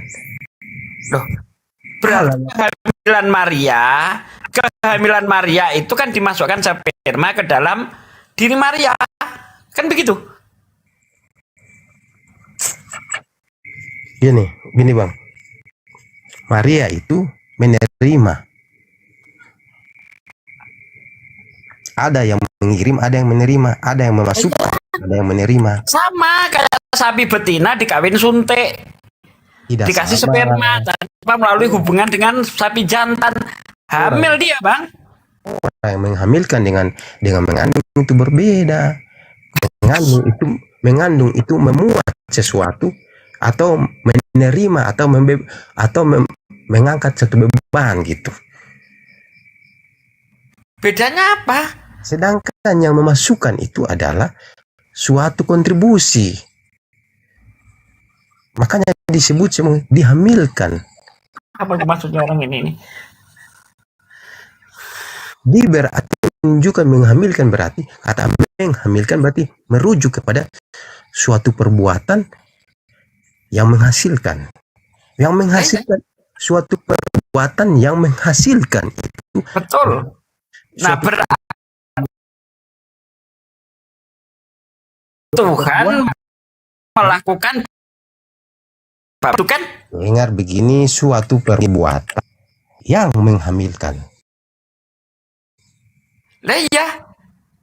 Menghamilkan itu kan artinya membuat hamil. Saya tanya dulu, suatu yang menghamilkan. Dua atau satu di sini? Dua konteks atau satu konteks di sini? Artinya suatu perbuatan yang membuat seseorang hamil. Dulu, ini dua konteks atau satu konteks di sini saya bilang. Satu konteks lah. Dua di situ. Apa ini maksudnya ini? Konteksnya apa konteksnya? Dua konteks apa aja coba? Satu, konteks apa? Saya berbuat. Dua. Dia yang menghasilkan. Daya di itu. Itu dua konteks yang berbeda. Aduh. Ya sama. Is, masa sama? Kamu menyuntik ke dalam sapi. Kau berbeda. Sapi berbeda. Kau bilang sama. Oh, dan sekarang apakah sama antara Tuhan dengan Maria? Penilaianmu berdasarkan objeknya apa? Oke. Kalau begitu, tetap saja beda juga antara Maria dengan Tuhan. Berbeda. Saya dengan sapi beda jenis. Tuhan dengan Maria beda jenis. Ya kan? Justru karena berbeda itu, kamu tidak salah di sini. Nah ya itu berarti prosesnya Maria hamil itu seperti sapi kawin suntik. Begitu kan? Terserah kamu saja deh. Persoalannya persoalannya kamu terlalu bertele-tele dalam menjelaskan ini. Makanya kalau Anda lihat di dalam Roma 1 ayat 3, Yesus itu spermatos Daud. Itu tadi artinya ada sperma dari keturunan Daud yang dimasukkan ke dalam tubuh Maria. Sama seperti kak sapi dikawin suntik. Hamil dia bang. Jadi gak usah heran gitu loh. Kau salah, kau bicara spermatus Daud. Loh, dalam bahasa Yunani tengok itu bang. Roma 1 ayat 3 seingat saya. Dalam bahasa Yunani-nya itu disebut spermatos David. Apa di situ? Artinya ada garis keturunan bang. Kalau bersilah itu berarti ada garis keturunan. Keturunan darah. Garis keturunan yang disampaikan. Ya berarti Tuhanmu itu ya bersilah. Kalau seseorang bersilah itu berarti dia bukan Tuhan bang. Kalau ada garis keturunannya, artinya darahnya menyambung. Maria itu keturunan Daud. Udah cukup Charles, gini aja. Charles, anaknya Maria itu menurut kamu bukan Yesus yang keturunan udah Daud. cukup Charles, anaknya Maria itu manusia atau Tuhan? Kalau saya bilang dua-duanya, ya apa itu kan suka kamu, kami kan nggak larang. Oke. Jadi anaknya Maria manusia dan Tuhan ya? Yes. Oke. Manusia itu diciptakan nggak? Diciptakan. Yang menciptakan manusianya Yesus siapa? Tuhan. Gimana? Tuhan. Tuhan. Yang mana? Tuhan yang mana? Tuhan dalam dirinya atau yang mana? Kembali lagi pasal 1 tadi. Kembali lagi. Pasal tadi. Kan gini bro Charles, dipermudah tuh bro. Kita permudah loh. Iya, menurut Anda, dengar dulu Charles, anaknya Maria itu manusia dan Tuhan. Ya, manusianya ini diciptakan oleh Tuhan.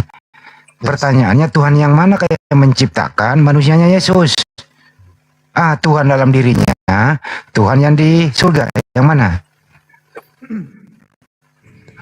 Kita punya pandangan Tuhan seperti apa bolehkah? Ya kan Tuhan yang menciptakan manusianya Yesus.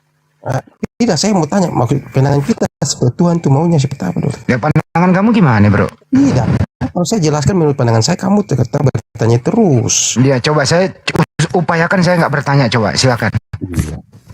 Begini, Tuhan itu kan Maha Kuasa, melingkupi alam semesta. Iya kan? Ya, jadi Tuhan dalam diri Yesus itu melingkupi alam semesta. Apa? Iya. Kan anaknya Maria itu manusia dan Tuhan loh. Diri Yesus melingkupi alam semesta. Iya kan, anaknya Maria manusia dan Tuhan. Kan gitu ya? Salah itu. Loh, anaknya Maria apa? Manusia atau Tuhan? Dua-duanya. Iya, manusia dan Tuhan anak Maria. Oke, kita bahas manusianya dulu. Iya, kita bahas manusianya dulu ya. Kita kesampingkan Tuhannya ya. Kesampingkan Tuhannya dulu. Oke. Menurut Anda, manusianya Yesus ini bertuhan nggak? bertuhan. Iya. Siapa Tuhannya manusianya Yesus? Hah? Siapa Tuhannya manusianya Yesus? Bapa di sorga. Bapak di surga. Pinter. Oke. Terus kemudian manusianya Yesus ini bertuhan. Dia buktinya kalau waktu manusianya Yesus berdoa kepada Bapa di surga. Oke.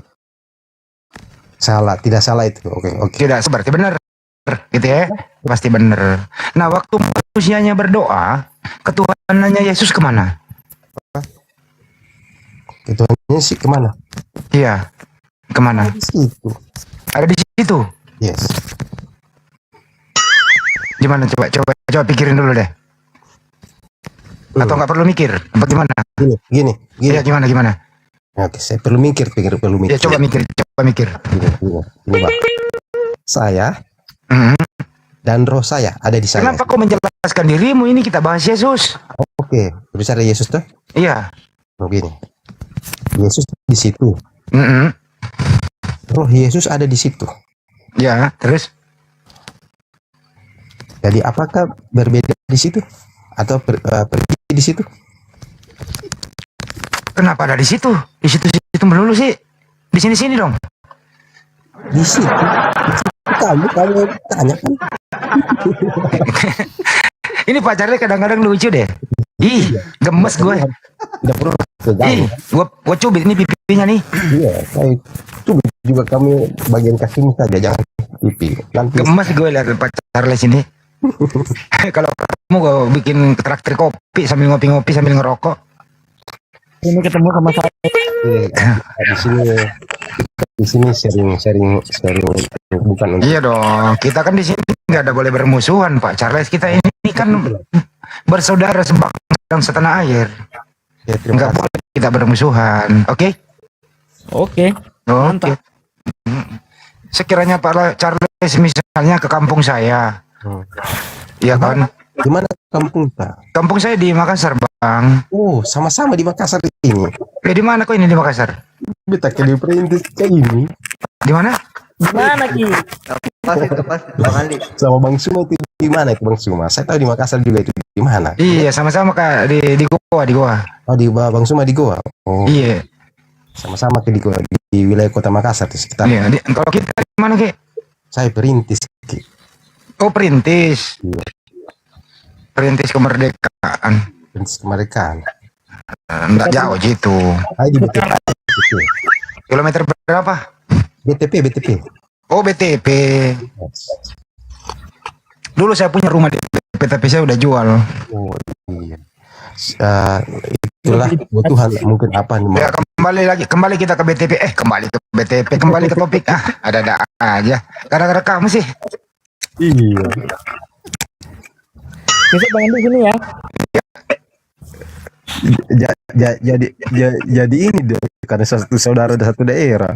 Iyalah. Jadi malu-malu begitu. Suku asli mana Ki Tator kah? Iya. Dede. Toroko mai ko socola mi tahu Oke. Saya orang Maluku. Oh, Maluku. Cara tinggal sudah jadi orang Makassar.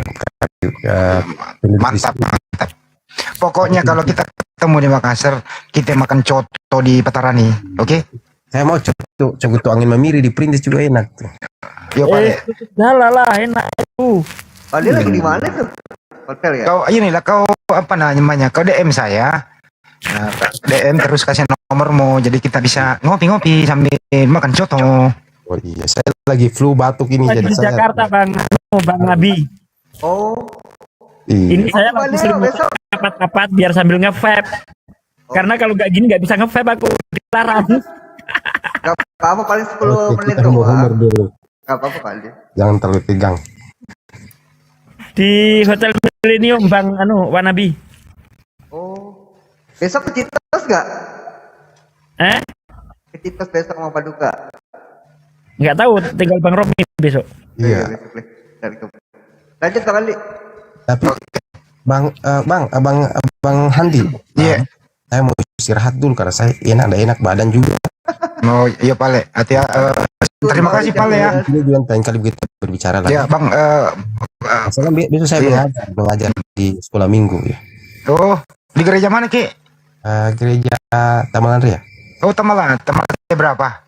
Taman Ria depan Pelen. depan BTP. Oh Tamalan TBTP. Yang itu bala. Oh ya Pale. Silakan Ki Pale. Kalau ada kata-kata salah, mohon maaf ya. Oke, mohon maaf juga iya. Oke Pale. Oke, selamat malam semuanya. Udah pagi di Makassar. Oh iya, Makassar di jam 2. Udah 2:30, hampir jam 2:30 di sana. Ya, jam 2.36 ya. Oke, terima kasih. Apa jam 2.36? Di sana jam 3.36. Ini jam 2.36. Iya. Oke, dado.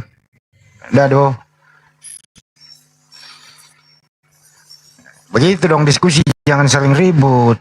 Pak Charles sopan ya, kita sopan gitu ya. Gitu aja gitu loh, supaya kondusif lah ya teman-teman. Kita itu sebenarnya nggak boleh saling bermusuhan. Tuh, santai. Petra boleh naik ke Bang Ali, Petra. Siapa? Petra. Naikin aja, siapa tahu ingin mendapatkan. Selamat pagi. Pagi Bang. Oh dari Islam Kristen Bang. Selamat Bang.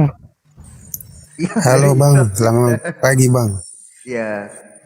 Dari Islam Kristen Bang Kentin. Pagi Bang Kensin. Iya, pagi Bang. Oh, Kristen. Abang dari Kristen ya Bang? Bukan, saya Nasrani. Oh Nasrani. Nasrani berarti pengikut Yesus, tidak menuhankan Yesus ya? Berarti tinggal lurusin doang Bang Ali ya. Setahu saya itu Nasrani itu Yesus itu utusan Tuhan. Betul ya Pak Kensin? Betul. Betul, paham kita. Beda tuh Nasrani sama Kristen, beda ya? Ya beda, sangat beda. Sangat beda. Tapi persamaannya kan masih mengimani Yesus disalib ya Bang ya? Iya, tapi yang diutamakan cuma Bapaknya yang di surga. Iya. Tapi kalau menurut gimana Bang? Bicara lu Bang. Tapi kalau menurut saya sih Bang, kalau bisa sih ya kita hilangkan dulu hal-hal yang bisa membuat akal kita tidak berfungsi dengan baik. Sekiranya Yesus kan kalau nggak salah di Ibrani 5:7 itu kan dia orang soleh dan doanya selalu diterima kan gitu ya Bang. Artinya apa? Yesus ini doanya itu minta diselamatkan dari cawan salib gitu. Mestinya sih nggak disalib Bang, diselamatkan gitu loh Bang. Setuju Bang? Iya, betul itu. Karena apa, perintah Tuhan itu nggak boleh membunuh orang yang tidak bersalah. Yesus kan nggak punya salah Bang. Yesus Mesias kan itu manusia yang wakil Tuhan di muka bumi. Gitu ya Bang ya? Iya. Yang nggak mungkin lah Tuhan tidak menolong dia dalam kesulitan apapun. Betul ya Bang? Ya betul. Nah, setelah Kak Abang mulai terbuka bahwa Yesus itu diselamatkan, apapun bencana apapun selalu dilindungi. Buktinya ada badai, dia bisa selamat dari perahu. Kedua, dia bisa diberi kekuatan dari Tuhannya untuk bermukjizat, nyembuhin orang sakit, orang lumpuh bisa jalan, orang buta melihat, bahkan Lazarus yang mati dia bisa hidupkan kembali. Karena apa? Diberi kekuatan oleh yang mengutus dia. Betul ya Bang? Iya betul. Nah, itu. Siapa sih ini Bang Ali? Oh ada.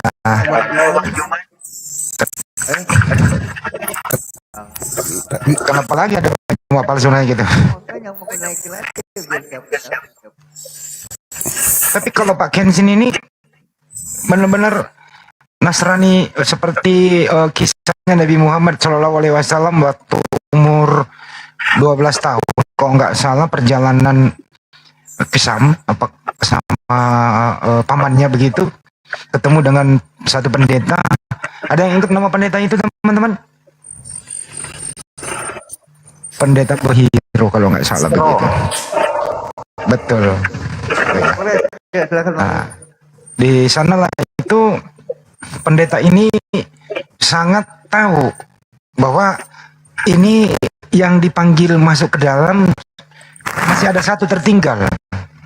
Kata pamannya nggak ada, sudah nggak ada, ada satu lagi dipanggil dia. Dilihat tanda kenabian begitu.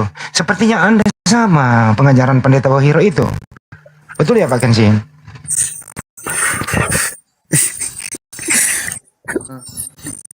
Atau kalau belum pernah baca ya nggak apa-apa, kita skip di situ ya.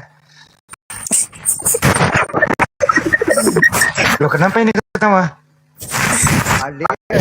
Kenapa sih berisik begini? Pali. Udah, lanjut. Pak Kensin kok suaranya aneh? Ini bener Anda bukan Muslim kan? Bukan. Oke. Jadi itu aja bro. Jadi selamat untuk Anda. Yesus itu utusan Tuhan, dia tidak disalib. Nah, tinggal bagaimana Anda ini dalam kehidupan modern seperti ini perlu ada aturan lagi. Bukankah di salah satu ajaran Yesus Mesias berkata gini, masih banyak yang ingin ku sampaikan kepada kalian semua, kalian belum sanggup menanggungnya. Aku akan pergi, akan datang seorang penolong yang lain. Jadi sesudah Yesus Mesias itu masih ada lagi bang. Setuju nggak bang? Aduh, kemana? Kayak mana ya katanya? Gini aja deh, menurut Abang Kensin, Yesus Mesias ngajar 3 tahun setengah itu menurut Anda cukup nggak tuh? Apa Kensin mah nggak respon? Capek deh gue. Bagaimana? Menurut Anda Yesus itu mengajar 3 tahun setengah ya di muka bumi ya? Ya. Nah, menurut Anda itu cukup nggak pegangan hidup kita di zaman modern ini? Menurut saya kalau kita menikmati dan melakukan semua itu cukup sudah ya. Saya bang boleh nggak izin ya? Misalnya kalau ingin menyembah kepada Bapak, caranya bagaimana?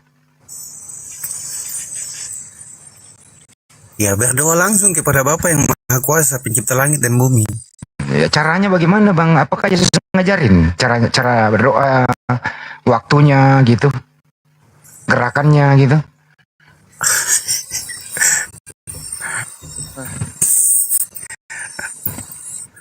Harus dicontohin loh sama Yesus. Contoh misalnya nih, Yesus sujud, dia buka kasutnya, membersihkan diri, masuk ke sinagog gitu. Apa ada seperti itu? Ya memang harus seperti itu bang. Tapi Pak Kensi nggak ngelakuin kayak gitu ah. Nah, ketahuan.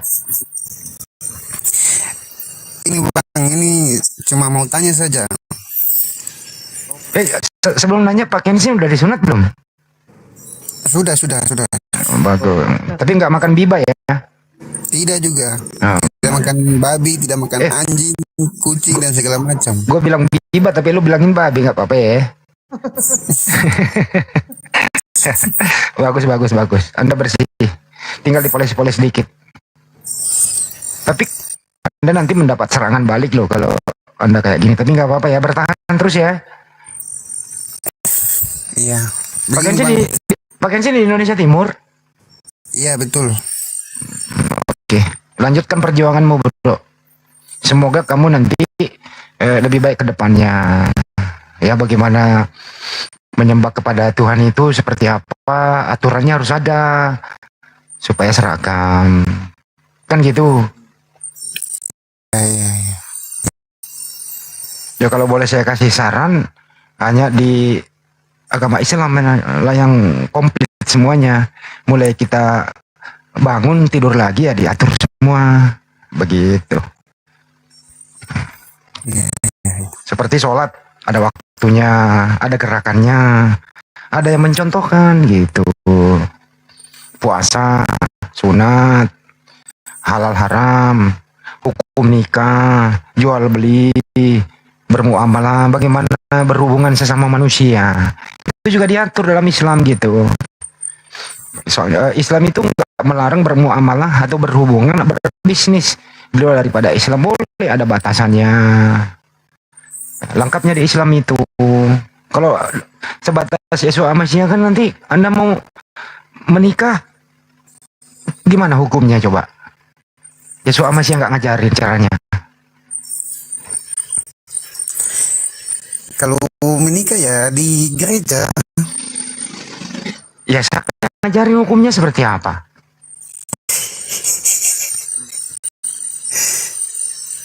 Nah, ayo belajar sama Islam caranya. Ada hukumnya jelas. Biar jadinya nanti nggak menimbulkan dosa, kan gitu. Gitu ya. Seperti nikah, jual beli misalnya seperti apa, membela diri seperti apa, hukum membela diri, bukan hukum kasih gitu loh. Hukum kasih boleh, tapi ada hal-hal tertentu hukum kasih itu nggak boleh dipakai dalam keadaan membela diri gitu loh. Dan seterusnya gitu loh bro Kenshin. Masih banyak tuh yang disampaikan Yesus. Sekarang waktunya kita sambung apa yang kira-kira penambahan untuk supaya hidup kita ini lengkap. Karena manusia itu nanti dimintai pertanggungjawaban apa yang dilakukan di muka bumi. Pak Kenshin setuju kan ya? Sesudah kita mati dimintai pertanggungjawaban ya? Iya betul. Nah, ditanya kita nanti sama pencipta itu. Yang menjawab itu ya bukan lagi mulut kita bisa ngeles-ngeles. Apa yang pernah dipegang oleh tangan ini itu yang bicara. Ya kan, apa yang pernah disentuh oleh kepala ini itu yang berbicara gitu loh. Apa yang pernah dilangkahkan kaki ini ya itu yang berbicara. Apa yang pernah apapun itu gitu loh. Termasuk lisan kita. Nah di Islam lah semua itu komplit ajaran itu. Begitu Bro Kenshin. Bang Kenshin mau nanya ke Pak Andi kali Bang Andi. Islam nggak mau nanya Islam ya Bang Kenshin. Bro Kenshin ini kalau 2 malam aja bareng sama kita ini. Iya. Insya Allah dapat hidayah dia. Aku jadi teman ya Bang Kenshin ya. Lu ngomong apa sih, kecil banget sih suara bos. Masa deh. Ngenyek gitu. Sekarang gede ya? Sekarang pas. Ganti kayak mic-nya yang bagus-bagus besok-besok gitu loh. Ini yang 200 Bang Andi, masih kecil. Bener. Coba aja tanya yang lain. Oh. Bang boleh tanya kan? Boleh Pak Gans. Boleh. Ya. Cuma mau tanya saja Bang, ini apa masih Islam atau sudah Muslim? Islam atau Muslim? Muslim itu apa sih?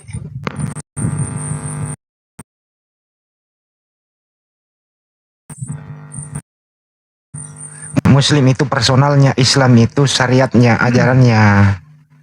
Gitu ya. Jadi kita ini Muslim, agamanya Islam, artinya Muslim berserah diri. Bagaimana cara kita berserah diri? Ya Islam masuk dengan hukum-hukumnya. Begitu kan. Oke baik Bang. Cek, ini bagus ya Bang Ali malah ya? Iya. Oh. Lanjut Bang Kenshin, lanjut silakan. Tidak Bang, cuma tanya itu saja. Izin pamit lagi. Nanya yang berat-berat kek. Bagus. Aku disuruh diam di bawah, ya udah aku diam. Kamu sering ngeliatin. Ya orang Ustadz Alif juga udah tidur kali. Coba dipanggil host Ustadz Alif, katanya yang jawab. Aku sih terserah yang di bawah. Kalau aku diam, semua diam loh. Mana? Coba aku diam 5 menit ya. Gue ikuti pendapat yang teman kita di bawah. Saya rasa dia Muslim juga, nyuruh saya diam. Coba aku diam 5 menit. Lanjutin, banyak yang mau lanjutin. Apa lihat di bawah. Lanjut Bang Ali. Oh. Setali monitor. Ya, makasih Bang. Saya izin pamit. Oke. Makasih Bang Kenshin ya. Besok sih lagi ya. Nanti kita ngobrol berdua dulu sama aku. Bang Kenshin, aku udah follow ya. Aku follow ya. Udah. Ya besok lah jam 8 malam lah. Ya. Oke Bang Hendril. Oke. Udah itu aja.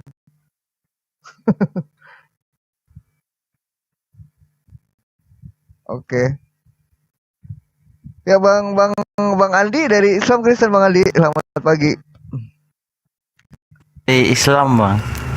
Oh iya, silakan ada mau disampaikan 2 menit Bang. Ke Bang Aldi apa yang siapa gitu. Apa Pak D, Ustaz Alif, Bunda, Bang Kores.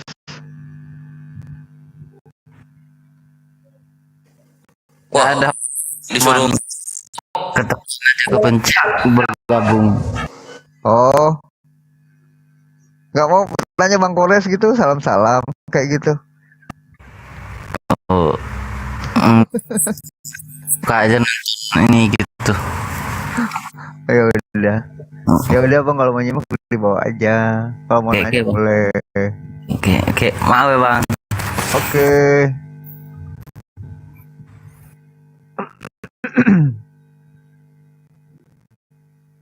Apa Zeus? Naik aja kau Zeus.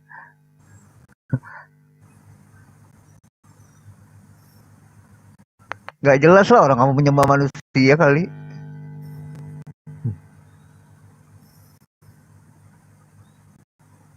Baby cream baby. Mana nih yang Kristen namanya nih?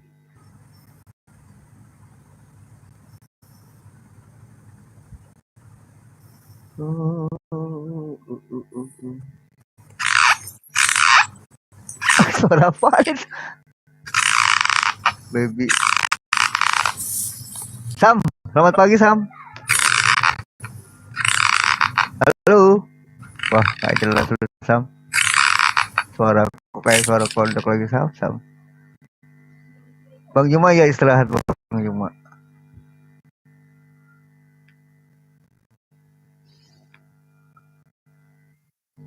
Enggak tidur, setelah masih di telepon juga. Ya, Bang Ade. Aku bisa bikin kopi, kenapa nggak ada yang ngomong? Cucu host. Terus ngomong siapa? Pada sugar. Aku bisa kopi tadi res. Disuruh diem. Kita diemin aja udah, nggak usah ada yang ngomong. Enggak, aku doang yang disuruh. Macem-macem Mai. Selamat malam semuanya saudara-saudara. Malam cucu. Kamu cucu saya emang. Namanya gitu. Cucu ya, ada mau disampaikan cucu, silakan. Selamat pagi. Selamat pagi semuanya. Islam Kristen Bang. Hah? Islam Kristen, Kristen lah. Oh Kristen, oke. Kan ada yang mau didiskusikan apa mau nanya? Oh Pak D itu. Pak D udah siap biar nggak ngantuk Pak D-nya.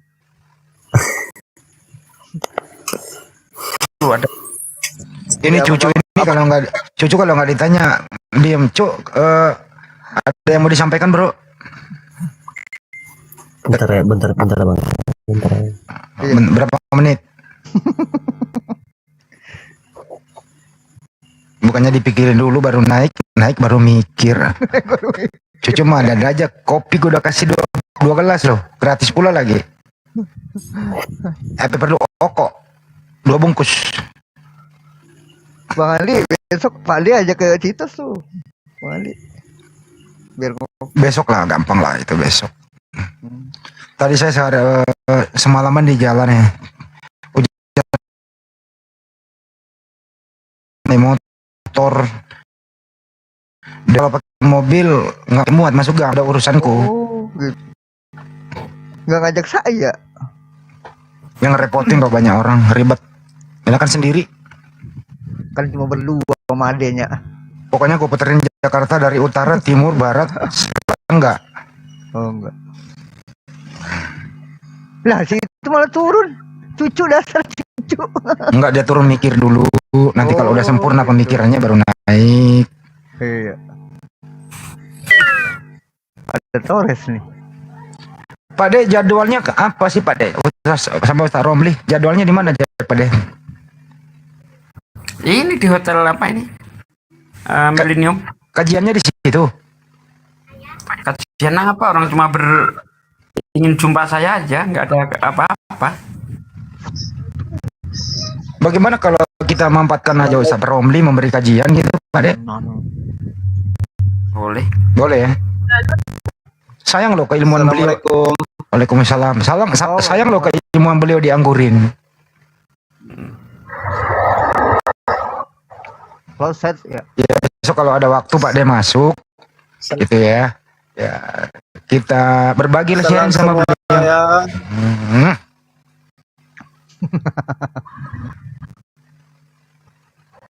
Ya Bang Tore silakan. Salam semua ya.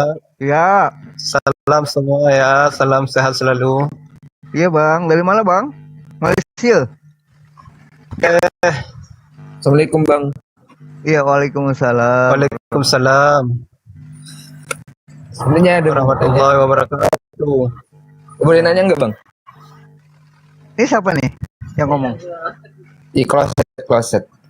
Oh iya, Bang dari Kristen Bang. Islam dong. Oh Islam. Oke. 5 Bang, 5. Udah dijawab 5. 5 apa Bang?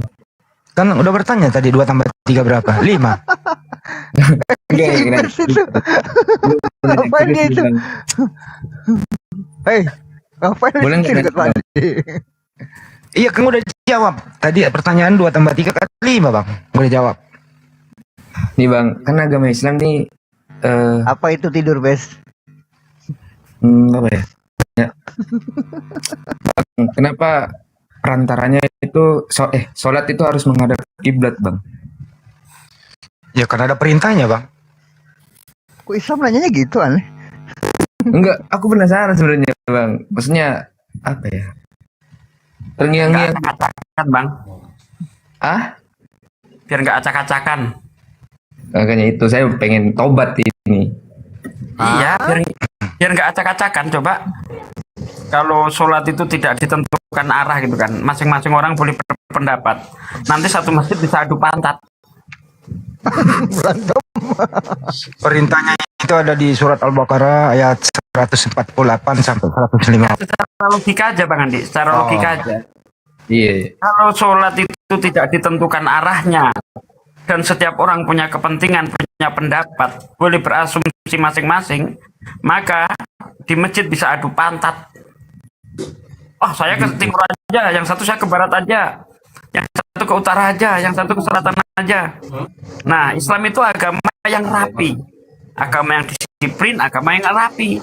Maka segala sesuatunya ditentukan oleh langsung dari Tuhan. Karena ibadah itu pengabdian langsung dari Tuhan, maka yang bisa menentukan, yang bisa mengatur hanya Tuhan. Tidak boleh manusia ikut campur. Oh begini cara menghadap Tuhan. Yang mengatur manusia udah boleh. Ini urusan Tuhan. Kalau Anda ingin kerja di istana, presiden yang punya aturan. Nggak boleh Pak RT ngatur istana, nggak boleh. Nah, logikanya seperti itu. Iya, masa kita sholat kalah rapinya dengan berbaris militer? Nggak boleh. Kita harus lebih rapi dari militer dalam sholat gitu.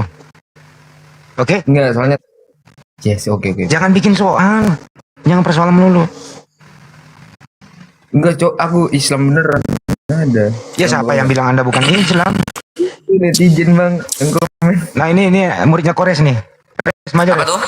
Ini muridmu bertanya.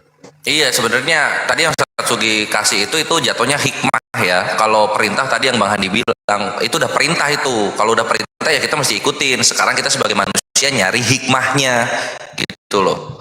Hikmahnya apa? Lihat, sekalinya adzan dikumandangkan, muslim itu berbaris rapi. Imamnya ruku, satu dunia ruku. Imamnya sujud, satu dunia sujud. Rapih nggak tuh? Gitu loh. Lihat hikmahnya. Iya. Kita bukan agama asumsi gitu. Jadi segala sesuatu sebelum kita berasumsi atau yang positifnya itu hikmah, kita lihat dulu perintahnya ada nggak. Kalau perintahnya nggak ada, ya ngapain dilakuin, kan gitu. Contoh misalnya nggak ada perintah nih, nggak ada perintah. Terus kita tiap apa tuh? Res, nggak ada perintah merokok harus menghadap ke timur, nggak ada perintah toh. Terserah kita mau menghadap. Benar nggak? Iya benar bang. Entahnya ya, nanti orang-orang ada yang menghadap patung, ada penisnya, atau ada yang menghadap bule Eropa, karena gitu kan apa? Gitu. Nggak ada foto nanti, alah susah. Shalom. Nggak ada proyektor. Salam. Coba mencerdaskan, diam dulu. Mencerdaskan lo, diam dulu. Nanti kau membutakan. Lalu lu diam dulu muridku ya. Kalau saya apalagi kira-kira kau selama ini ragukan gitu kalau saya. Kenapa sih kau jadi orang kayak gini bro? Bukankah ke pasar itu, bukan kalau ke pasar itu perlu bawa duit? Kalau ke pasar nggak bawa duit mau ngapain gitu loh? Nah, bukankah kita nanti setelah tidak ada di muka bumi perlu bawa mencerdaskan? Diam dulu, lama-lama juga nih gue kasih teh botol ya. Kalau siapa sih? Kalau lu ke pasar itu bawa duit nggak? Iya bawa lah bang. Ya bawa. Nanti kalau kamu ke akhirat nanti bawa amal nggak? Ya pasti bawa tujuan. Nah caranya beramal bagaimana? Sholat. Ah pinter. Ya udah itu aja. Yang macam-macam ya. Puasa. Enggak, iya bang. Gue pintar. Larangan. Baru belajar. Mantap. Mantap. Ya bagus lah, belajar terus bang ya, bang Kloset ya. Islam enak loh, kloset. Islam enak. Kalau misalnya lu mati dalam peperangan, lu dinikahkan dengan 72 bidadari. Agama sebelah, lu mati, lu dinikahkan dengan Tuhannya sendiri loh. Aduh, anjir. Jijik nggak tuh? Jijik lah. Makasih ya, bang Kloset. Ya. Pengen sih kajian gitu bang, diskusi gitu. Pengen belajar juga. Oke bang Kloset, makasih ya, baru. Ya ikut aja di sini, nonton, dengerin. Terima kasih, siap bang. Oke bang, mencerdaskan, silakan. Tapi yang pesankan sama siapa tadi itu? Kloset. Ya. Boleh amal itu perlu, tapi jangan sampai lo kotak-katik kota amal ya.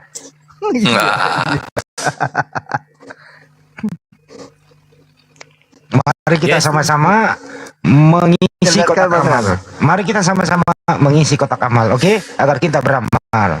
Masya Allah. Allahu Akbar. Nah ini ada mencerdaskan nih, asik nih ada mencerdaskan. Mencerdaskan, aku mau nanya. Iya. Mau nanya nih mencerdaskan. Mencerdaskan aku nanya ya. Nabi Isa sama Yesus itu sama atau beda? Isa di dalam konteks Alkitab berbahasa Arab sama, namun Isa di luar Alkitab ya jelas berbeda. Beda ya? Oke, siap. Oke.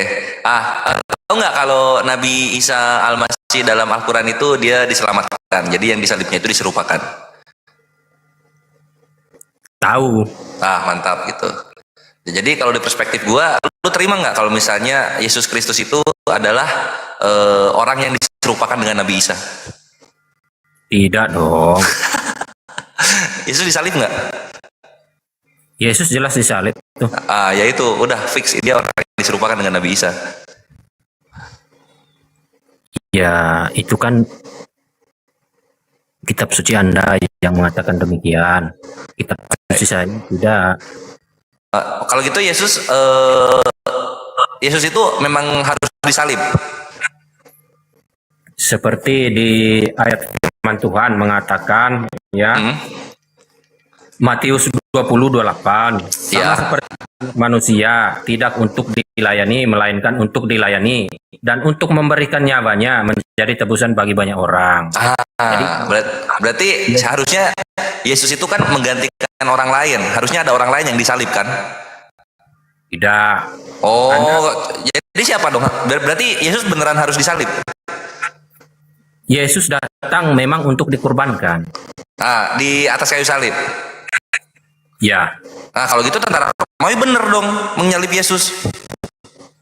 Semua tokoh-tokoh yang di dalam Alkitab itu dipercaya oleh Allah untuk bener, berarti kan tentara Romawi itu menyalib Yesus kan? Dibenarkan. Jangankan tentara Romawi ya, siapa saja itu yang terlibat mereka akan diselamatkan. Karena Yesus kan berkata, ya Bapa ampunilah mereka sebab mereka tidak tahu apa yang mereka perbuat. Ya, jadi mereka itu hanya melakukan apa yang menjadi kehendak Allah. Begitu. Mantap. Artinya Yudas, tentara Roma, iblis, mereka semua masuk surga. Semua itu diciptakan oleh Allah untuk ya tugasnya, perannya masing-masing. Iya, enggak. Iya, perannya itu kan iblis membisiki Yudas, Yudas mengatakan kepada Yahudi, Yahudi mengatakan kepada tentara Roma. Jadi empat-empatnya masuk surga kan? Kalau Yudas, kalau tentara Romawi itu kan bersifat fisik. Namun iblis di sini tidak berupa fisik. Iblis di sini yang dimaksud adalah bukan sesosok seperti manusia, dia berambut ataupun bertangan ataupun berwajah. Iblis di sini yang digambarkan oleh Allah adalah sifat manusia yang jahat. Itu dikatakan iblis yang merasa diri. Oke, jadi sifatnya siapa? Itu sifat iblis. Iblis katanya sifat. Iblisnya siapa ini yang membisiki Yudas ini? Iblis yang diciptakan oleh Allah. Mantap. Artinya iblis sudah direncanakan untuk membisiki Yudas. Sudah, karena tidak ada satu kehendak pun di atas muka bumi ini sesuai dengan kehendak sendiri, melainkan kehendak dia. Tapi konteksnya di dalam Allah berfirman, ya, bedakan konteksnya. Ketika Anda melakukan kejahatan, itu bukan kehendak Allah, itu adalah kehendak dari diri Anda sendiri, karena Allah sudah mengasihkan Anda itu akal budi pekerti. Namun ketika konteksnya iblis, ketika firman Allah itu menyampaikannya kepada manusia, iblis kan diciptakan oleh Allah, ya. Namun manusia yang memilih apakah ikut iblis, apakah ikut Allah, kan begitu. Namun kalau nggak ikut iblis, Yesus nggak disalib dong. Namun konteksnya di dalam konteksnya penyaliban Yesus itu iblis di sini mempunyai peran, tapi khusus di situ saja, yang lain-lain tidak. Iya, tanpa bisikan iblis, Yudas nggak akan berkhianat kan? Ya. Nah itu dia. Tanpa bisikan iblis, Yesus tidak akan disalib. Ya. Nah ya udah. Artinya Yudas, iblis, Yahudi dan Roma masuk surga semua. Berjasa semuanya. Kan sudah saya bilang. Thank you. Sesuatu yang terlibat di dalam Alkitab itu berjasa. Berjasanya di mata siapa? Berjasa di mata manusia yang memahami firman Allah. Namun sejatinya hakikatnya manusia itu adalah ciptaan Allah. Hakikatnya iblis ya iblis. Enggak apa-apa. Perkara hakikat kita nggak ada masalah di sana. Tapi yang namanya berjasa tentunya ada imbalan yang diterima kan gitu. Ya, kalau berbicara bagus. Ini baru Kristen yang jujur ini. Jadi iblis, tentara Roma, Yahudi dan juga Yudas masuk surga semua. Keren. Lanjut. Mau nanya apa? Seperti yang saya bilang tadi ya. Udah dong, kita udah setuju ini. Lanjut. Ayo topik berikutnya. Mau nanya Islam. Anda tadi sudah mendengarkan penjelasan dari saya. Konteks iblis di sini, ya khusus di konteks penyaliban Yesus, iblis punya peran. Namun, iblis itu kan bukan sesosok seperti orang, seperti makhluk. Iblis ini hanya sifat manusia itu sendiri. Ya? Iya. Maksudnya gini, emang nanti di sorga itu bawa daging? Enggak kan? Dengar dulu. Apalagi? Ya. Iblis itu datang dalam bentuk berupa apa saja. Dalam bentuk hewan, dalam bentuk penglihatan manusia lah, ya. Itu sosok iblis itu berwujud berbagai macam cara. Karena iblis itu adalah sifat dari sisi negatifnya manusia.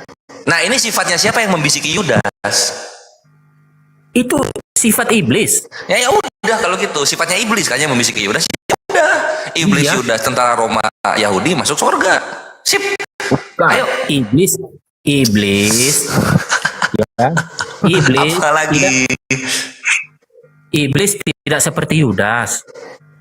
Iya, karena iblis yang membisiki Yudas kan gitu. Iya. Ya namun di sini Anda mengatakan iblis di surga. Iblis kan hanya sifat dari manusia yang jahat. Nah, sifat melekat kepada manusia enggak? Sifat melekat kepada manusia ketika manusia itu memilih iblis. Melekatnya kepada daging atau kepada ruhnya? Sifat iblis itu melekat kepada pemikiran seseorang yang punya Pemikiran itu ada di daging atau di roh? yang tahu mana yang baik, mana yang jahat. Nah, ya pengetahuan baik dan jahat itu di daging atau di roh?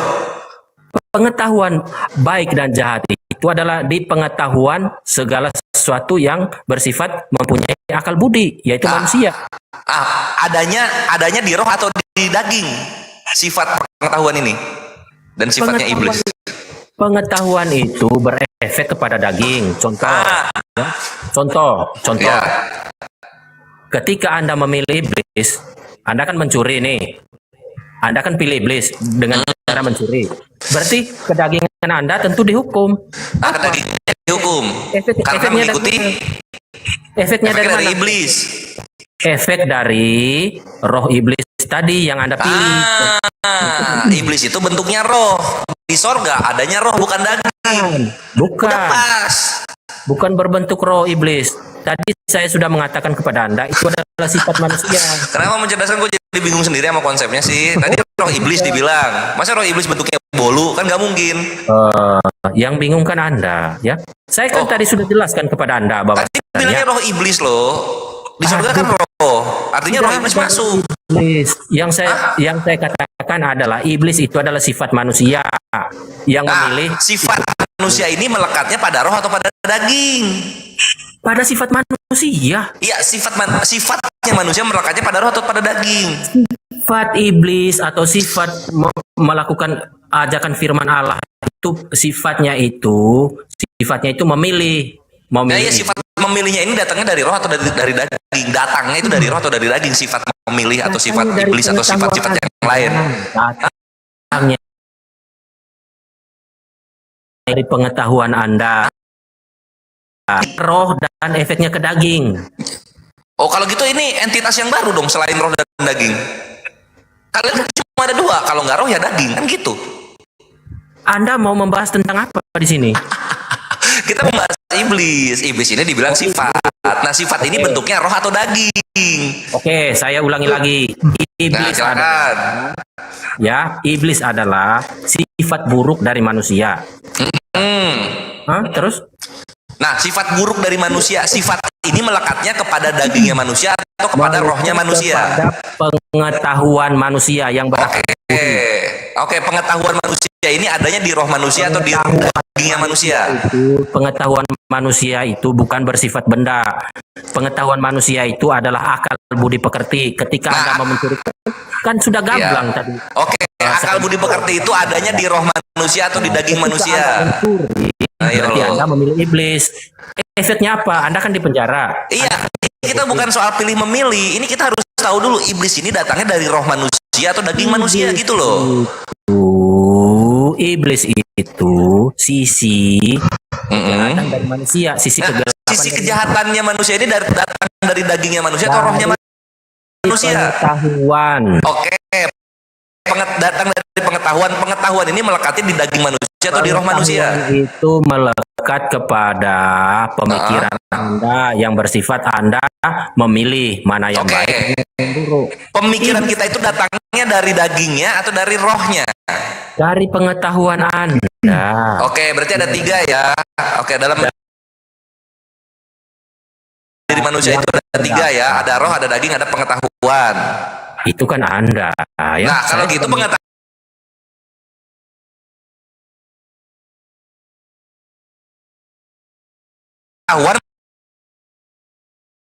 pengetahuan Anda itu Anda nampak ya, kalau nggak nampak berarti melekatnya di mana? Di roh?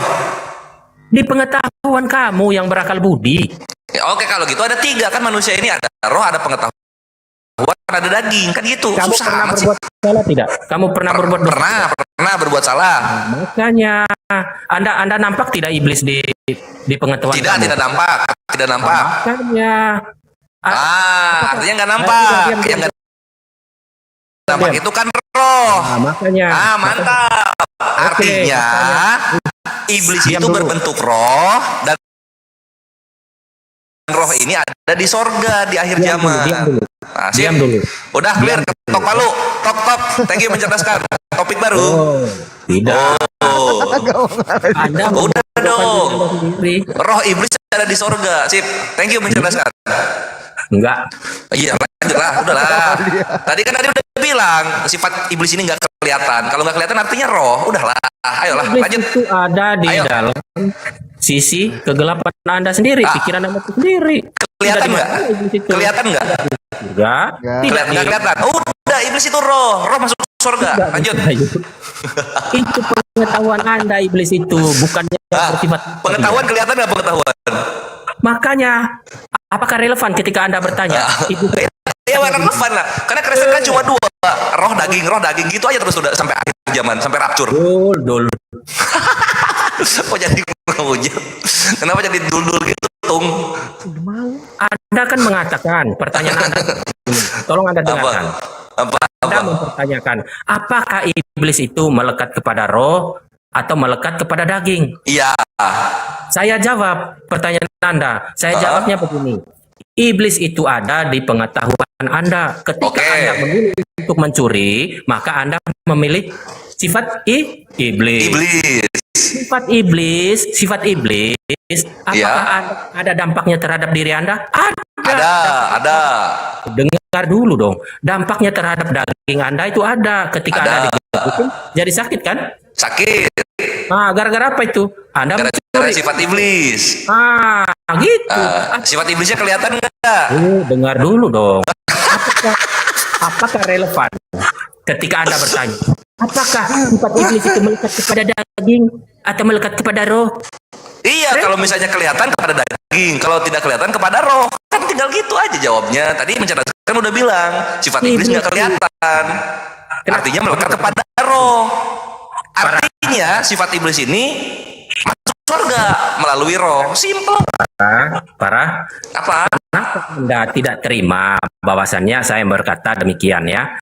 Iblis. Gue menerima, makanya kita ganti topik karena gue udah menerima, gue udah ngerti. Berarti iblis. Anda terima bahwasanya iblis itu ada di pengetahuan Anda, oke? Terima ya, ya. Dan tidak terlihat. Sudah. Sip ya, lanjut ya. Itu kawan-kawan ya, iblis berjasa dan iblis masuk surga secara roh. Lanjut. Salah dia. Enggak. Dibilang salah dia. Sifat iblis itu melekat kepada ilmu pengetahuan seseorang. Lah ilmu pengetahuan ini kelihatan atau enggak?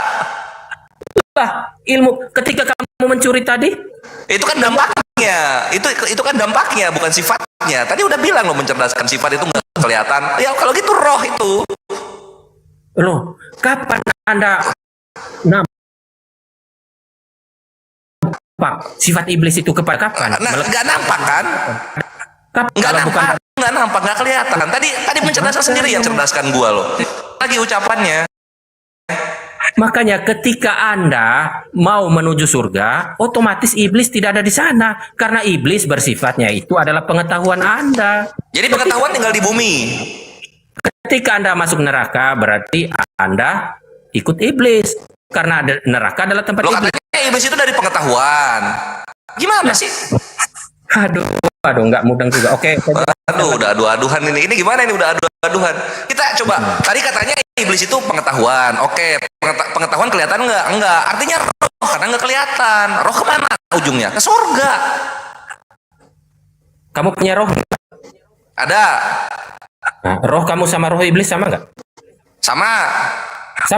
Oh, berarti roh Anda iblis. Berarti Anda nanti masuk neraka. Nggak perlu Anda tanya lagi di surga. Enggak dong. Kalau kita pakai konsep Kristen, roh itu ke surga. Surga itu tempatnya roh.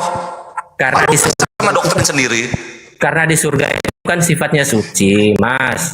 Ketika Anda daging suci nggak? Roh suci nggak roh? Mas, dengar dulu Mas ya. Ya. Mencerdaskan kenapa kok jadi bingung sendiri? Yang bingung kan Anda, bukan saya. Ya, loh, tadi katanya ini apa sifat iblis itu pengetahuan melekat kepada roh nggak kelihatan. Artinya masuk surga. Misalkan surganya Anda Kristen. Apa? Ini Iwan kita dialognya gaya terhitung ya Iwan ya.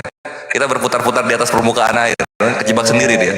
Anda bahas terhitung. Oke, saya bertanya boleh? Boleh. Nah, ini ganti topik gitu loh kan. Oke, saya ikutin mau Anda di sini. Ayo. Anda bertuhan tidak? Ya, Oke, dari mana Anda tahu bahwasanya Anda itu bertuhan? saksi nabi-nabi dari Nabi Adam sampai Nabi Muhammad Shallallahu Alaihi Wasallam. Nabi-nabi segala tetek bengeknya itu dari mana Anda tahu? Dari perkataan nabi-nabi. Iya, perkataan nabi-nabi segala sesuatu tetek bengeknya itu dari mana Anda tahu? Dari perkataan nabi-nabi, nabi-nabinya berkata-kata. Apakah Anda hidup sezaman Nabi? Tidak. Kan saya tanya, dari mana Anda tahu? Dari perkataan nabi-nabi. Kapan Anda dengar itu perkataan para nabi? Ketika dituliskan di dalam Al-Quran. Itu Nggak dong. dijawab putar-putar juga kayak seperti dia menjawab diputar-putar juga. Apa-apa nanti dia kejawab sendiri bahkan lihat aja. Al-Quran itu apa? Al-Quran itu apa? Al-Quran itu kitab suci. Perkataan Allah yang dituliskan. Kata siapa? Kata kami. Kata kamu kan? Berarti kamu yang menentukan Al-Quran itu suci apa enggak? Ya. Oh, Anda berarti dapat saya katakan bahwasanya mau apa? Kalau udah kayak gitu mau apa?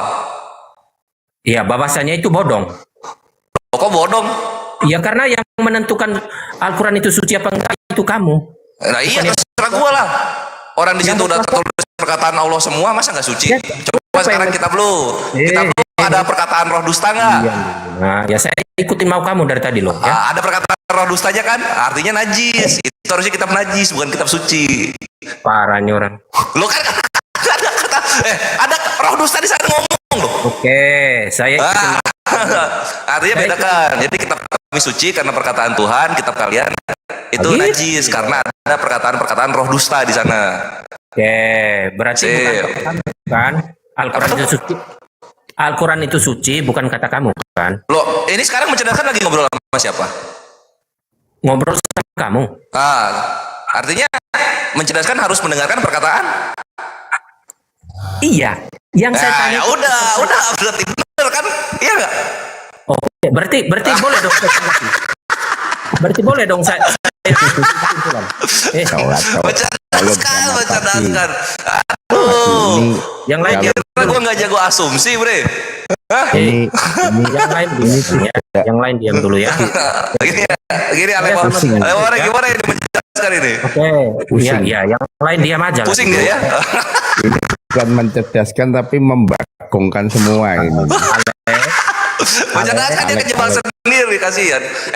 Mencerdaskan Alex Papariko itu ini ya, Kristen ya? Iya, saya Shalom, saya Kristen. Alex diam dulu ya. Nanti kita diskusi Alex ya. Tenang saja, gampang. Enggak, dia Kristen, bre. Dia Kristen. Lu mau diskusi apa sama-sama Kristen? Udah, nanti gampang, itu urusan kami itu nanti. Enggak, ya coba tahan, sabar, jangan emosi. Itu di bawah ya. Step by step gitu. Keren juga ya Kores pakai gaya-gaya terhitung ya, asumsi dia. Saya kepada Anda dulu ya. Ayo, apa lagi? Pasrah, dengar saya apa tidak? Iya, dengar. Lanjut, apalagi yang mau ditanyakan? Tadi kan Anda mengatakan bahwasannya Al-Quran itu suci, itu menurut Anda yang memutuskan bahwasannya Al-Quran itu suci. Betul apa betul? Iya. Berarti kesimpulannya Al-Quran itu suci kan, kamu kan orang berdosa. Loh. Saya lagi ngobrol sama siapa sekarang? Lagi ngobrol sama siapa? Gue orang berdosa. Menjelaskan lagi ngobrol sama siapa? Kok Anda berhak menentukan Al-Quran itu suci apa tidak? Ya karena kita kan punya akal budi. Asik. Akal budi untuk apa? Untuk menentukan mana yang benar, mana yang salah lah. Ya, untuk itu mencerdaskan. Anda kan bersifat makhluknya itu makhluk ciptaan. Jadi kok Anda yang menentukan bahwasanya Al-Quran itu suci? Ya udah, sekarang Bible yang menentukan suci siapa? Kok tanya balik? Ya enggak, kita kan harus perbandingan gitu. Ya nanti argumentasi kita itu ketika Anda ditanya jawab aja dulu. Oh gitu, ya udah kalau gitu. Artinya mencerdaskan juga nggak bisa menjawab karena jawaban gue mewakili semua kitab suci yang ada. Nah, gembleng lu ya. Ketika saya maka tanya balik. Tadi ini udah dijawab gitu. Mencerdaskan. Kan aja kitab suci nggak? Suci. Kata siapa? Kata gua. Oh, kata lu. Iya. Kok bisa ngomong suci? Gua tanya, mencerdaskan emang ngobrol sama siapa sekarang? Sama gua Ya udah, berarti dari perkataan gua. Susah banget kayak gitu mengerti. Berarti ya, yang berhak mengatakan Al-Quran itu suci apa tidak, itu adalah kamu. Sekarang untuk sekarang ya. Berarti bukan junjunganmu, bukan sesembahan kamu yang mengatakan Al-Quran itu suci. Nabi kami juga bilang begitu. Tapi tadi Anda bilang, Anda yang berhak mengatakan bahwasannya, yang menentukan bahwasannya Al-Quran itu suci apa enggak, Anda yang menentukan, kata Anda Karena tadi. mencerdaskan lagi ngobrol sama saya di sini. Ya, saya kan tanya kepercayaan kamu, bukan tanya kamu, tanya kepercayaan kamu. Lo jadi lagi nanya kepercayaan. Oke, nanti kepercayaan gue yang menjawab. Coba tanya lagi kepercayaan gue. Oke, Anda kan tahu Tuhan. Tadi kan saya bertanya, apakah kamu punya Tuhan? Kata Anda kan iya. Dari mana Anda tahu bahwasanya Anda itu punya Tuhan? Dari para nabi. Dari mana Anda tahu bahwasanya perkataan para nabi itu demikian? Ya dari perkataan para nabi. Pokoknya sampai ngeyel lah. Ketika Anda berbicara seperti itu, saya tanya, memangnya Anda hidup zaman para nabi? Oh tidak, saya tahu dari kitab suci. Dari mana Anda tahu bahwasanya itu kitab suci? Keputusan Anda menjawab bahwasanya yang menentukan kitab suci itu adalah saya. Berarti kamu yang menyimpulkan bahwasanya Al-Quran itu suci apa tidak, kamu yang menyimpulkan. Ya. Berarti kan bukan junjungan kamu, bukan sesembahan kamu yang menentukan bahwasanya itu suci.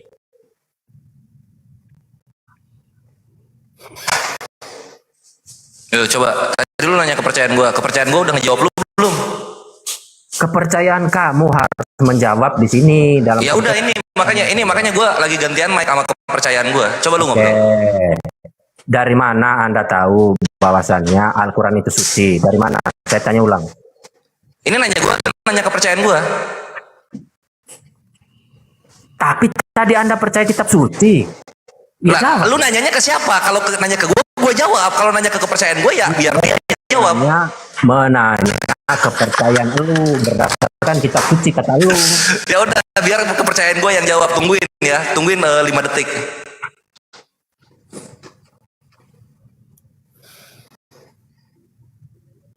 Tuh.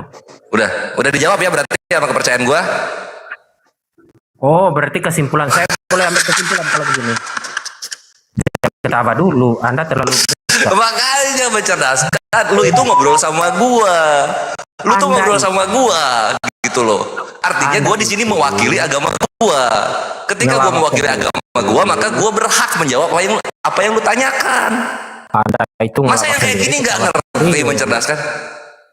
Hiburan Anda itu terlalu over lah untuk diri Anda.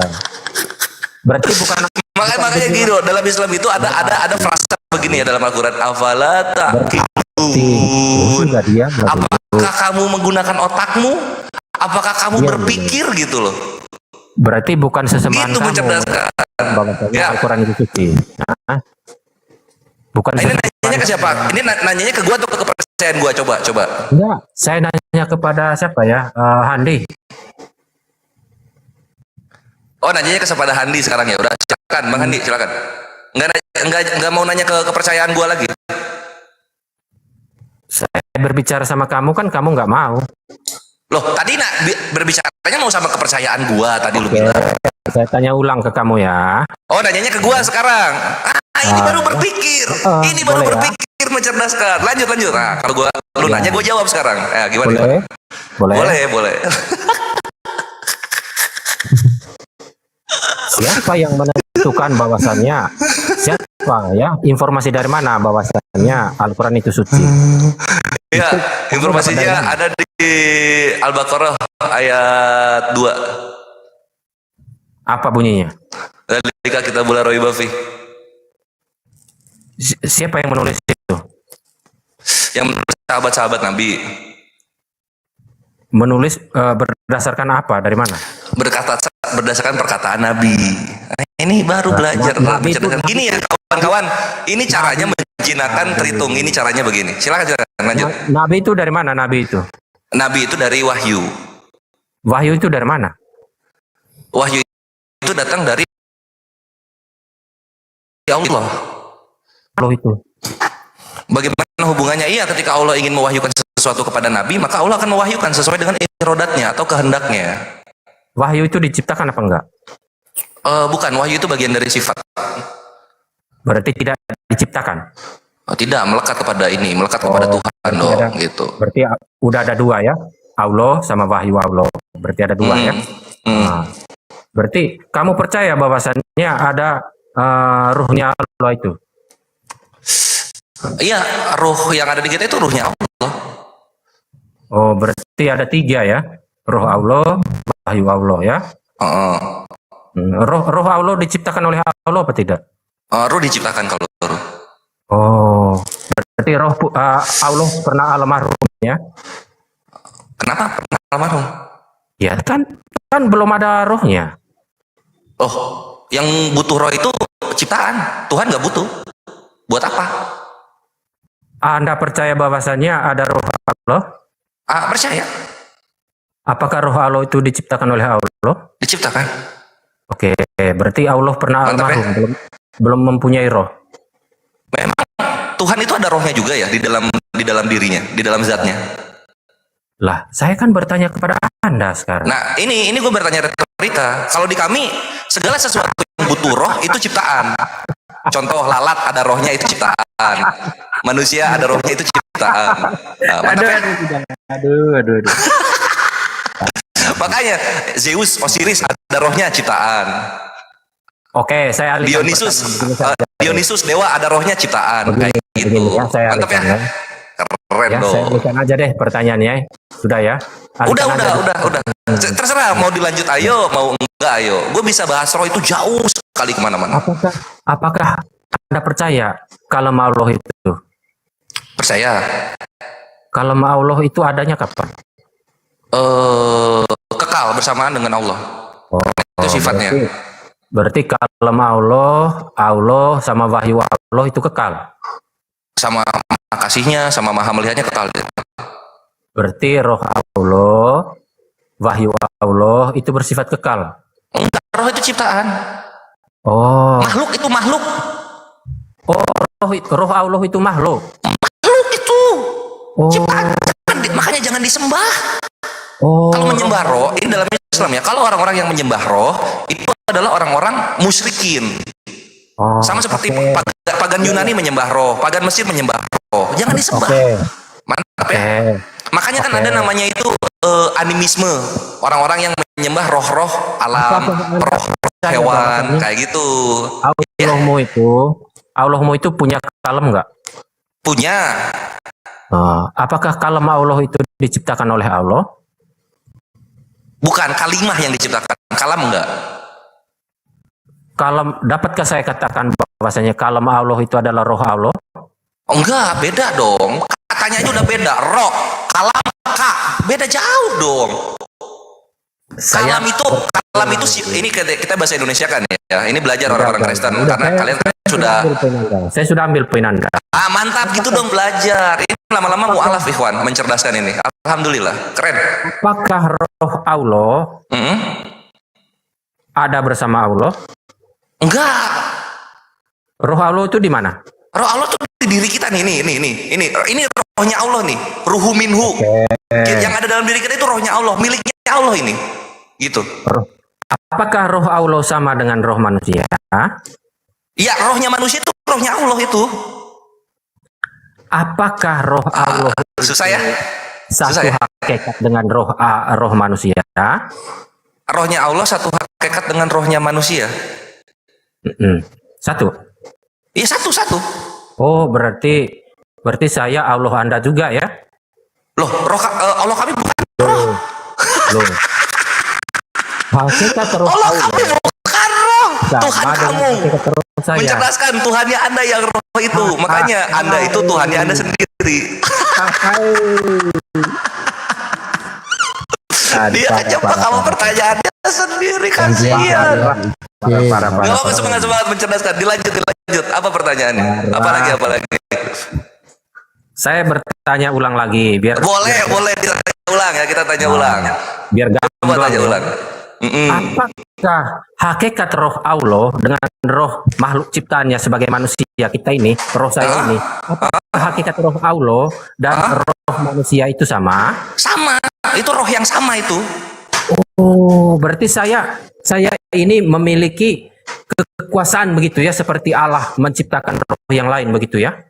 Iya, rohnya lu sama roh yang itu sama-sama ciptaan semua, sama semua. Oh, roh Allah diciptakan oleh Allah. Iya, dari tadi masih nggak terima kenyataan. Roh Allah apakah diciptakan oleh Allah? Diciptakan. Roh Allah itu makhluk Abdul. Hamba dia. Oke, roh Kan Allah nanti di Al-Ma'arij saya tempat itu roh itu berbaris-baris sama malaikat barengan. Iya, saya sudah mantap. sudah. Gitu ya. Oleh mantap ya. Makanya jangan menyembah ciptaan, Bre. Sudah. Jangan menyembah Abdul. Jangan ke sana dulu ya. Ya jangan ke sana dulu. Jangan Enggak, di sini gua menyadarkan mencerdaskan gitu. Ngapain sih nyembah roh sih? Gua udah baca semua kitab suci, itu nggak ada itu roh itu Tuhan itu nggak ada. Kita bahas kepada substansi ya, substansi. Nah iya, pokok substansi. pembahasan. Kita kan bahas dari substansi. Substansi itu kan dari yang Oke, tertulis bahas gitu dari loh. substansi pembahasan. Betul. Apakah roh Allah itu diciptakan oleh Allah? Diciptakan banget berkali-kali terus menerus sampai baris berbaris loh. Enak banget jawaban gua. Enak Oke. banget. Apakah roh Allah itu kekal bersama Allah? Enggak kekal, orang ciptaan.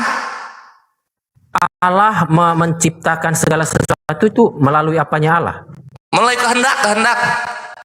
Kehendaknya itu diaktualisasikan dengan cara apa? Ya kehendaknya diaktualisasikan dengan dia berkehendak. Ya, berkehendaknya itu mengaktualisasikan. Dari mana Anda tahu bahwasannya si kambing itu diciptakan oleh Allah? Allah menciptakan Ya kan kambing. udah ada firman ya Allah ya, bahwa Allah menciptakan segala sesuatu baik di langit maupun di bumi. Apa susahnya? Iya, melalui apanya Allah? Enggak diceritain kalau itu. Aduh, berarti imanmu tuh bodong. Loh, imanmu jelas emang, coba pengen tahu gimana emang? Oke. Gimana? Ya. Coba. Ketika Anda memisahkan antara ciptaan dengan makhluk yang bersifat materi, Anda memisahkan itu dari Sang Pencipta, maka Anda gagal memahami, gagal mentuhankan, gagal mengalahkan Allah sesembahan Anda. Kenapa saya Kalau gue sih yang penting nggak fitnah Tuhan sih. Kalau Tuhan nggak ngomong bahwa dirinya itu roh, ya jangan difitnah gitu loh. Gitu aja sih. Ketika Anda bernarasi bahwasanya segala sesuatu baik roh manusia itu diciptakan oleh Allah. Makanya saya bertanya, roh manusia itu ataupun kambing ataupun batu diciptakan oleh Allah melalui apanya Allah gitu loh. Ya melalui kehendaknya. Kalau Allah tidak berkehendak menciptakan, tidak tercipta. Dari ini mana makanya ini Kristen ini denomnya 45.000 karena nggak beres-beres bahas begini. Dari Kasihan, mana tahu Anda nggak? tahu bahwasannya Allah menciptakan segala sesuatu itu melalui kehendaknya? Ya dibaca Al-Muluk tuh, Al-Muluk.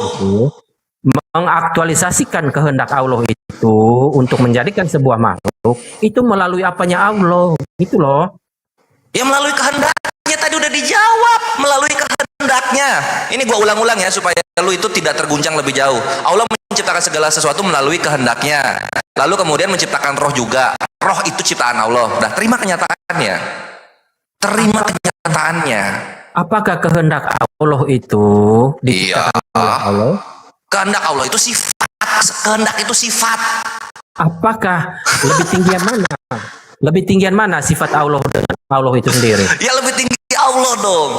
Oke. Karena kalau sifat tidak diaktifkan oleh Allah, maka sifat tidak bisa apa-apa. Oke, berarti gugur perkataan kamu bahwasannya kehendak Allah itu kekal bersama Allah. Yang pertama kali tadi, gugur ya? Kenapa? Kan itu soal kekal. Ini sekarang soal setara. Gugur ya? Coba dijabarkan gugurnya di mana antara kekal dengan setara. Coba silakan.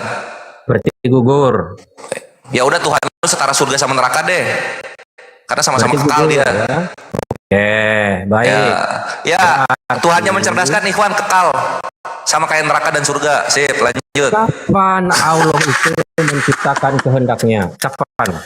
Nggak pernah diciptakan kehendak itu. Sifat itu tidak diciptakan. Sifat itu melekat kepada holik atau makhluk. Kalau melekatnya kepada holik, maka dia kekal. Kalau dia melekatnya kepada makhluk, maka dia tidak kekal. Lihat keren banget Islam itu menjelaskan. Kekristenan itu kebingungan loh. Kasihan loh. Makanya Saya bre, bertanya pindah ulang, Islam, ya. mencerdaskan. Ya. Pindah Islam. Nggak usah plan Enggak, lu kalau di Kristen akan kebingungan terus. Kasihan. harus konsisten, Mas. Kalau iman itu Enggak, harus makanya lu dari tadi pertanyaan lu coba. Pertanyaan lu tuh berulang. Apakah roh diciptakan? Iya. Mau. Apakah roh diciptakan? Gua jawab iya. Itu gua konsisten.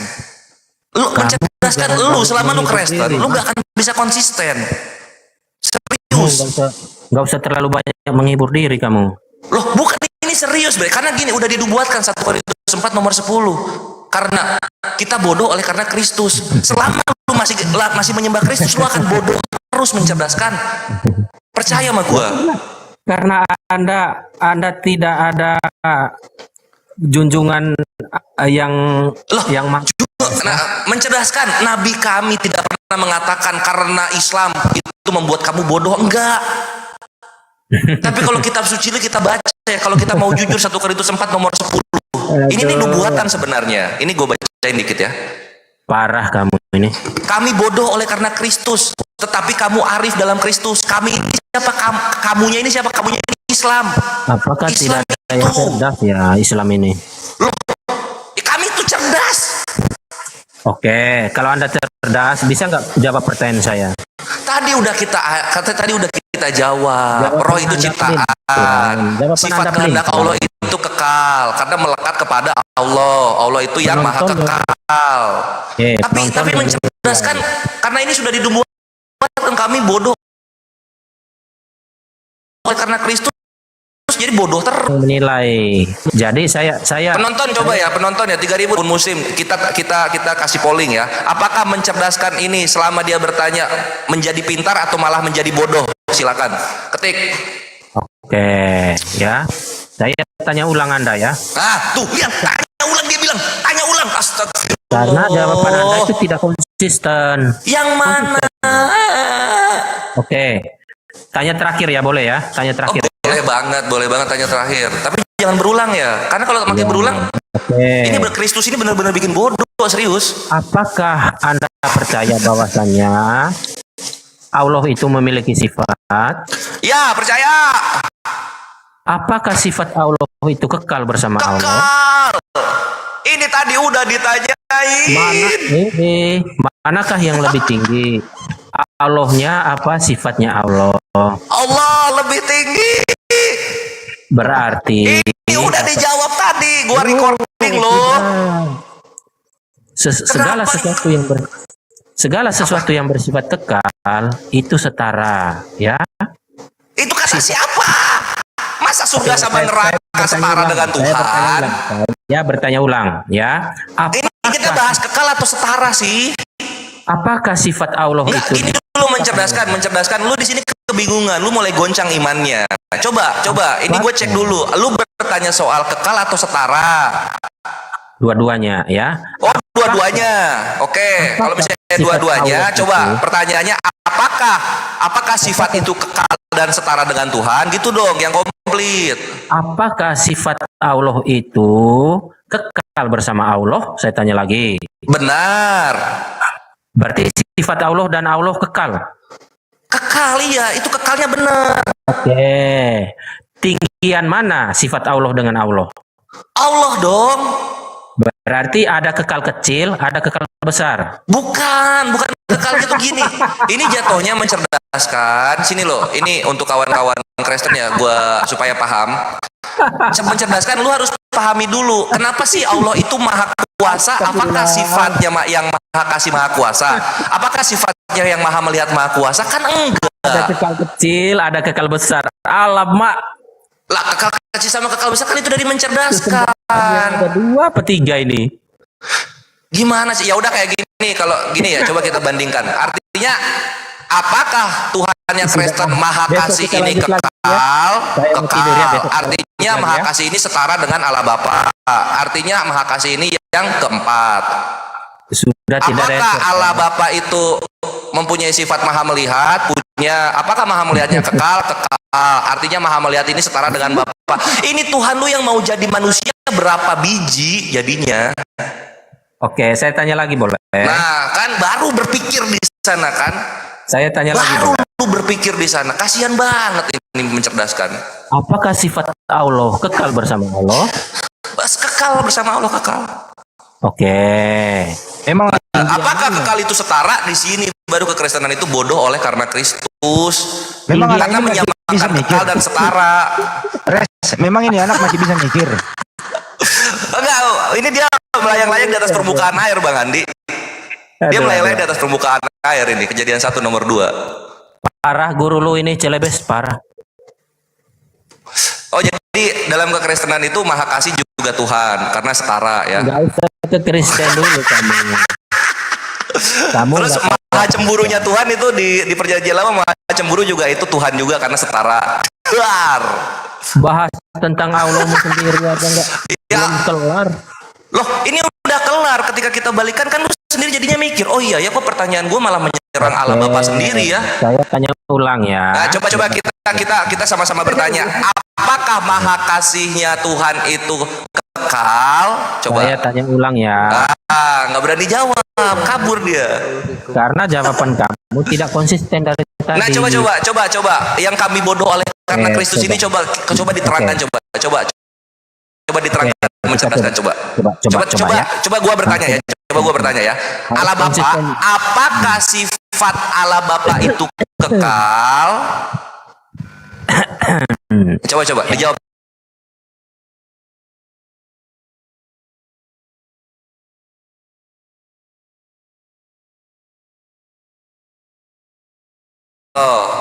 Apakah sifat Allah Bapa itu kekal bersama Bapa? Coba dijawab. Oleh Allah. Tidak. Apakah sifat Allah Bapa itu diciptakan oleh Allah Bapa? Sifat Allah dan Allah itu setara. Enggak. Apakah sifat Allah Bapa dengan Bapa itu setara? Saya tanya ulang. Saya tanya ulang juga. Ya udahlah, gue mirroring aja deh, gini deh, supaya enak. Allah? Ini posisinya gini, Ikhwan. Gua menjawab, mencerdaskan, au gitu ketika ditanya keimanannya juga. Udahlah. Jangan takut, ayo kita jawab sama-sama. Gantian. Nanti dia mampu. Kita jawab sama-sama. Muter-muter aja. Nanti dia mampu. Ya gini Alek Papariko, Kristennya begini, dia nggak bisa menjawab. Kasihan. Oh ya udah kalau gitu ya kawan-kawan, kalau di kekristenan Tuhannya itu banyak sekali karena maha kasih itu kekal dan setara dengan Allah Bapa. Maha melihat kekal dan setara dengan Allah Bapa. Izin gantian. Coba ke Pak Alek dulu, ke Pak Alek. Coba. Dia kabur. Izin. Bagus lah. Ya, saya selama ini nggak terlalu mikir ya tentang bentuk pribadi Allah seperti apa. Tapi sejak Popal ini ada, saya ingin bertanya Abang atau ke Pak Ustadz ya, mohon izin ya. Saya benar. Iya, boleh bertanya. Maaf dulu ya. Kalau di Kristen itu kan jelas ya, Allah Bapa kita roh ya sifatnya ya. Itu nggak bisa kita tolak pungkiri bagi kami ya. Tapi kalau di dalam keislaman Allah tuh bentuknya kan disebut zat ya. Saya boleh dijelaskan ya. Zatnya itu yang bagaimana Abang? Izin, saya betul-betul bertanya. Gini Alex Papariko, zat itu bukan bentuk, zat itu salah. Kalau zat dibilang bentuk itu salah. Bentuk itu bahasa Arabnya ada lagi yang lain. Zat itu artinya keberadaan, atau yang dalam bahasa kerennya eksistensi. Jadi ketika dibilang Allah itu zat yang maha tinggi, artinya apa dalam bahasa Indonesia? Allah adalah keberadaan yang maha tinggi. Begitu. Nah, terus ketika kita ditanya keberadaan Allah ini seperti apa? Nah, di sini kita Muslim itu mempunyai adab yang sangat hormat dan tunduk kepada Tuhan semesta alam. Kita nggak berani menjelaskan ketika Allah tidak berfirman tentang apa-apa mengenai hal itu, gitu. Lalu terus gini, satu lagi Alex Papariko, satu lagi. Ketika kita mencoba menjelaskan dengan asumsi kita di otak, apapun yang kita bayangkan tentang Allah, ini dari Ustadz Wafi ya, apapun yang kita bayangkan tentang Allah di otak kita itu salah. Kenapa salah? Karena otak kita ciptaan. Enggak akan terjangkau ya. Nggak akan terjangkau. Keberadaan Allah bentuknya nggak akan terjangkau sampai Allah mengizinkan kita untuk melihatnya, gitu. Oke. Pertanyaan kedua ya. Aku ada Ntar dulu tiga Pak Alek, ntar pertanyaan. dulu Pak Alek, keseimbangan dulu. Kalau Bapak di surga itu roh, seperti apa model, bagaimana mengetahui dia roh? Roh itu tidak berbentuk ya. Artinya di sini yang memang nggak bisa ketemu. Mengapa? Karena persepsinya udah berbeda ya. Bukan saya ingin membandingkan, saya ingin mempelajari ya. Enggak, itu roh itu loh, seperti apa keberadaannya roh itu, eksistensi roh itu. Eksistensi roh, izin ya. Ini Pak Sugano ya. Pak siapa? Suki ya. Pak Handi, Pak Sugi Pak Selebes. Handi. Oke, izin. Pak Suki punya roh ya? Iya, tapi roh saya roh manusia loh Bang. Sama Iya, nggak roh saya dengan roh Tuhanmu? Sebentar, giliran. Anda kan kepengen tahu saya, makanya. Ya tapi Anda ambil contoh ke saya Bang. Enggak. Saya bertanya dulu. Jangan asumsi dulu, izin ya. Jangan a priori dulu, maaf. Iya, silakan. Bagaimana Anda bisa menjelaskan tentang iki loh bentuknya rohku Mas Alek gitu. Hendy berbicara bahwa Pak Alek, rohku bentuknya kayak gini. Tentu nggak bisa ya. Nah, jadi pertanyaan lucu ketika Anda tanya ke saya gitu loh. Eksistensi roh Allahmu itu seperti apa Pak Alek? Itu nggak adil ya. Roh Tuhanmu Pak, roh Tuhan. Iya, roh Tuhan Pak Alek seperti apa? Itu pertanyaan yang sebetulnya nggak pas gitu ya. Sama dengan pertanyaan Anda juga tadi. Itu. Lo enggak, saya kan belum tahu ya. Kalau Anda kan sudah tahu tentang roh. Kalau saya kan bahasa Arab, saya nggak tahu. Persoalannya Pak, begini Pak Alek, gantian Pak Alek. Jawaban Pak ini tadi. Entar dulu Pak Alek, gantian Pak Alek. Saya menerima. Entar dulu Pak Alek, persoalannya Pak gini, roh itu adalah ciptaan Tuhan juga. Oke. Gitu. Apa bedanya roh Tuhan dengan roh ciptaan Tuhan? Bedanya apa Pak? Oke, ini saya diizinkan boleh tahu nggak? Saya sih ingin tahu, bukan ingin ditanya. Ini loh Pak, sederhana Pak Alek. Ini dengerin lu. Ini kan masih roh nih. Apa bedanya roh Tuhan Anda dengan roh ciptaan Tuhan gitu loh? Bedanya apa Pak? Izin begini ya. Saya izinkan bertanya 5 menit, 10 menit. Kalian boleh bertanya saya 3 menit. Ya ntar ini masalah roh doang dulu. Habis ini baru mulai lagi Anda bertanya. Kan masalah roh belum kelar. Apa bedanya roh Tuhan Anda dengan roh ciptaan Tuhan Anda gitu? Bedanya apa? Oh ya beda dong. Bedanya apa Pak? Roh manusia itu terbatas satu ya. Dia bisa berbuat jahat, dia bisa jatuh dalam dosa, dia tidak memiliki kuasa. Banyak sekali dia banyak kelemahan ya, karena dia melekat di dalam daging dan jiwa. Itu tiga dasar kurang lebih seperti itu ya Pak ya, Pak Hendy ya. Lah kalau tentang Pak Alek, lah roh Allah seperti apa Pak? Lah jawaban saya sama seperti yang tadi barusan sampaikan Bang siapa tadi yang suaranya enak tadi itu, semangat itu. Jadi di sini roh menciptakan roh ya. Roh Allah menciptakan roh. Roh Tuhan. Allah bukan roh Tuhan Anda menciptakan roh gitu ya. Roh Tuhan menciptakan roh. Roh Tuhan kan gini ya. Roh Tuhan menciptakan roh manusia. Ya udah. Bedanya apa? Lu nggak ada 5 dasar daripada roh, cukup dong. Roh Allahnya seperti apa? Jawaban yang tadi saya dapat, kita nggak berani untuk menjelaskan. Kenapa saya bertanya gitu Pak? Karena di Bible Anda itu Zakaria 12:1 bukan roh, tapi yang menciptakan itu ucapan. Gitu ya. Jadi bukan roh. Dengar dulu Bang. Ya, ucapan ilahi. Firman Tuhan. Betul. Tentang Israel. Demikian firman Tuhan yang membentangkan langit dan yang meletakkan dasar bumi dan yang menciptakan roh ke dalam diri manusia. Jadi bukan roh yang menciptakan Pak, ucapan ilahi Pak. Oke, kan saya sudah sepakat ya, jadi cukup ya, yang menciptakan roh melalui firman Tuhan. Oke ya, Anda mau jawab seperti apa, bagaimana, saya ikuti. Ya, saya ikuti. Saya sungguh ingin tahu lebih dalam sebetulnya, karena saya tertarik gitu ya kan. Selama ini saya nggak pernah bertanya ya, Allah itu seperti apa, kemudian firmannya posisinya di mana. Ini tadi menarik kok ada mana setara apa tidak itu boleh saya digambarkan nggak? Saya sifatnya ingin tahu, bukan ingin membandingkan keyakinanku, tidak. Kan boleh dong. Ya, kalau Bapak nggak ini kok boleh, kemana-mana ya? Kok jadi nggak nyambung ya? nggak. Kembali lagi saya masuk ke sini tadi ingin bertanya, sifatnya begitu. Bukan ingin ditanya, ingin bertanya, Bang. Jadi kemarin kan saya selalu ditanya, toh Pak Alek mau nanya apa tentang Islam? Enggak, kan gitu. Saya selalu jawab enggak gitu. Saya belum mau tanya, Pak, tapi malam ini saya tertarik kepengen bertanya gitu. Kalau diizinkan ya, maaf. Kan tadi Anda udah bertanya Pak, dijawab. Ada 3 pertanyaan, Bu. Ya silakan Pak. Oke ya.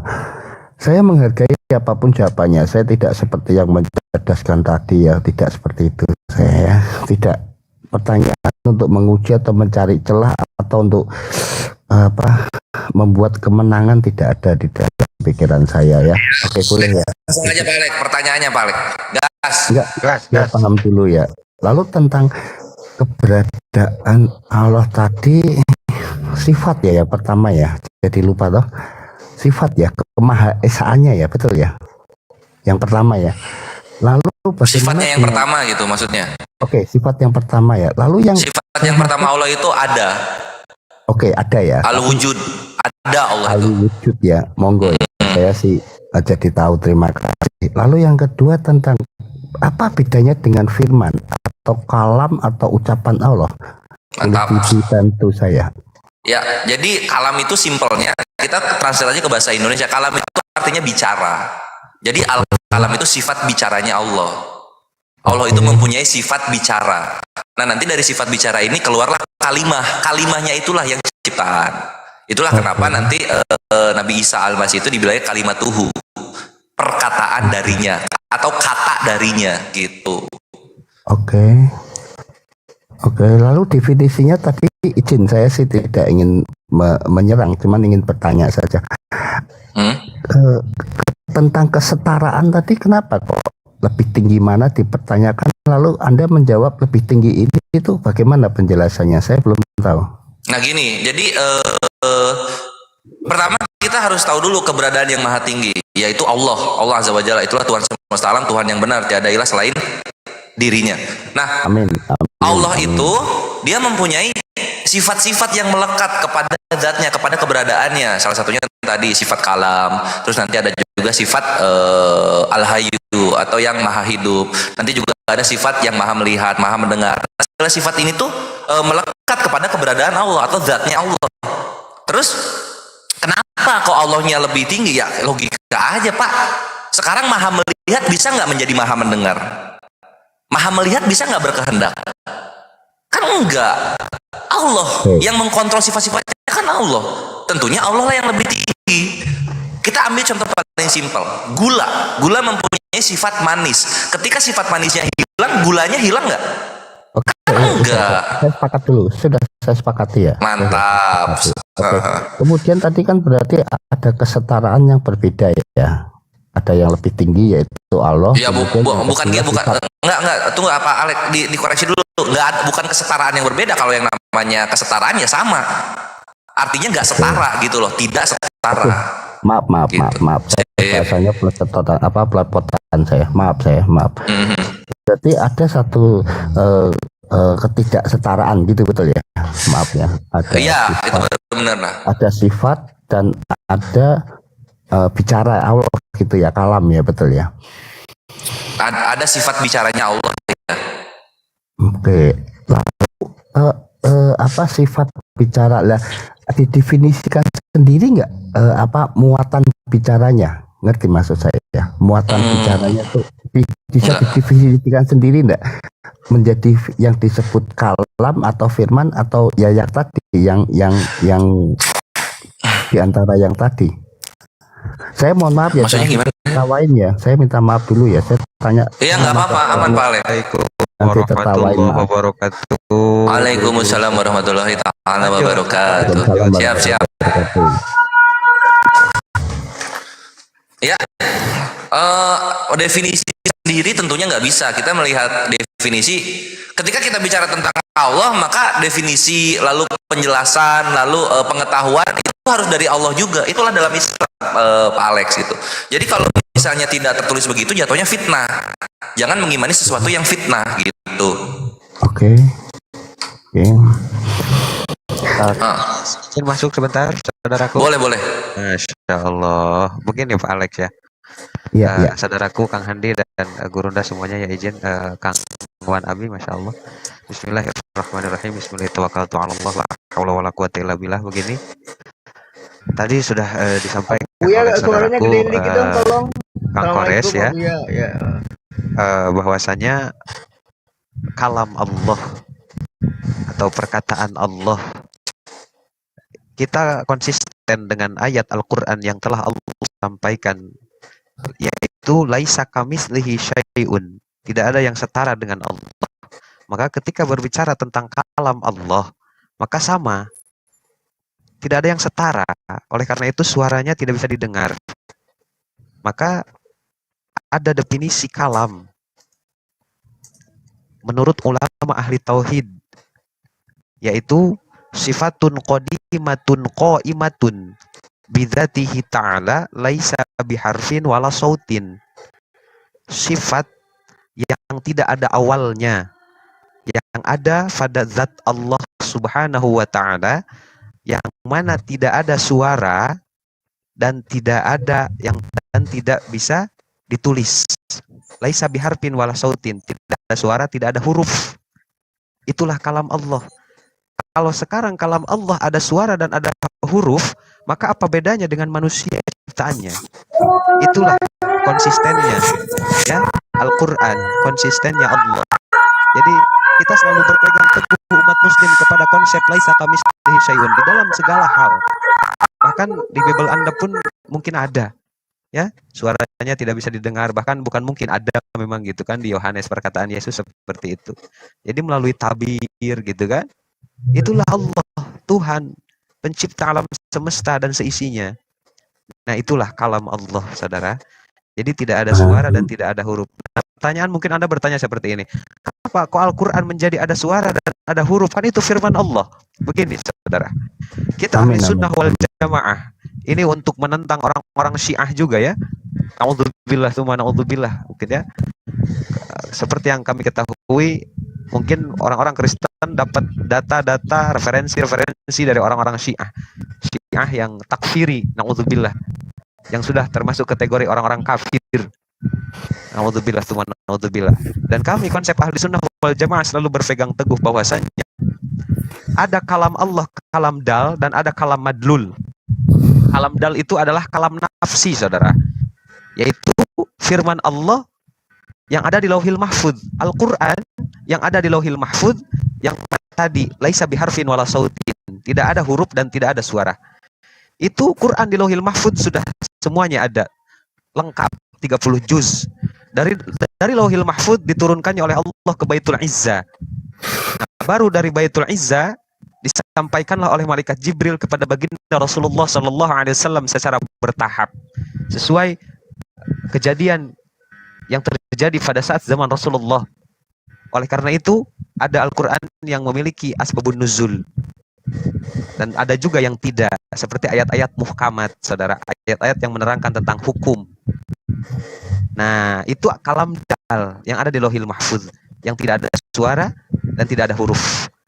Nah, sekarang ketika Al-Quran sudah menjadi sebuah kitab, mushaf, mushaf Utsmani yang kita pakai ya, maka di sana tulisannya itu hadis, tulisannya tetapi kalamnya tetap qadim, tetap tidak ada awalnya, karena sesuai dengan apa yang ada di Lauhil Mahfuz. Karena kalau sekarang firman Allah yang disampaikan oleh malaikat Jibril kepada baginda Rasul, kalau tidak ada suara, tidak ada huruf, maka gimana kita bisa memahami firman itu? Nah, itu kalam madlul, itu kalam yang ada sekarang di dalam mushaf, itu madlul namanya. Cuman tetap kalamnya itu tetap qadim, cuman tulisannya aja yang hadis.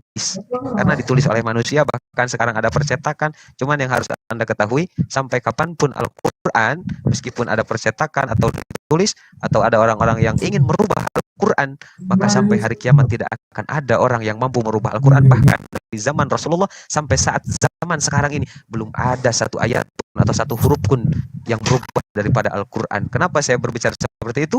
Karena fakta membuktikan di lapangan banyak sekali para hafidh, orang-orang yang hafal Al-Quran, bukan hanya 1000, 2000, bahkan jutaan orang, ratusan juta yang hafal Al-Quran.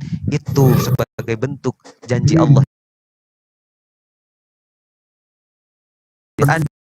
Inna nahnu jaga Al-Quran, kami yang menurunkan Al-Quran dan kami yang akan menjaga Al-Quran, yaitu lewat para hafidh dan para hafidh, orang-orang yang hafal Al-Quran di antaranya, saudara.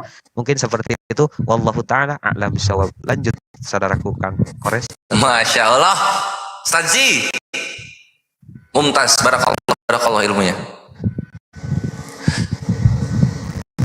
Alex Papariko ada yang gimana? Ini tanggapi silakan. Oke. Saya sih tidak bisa ya, tidak ngerti, apalagi saya juga tidak berani menanggapi segala sesuatu, karena kan dari kemarin selalu saya katakan bahwa Alek ini Kristen yang mengamini juga adanya Al-Quran. Titik itu ya, itu harga mati buat saya. Yang pertama itu. Lalu Pak Alek ini bagaimana sih nggak bisa menjadi Kristen? Yang jelas bahwa sebenarnya kalau di dalam pengajaran di Injil atau di setahu saya ya, maaf kalau saya salah dikoreksi, tidak jauh berbeda ya tentang Allah itu berfirman. Allah itu hanya di sini kan beda kosakata saja ya.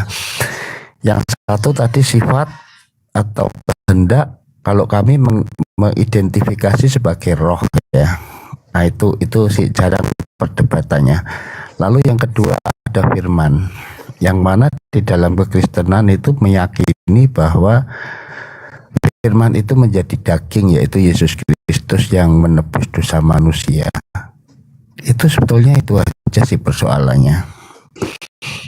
Itu saja sih persoalannya. Tapi memang sih saya tidak pandai menjelaskannya. Banyak sih pendeta yang lebih pandai atau hamba-hamba Tuhan yang lain ya. Saya tidak berani menjelaskan. Sebatas yang saya bisa. Tapi saya menarik tadi yang waktu membahas dengan mencerdaskan tadi tentang apa tadi ya, iblis atau sifat iblis adanya di mana, di daging atau di roh gitu ya pertanyaan tadi ya. Iya. Oke, kalau setahu saya ya sifat itu nggak usah di ini Pak Alex, udah apa namanya? Udah habis ya? Okay. Udah habis itu mah. Habis ya. Oke, itu hanya saya ingin memasukkan jawaban satu saja di jiwa ya. Nah, jadi iya. Sifat, ya, tahu lah. Cuma aku kan lagi nggak tertarik ke sana. Aku pengen yang ini gitu, yang apa namanya, yang firman menjadi manusia itu gitu. Iya, itu kan apa ya? Firman menjadi manusia itu artinya kalau di kami, perspektif kami Islam, ini antara sifatnya Tuhan menjadi manusia atau salah satu dari perkataannya Tuhan menjadi manusia. Nah, perkataan Tuhan, Bang. Firman itu perkataan, Bang, menjadi manusia. iya, karena ditulisnya firman gitu. Sedangkan firman ini kan kalau dalam Islam itu jatuhnya ke kalam gitu loh. Iya. Kalau misalnya satu kata to itu kalimat. Kalau misalnya perkataan yang jatuhnya dia susun kata, itu jatuhnya jadinya jumlah gitu loh. Jamak gitu ya. Iya, jadi jumlah itu kata-kata yang banyak jumlah namanya. Nah kalau kata satu itu kalimah, gitu. Nah sedangkan kalam sifat bicaranya, ini gimana nih sifat bicaranya menjadi manusia itu gimana maksudnya tuh? Kan kayak gitu. Jadi secara tekstual yaitu SPOK, subjek predikat objek keterangan gitu. Tapi secara logika absurd gitu loh. Iya. Kayak gitu. Nah silakan Pak Alek, gimana tuh maksudnya tuh? Izin bahwa semua Kristen harus jujur ya, kalau diangkat atau ditarik ke jalur logika nggak akan bisa, tidak akan bisa menjawab maksud saya. Mantap. Memang betul itu, saya harus akui dengan jujur. Sekali lagi saya katakan dari kemarin ketika saya ditanya Pak Alek jadi Kristen tuh mengapa dan bagaimana riwayatnya, Ada yang tanya gitu. Saya katakan bahwa saya jadi Kristen bukan karena penginjil, misionaris, apalagi awalnya ya, karena saya mengerti firman Tuhan Injil tadi. Saya nggak mengerti. Jadi keyakinan lah ya, atau istilahnya iman saja ya. Iman Kalau buta. saya tanyakan, ya iman buta, monggo. Artinya saya harus menerima. Oh Pak Alek, kamu ini termasuk golongan iman buta ya. Oke, itu bagi Anda, tapi bagi saya mengalami sendiri satu perubahan hidup, satu karakter, satu perubahan. Tapi saya yakin di Muslim juga sama gitu loh. Di Muslim Ya, juga. nah ini Iya. maksud aku gini Pak Alek. Pak Alek itu jujur enak gitu. Kalau siapa tadi yang mencerdaskan tadi kan dia itu apa ya? Tipe pertanyaannya itu nggak apa-apa. Gua hancur imannya oleh pertanyaan gua. Yang penting gua berusaha supaya Muslim terlihat tidak bisa menjawab. Harapannya kan begitu itu. Makanya ketika aku balikan pertanyaan yang sama, dia au nggak bisa menjawab, akhirnya turun. Nah itu kan yang terjadi. Kalau Pak Alex jujur itu mantap gitu. Sekarang kita tinggal kita tempatkan kejujuran ini di jalan yang benar Pak Alex gitu loh. Iya. Nah sekarang aku akan jawabnya ini Pak Alex. Pak Alex bilang ya karena pengalaman pribadi dan perubahan hidup. Ini yang aku sayangkan tuh begini. Pak Alex ngomong perubahan hidup, pengalaman pribadi, sarananya ada. Indonesia sarananya ada gitu. Coba Pak Alex diam di Uganda, diam di Burundi, negara-negara mayoritas Kristen yang paling ketermiskinan di dunia. Apakah Pak Alex bisa bicara begitu gitu?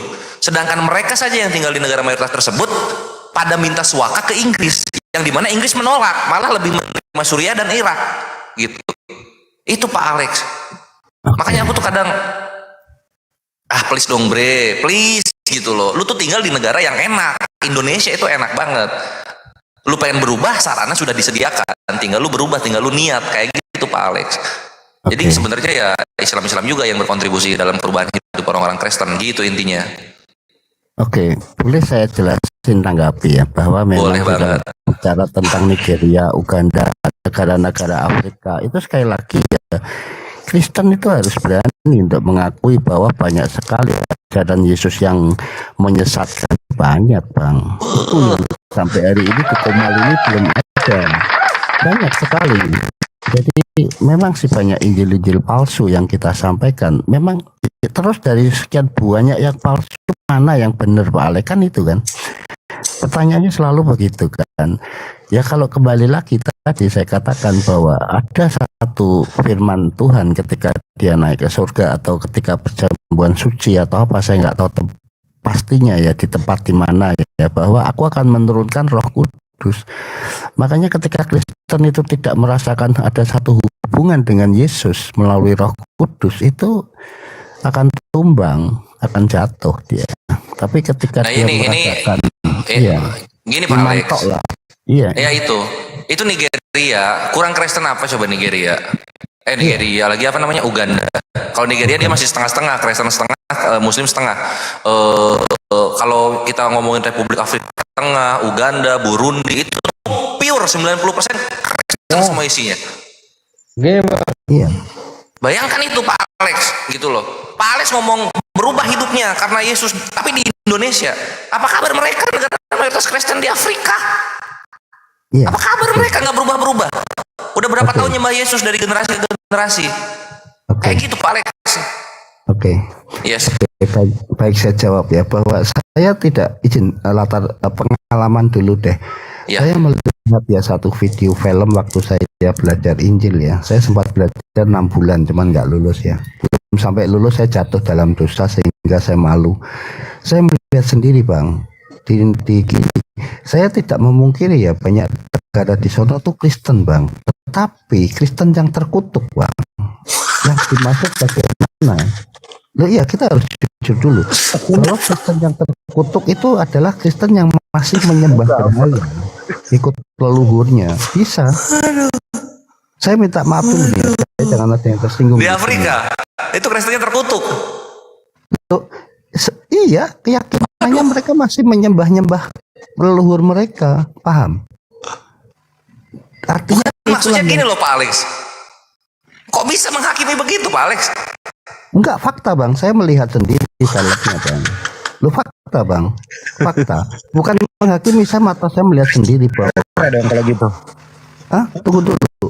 Biar nggak miskomunikasi ya, bahwa contoh ya. Saya sih nggak mau menyinggung agama orang ya. Kekristenan yang masih percaya dengan tayul itu, makanya disebutkan bahwa Allah itu cemburu gitu. Yang dimaksud tuh pengalaman rohani ya. Tidak mau diduakan kan gitu. Aku Allah Tuhanmu kan gitu ya kan. 10 perintah Allah ya. Berbaktilah kepadaku saja dan cintailah aku lebih daripada segala sesuatu ya kan. Kudus jangan menyebut nama Allah Tuhanmu tidak dengan hormat, kuduskanlah hari Tuhan dan lain sebagainya.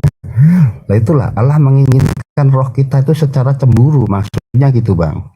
Makanya ketika saya mendua, maaf nih ya, ini maaf ya, saya minta maaf ya. Ini Pak Alek ngomong apa sih? Lo enggak, ini menjawab tentang yang Afrika tadi lo Pak. Afrika itu menjawab. Udah lah Pak, nggak usah ngurusin saya deh Pak. Udah deh. Oke deh. Ya sudah. Memang agak sulit sih untuk menyatukan perspektif ya. Karena masing-masing mau menang-menangan gitu. Kalau saya sih enggak sih. Saya di dalam berdebat kalau bisa saya menang, Anda juga menang. Itu kan motif. Pak Alek bisa nggak saya persingkat Pak sebelum subuh nih? Boleh. Sepertinya Pak Alek mohon maaf ya, tidak bisa membedakan yang mana Allah, yang mana Yesus.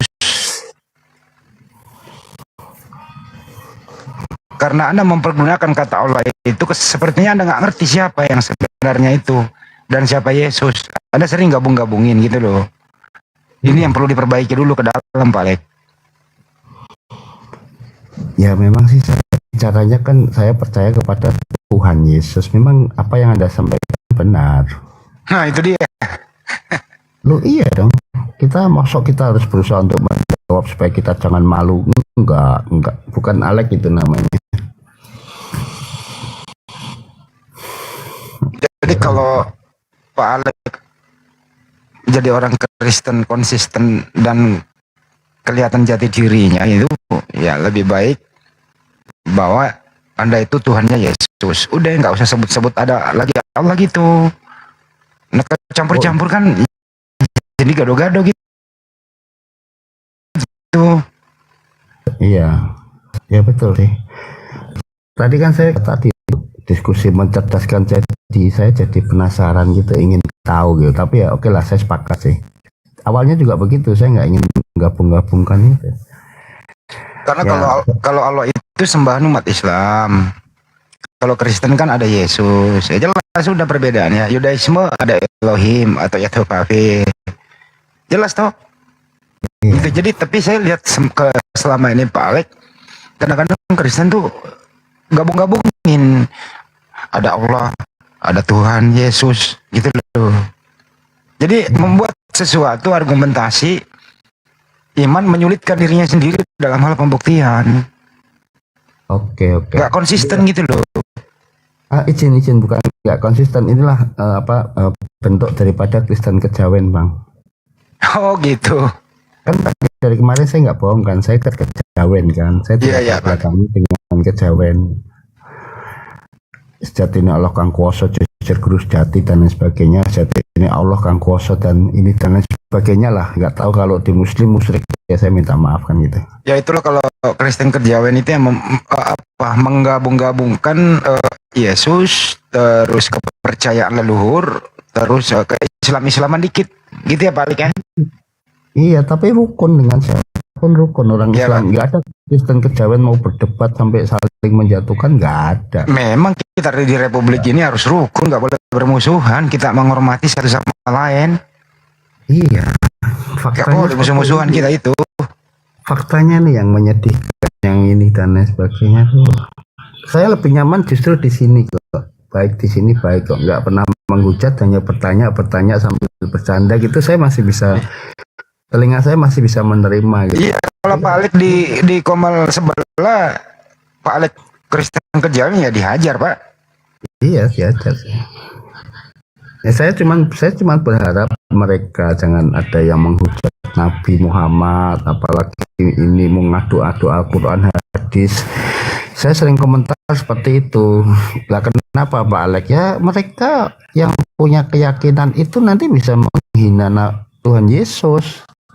Jadi artinya Yesus itu dihina karena kalian. Ya resikonya ya bersentuhan dengan hukum, Pak. Itu aja sih.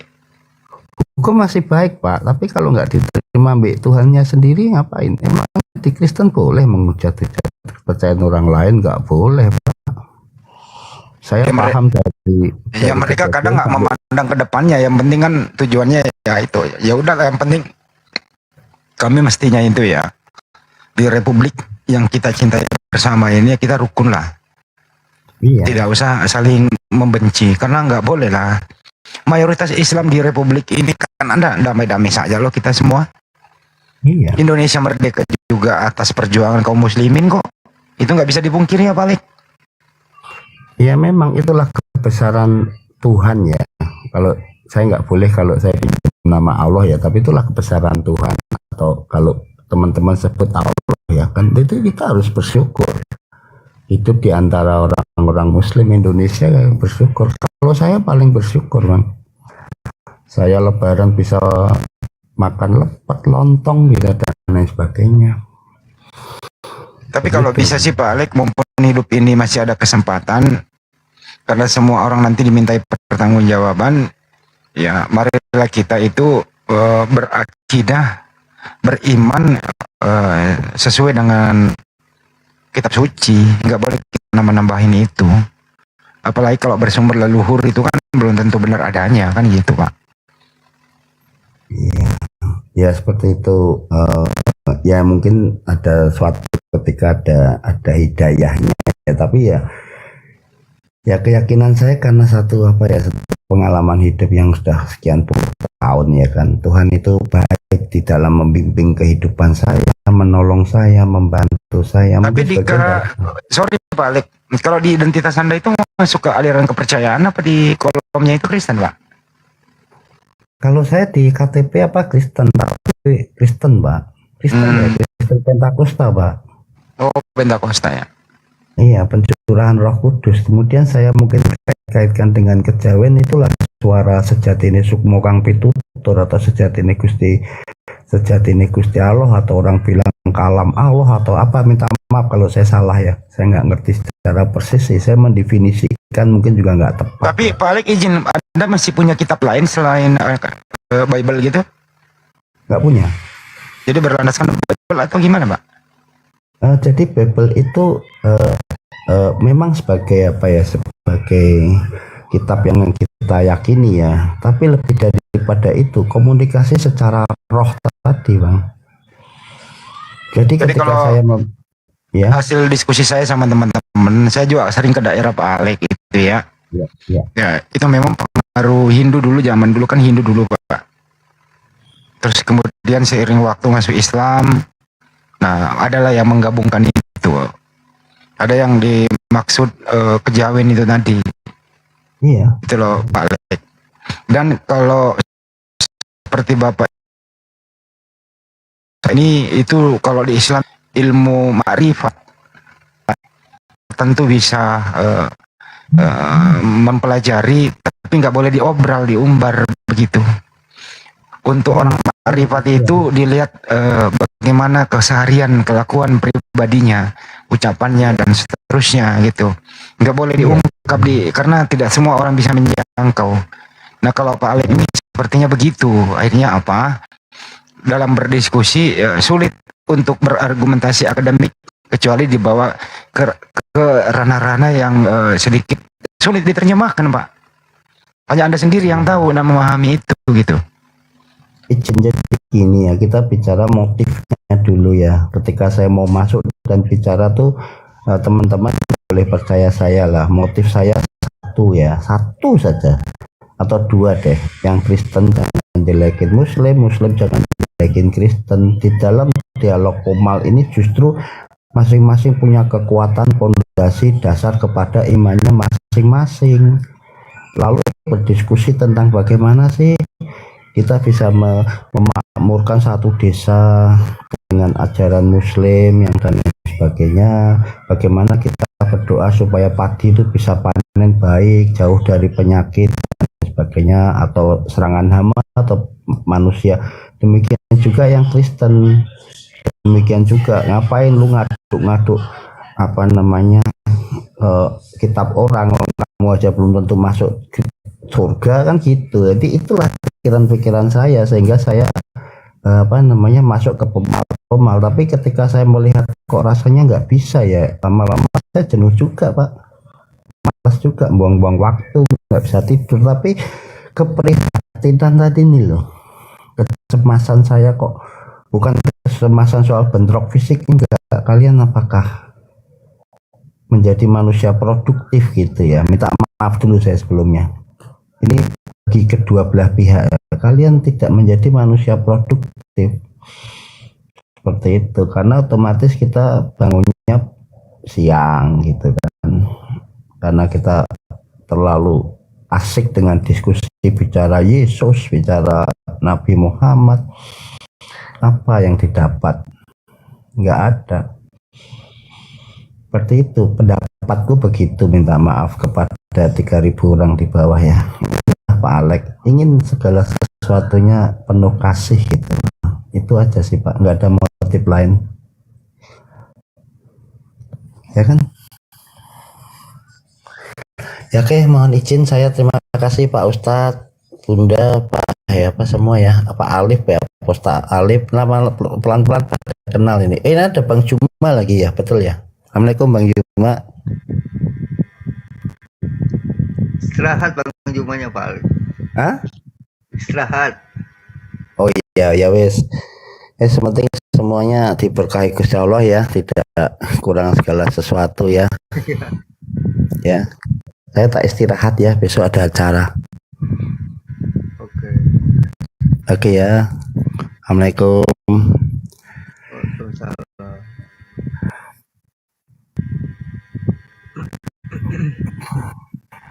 Ada Pak Robert, Bang Andi. Bahana, selamat pagi. Ya, selamat pagi Bang. Saya rehat dulu ya. Saya perlu istirahat. Pak Alek terima kasih. Pak Robert juga baru naik. Ustadku Abu ya, terima kasih Ustaz telah menemani kami di sini Ustaz. Iya, Abu ya. Masya Allah. Sehat selalu Kang Andi. Siap Ustaz. Masya Allah. Iya. Aku izin mundur dulu ya, kecapean ya. Ustaz. Jaga Kaos kesehatan. juga ya. Aku di sini kok, tapi ya mundur dikit-dikit sendiri-sendirian dulu lah. Sejenak menanti subuh gitu ya. Oke. Abu ya, standby gak? Standby, aman. Itu Silakan Pak Robert sama Bahana tuh mau diskusi. Ada Pak Robert, ada Abu ya. Insya Allah. Itu di bawah ada Kang Marsal, Kang Wan? Hah? Coba. Di bawah ada Kang Marsal, coba. Oh boleh naik aja Sal. Kang Marsal, coba.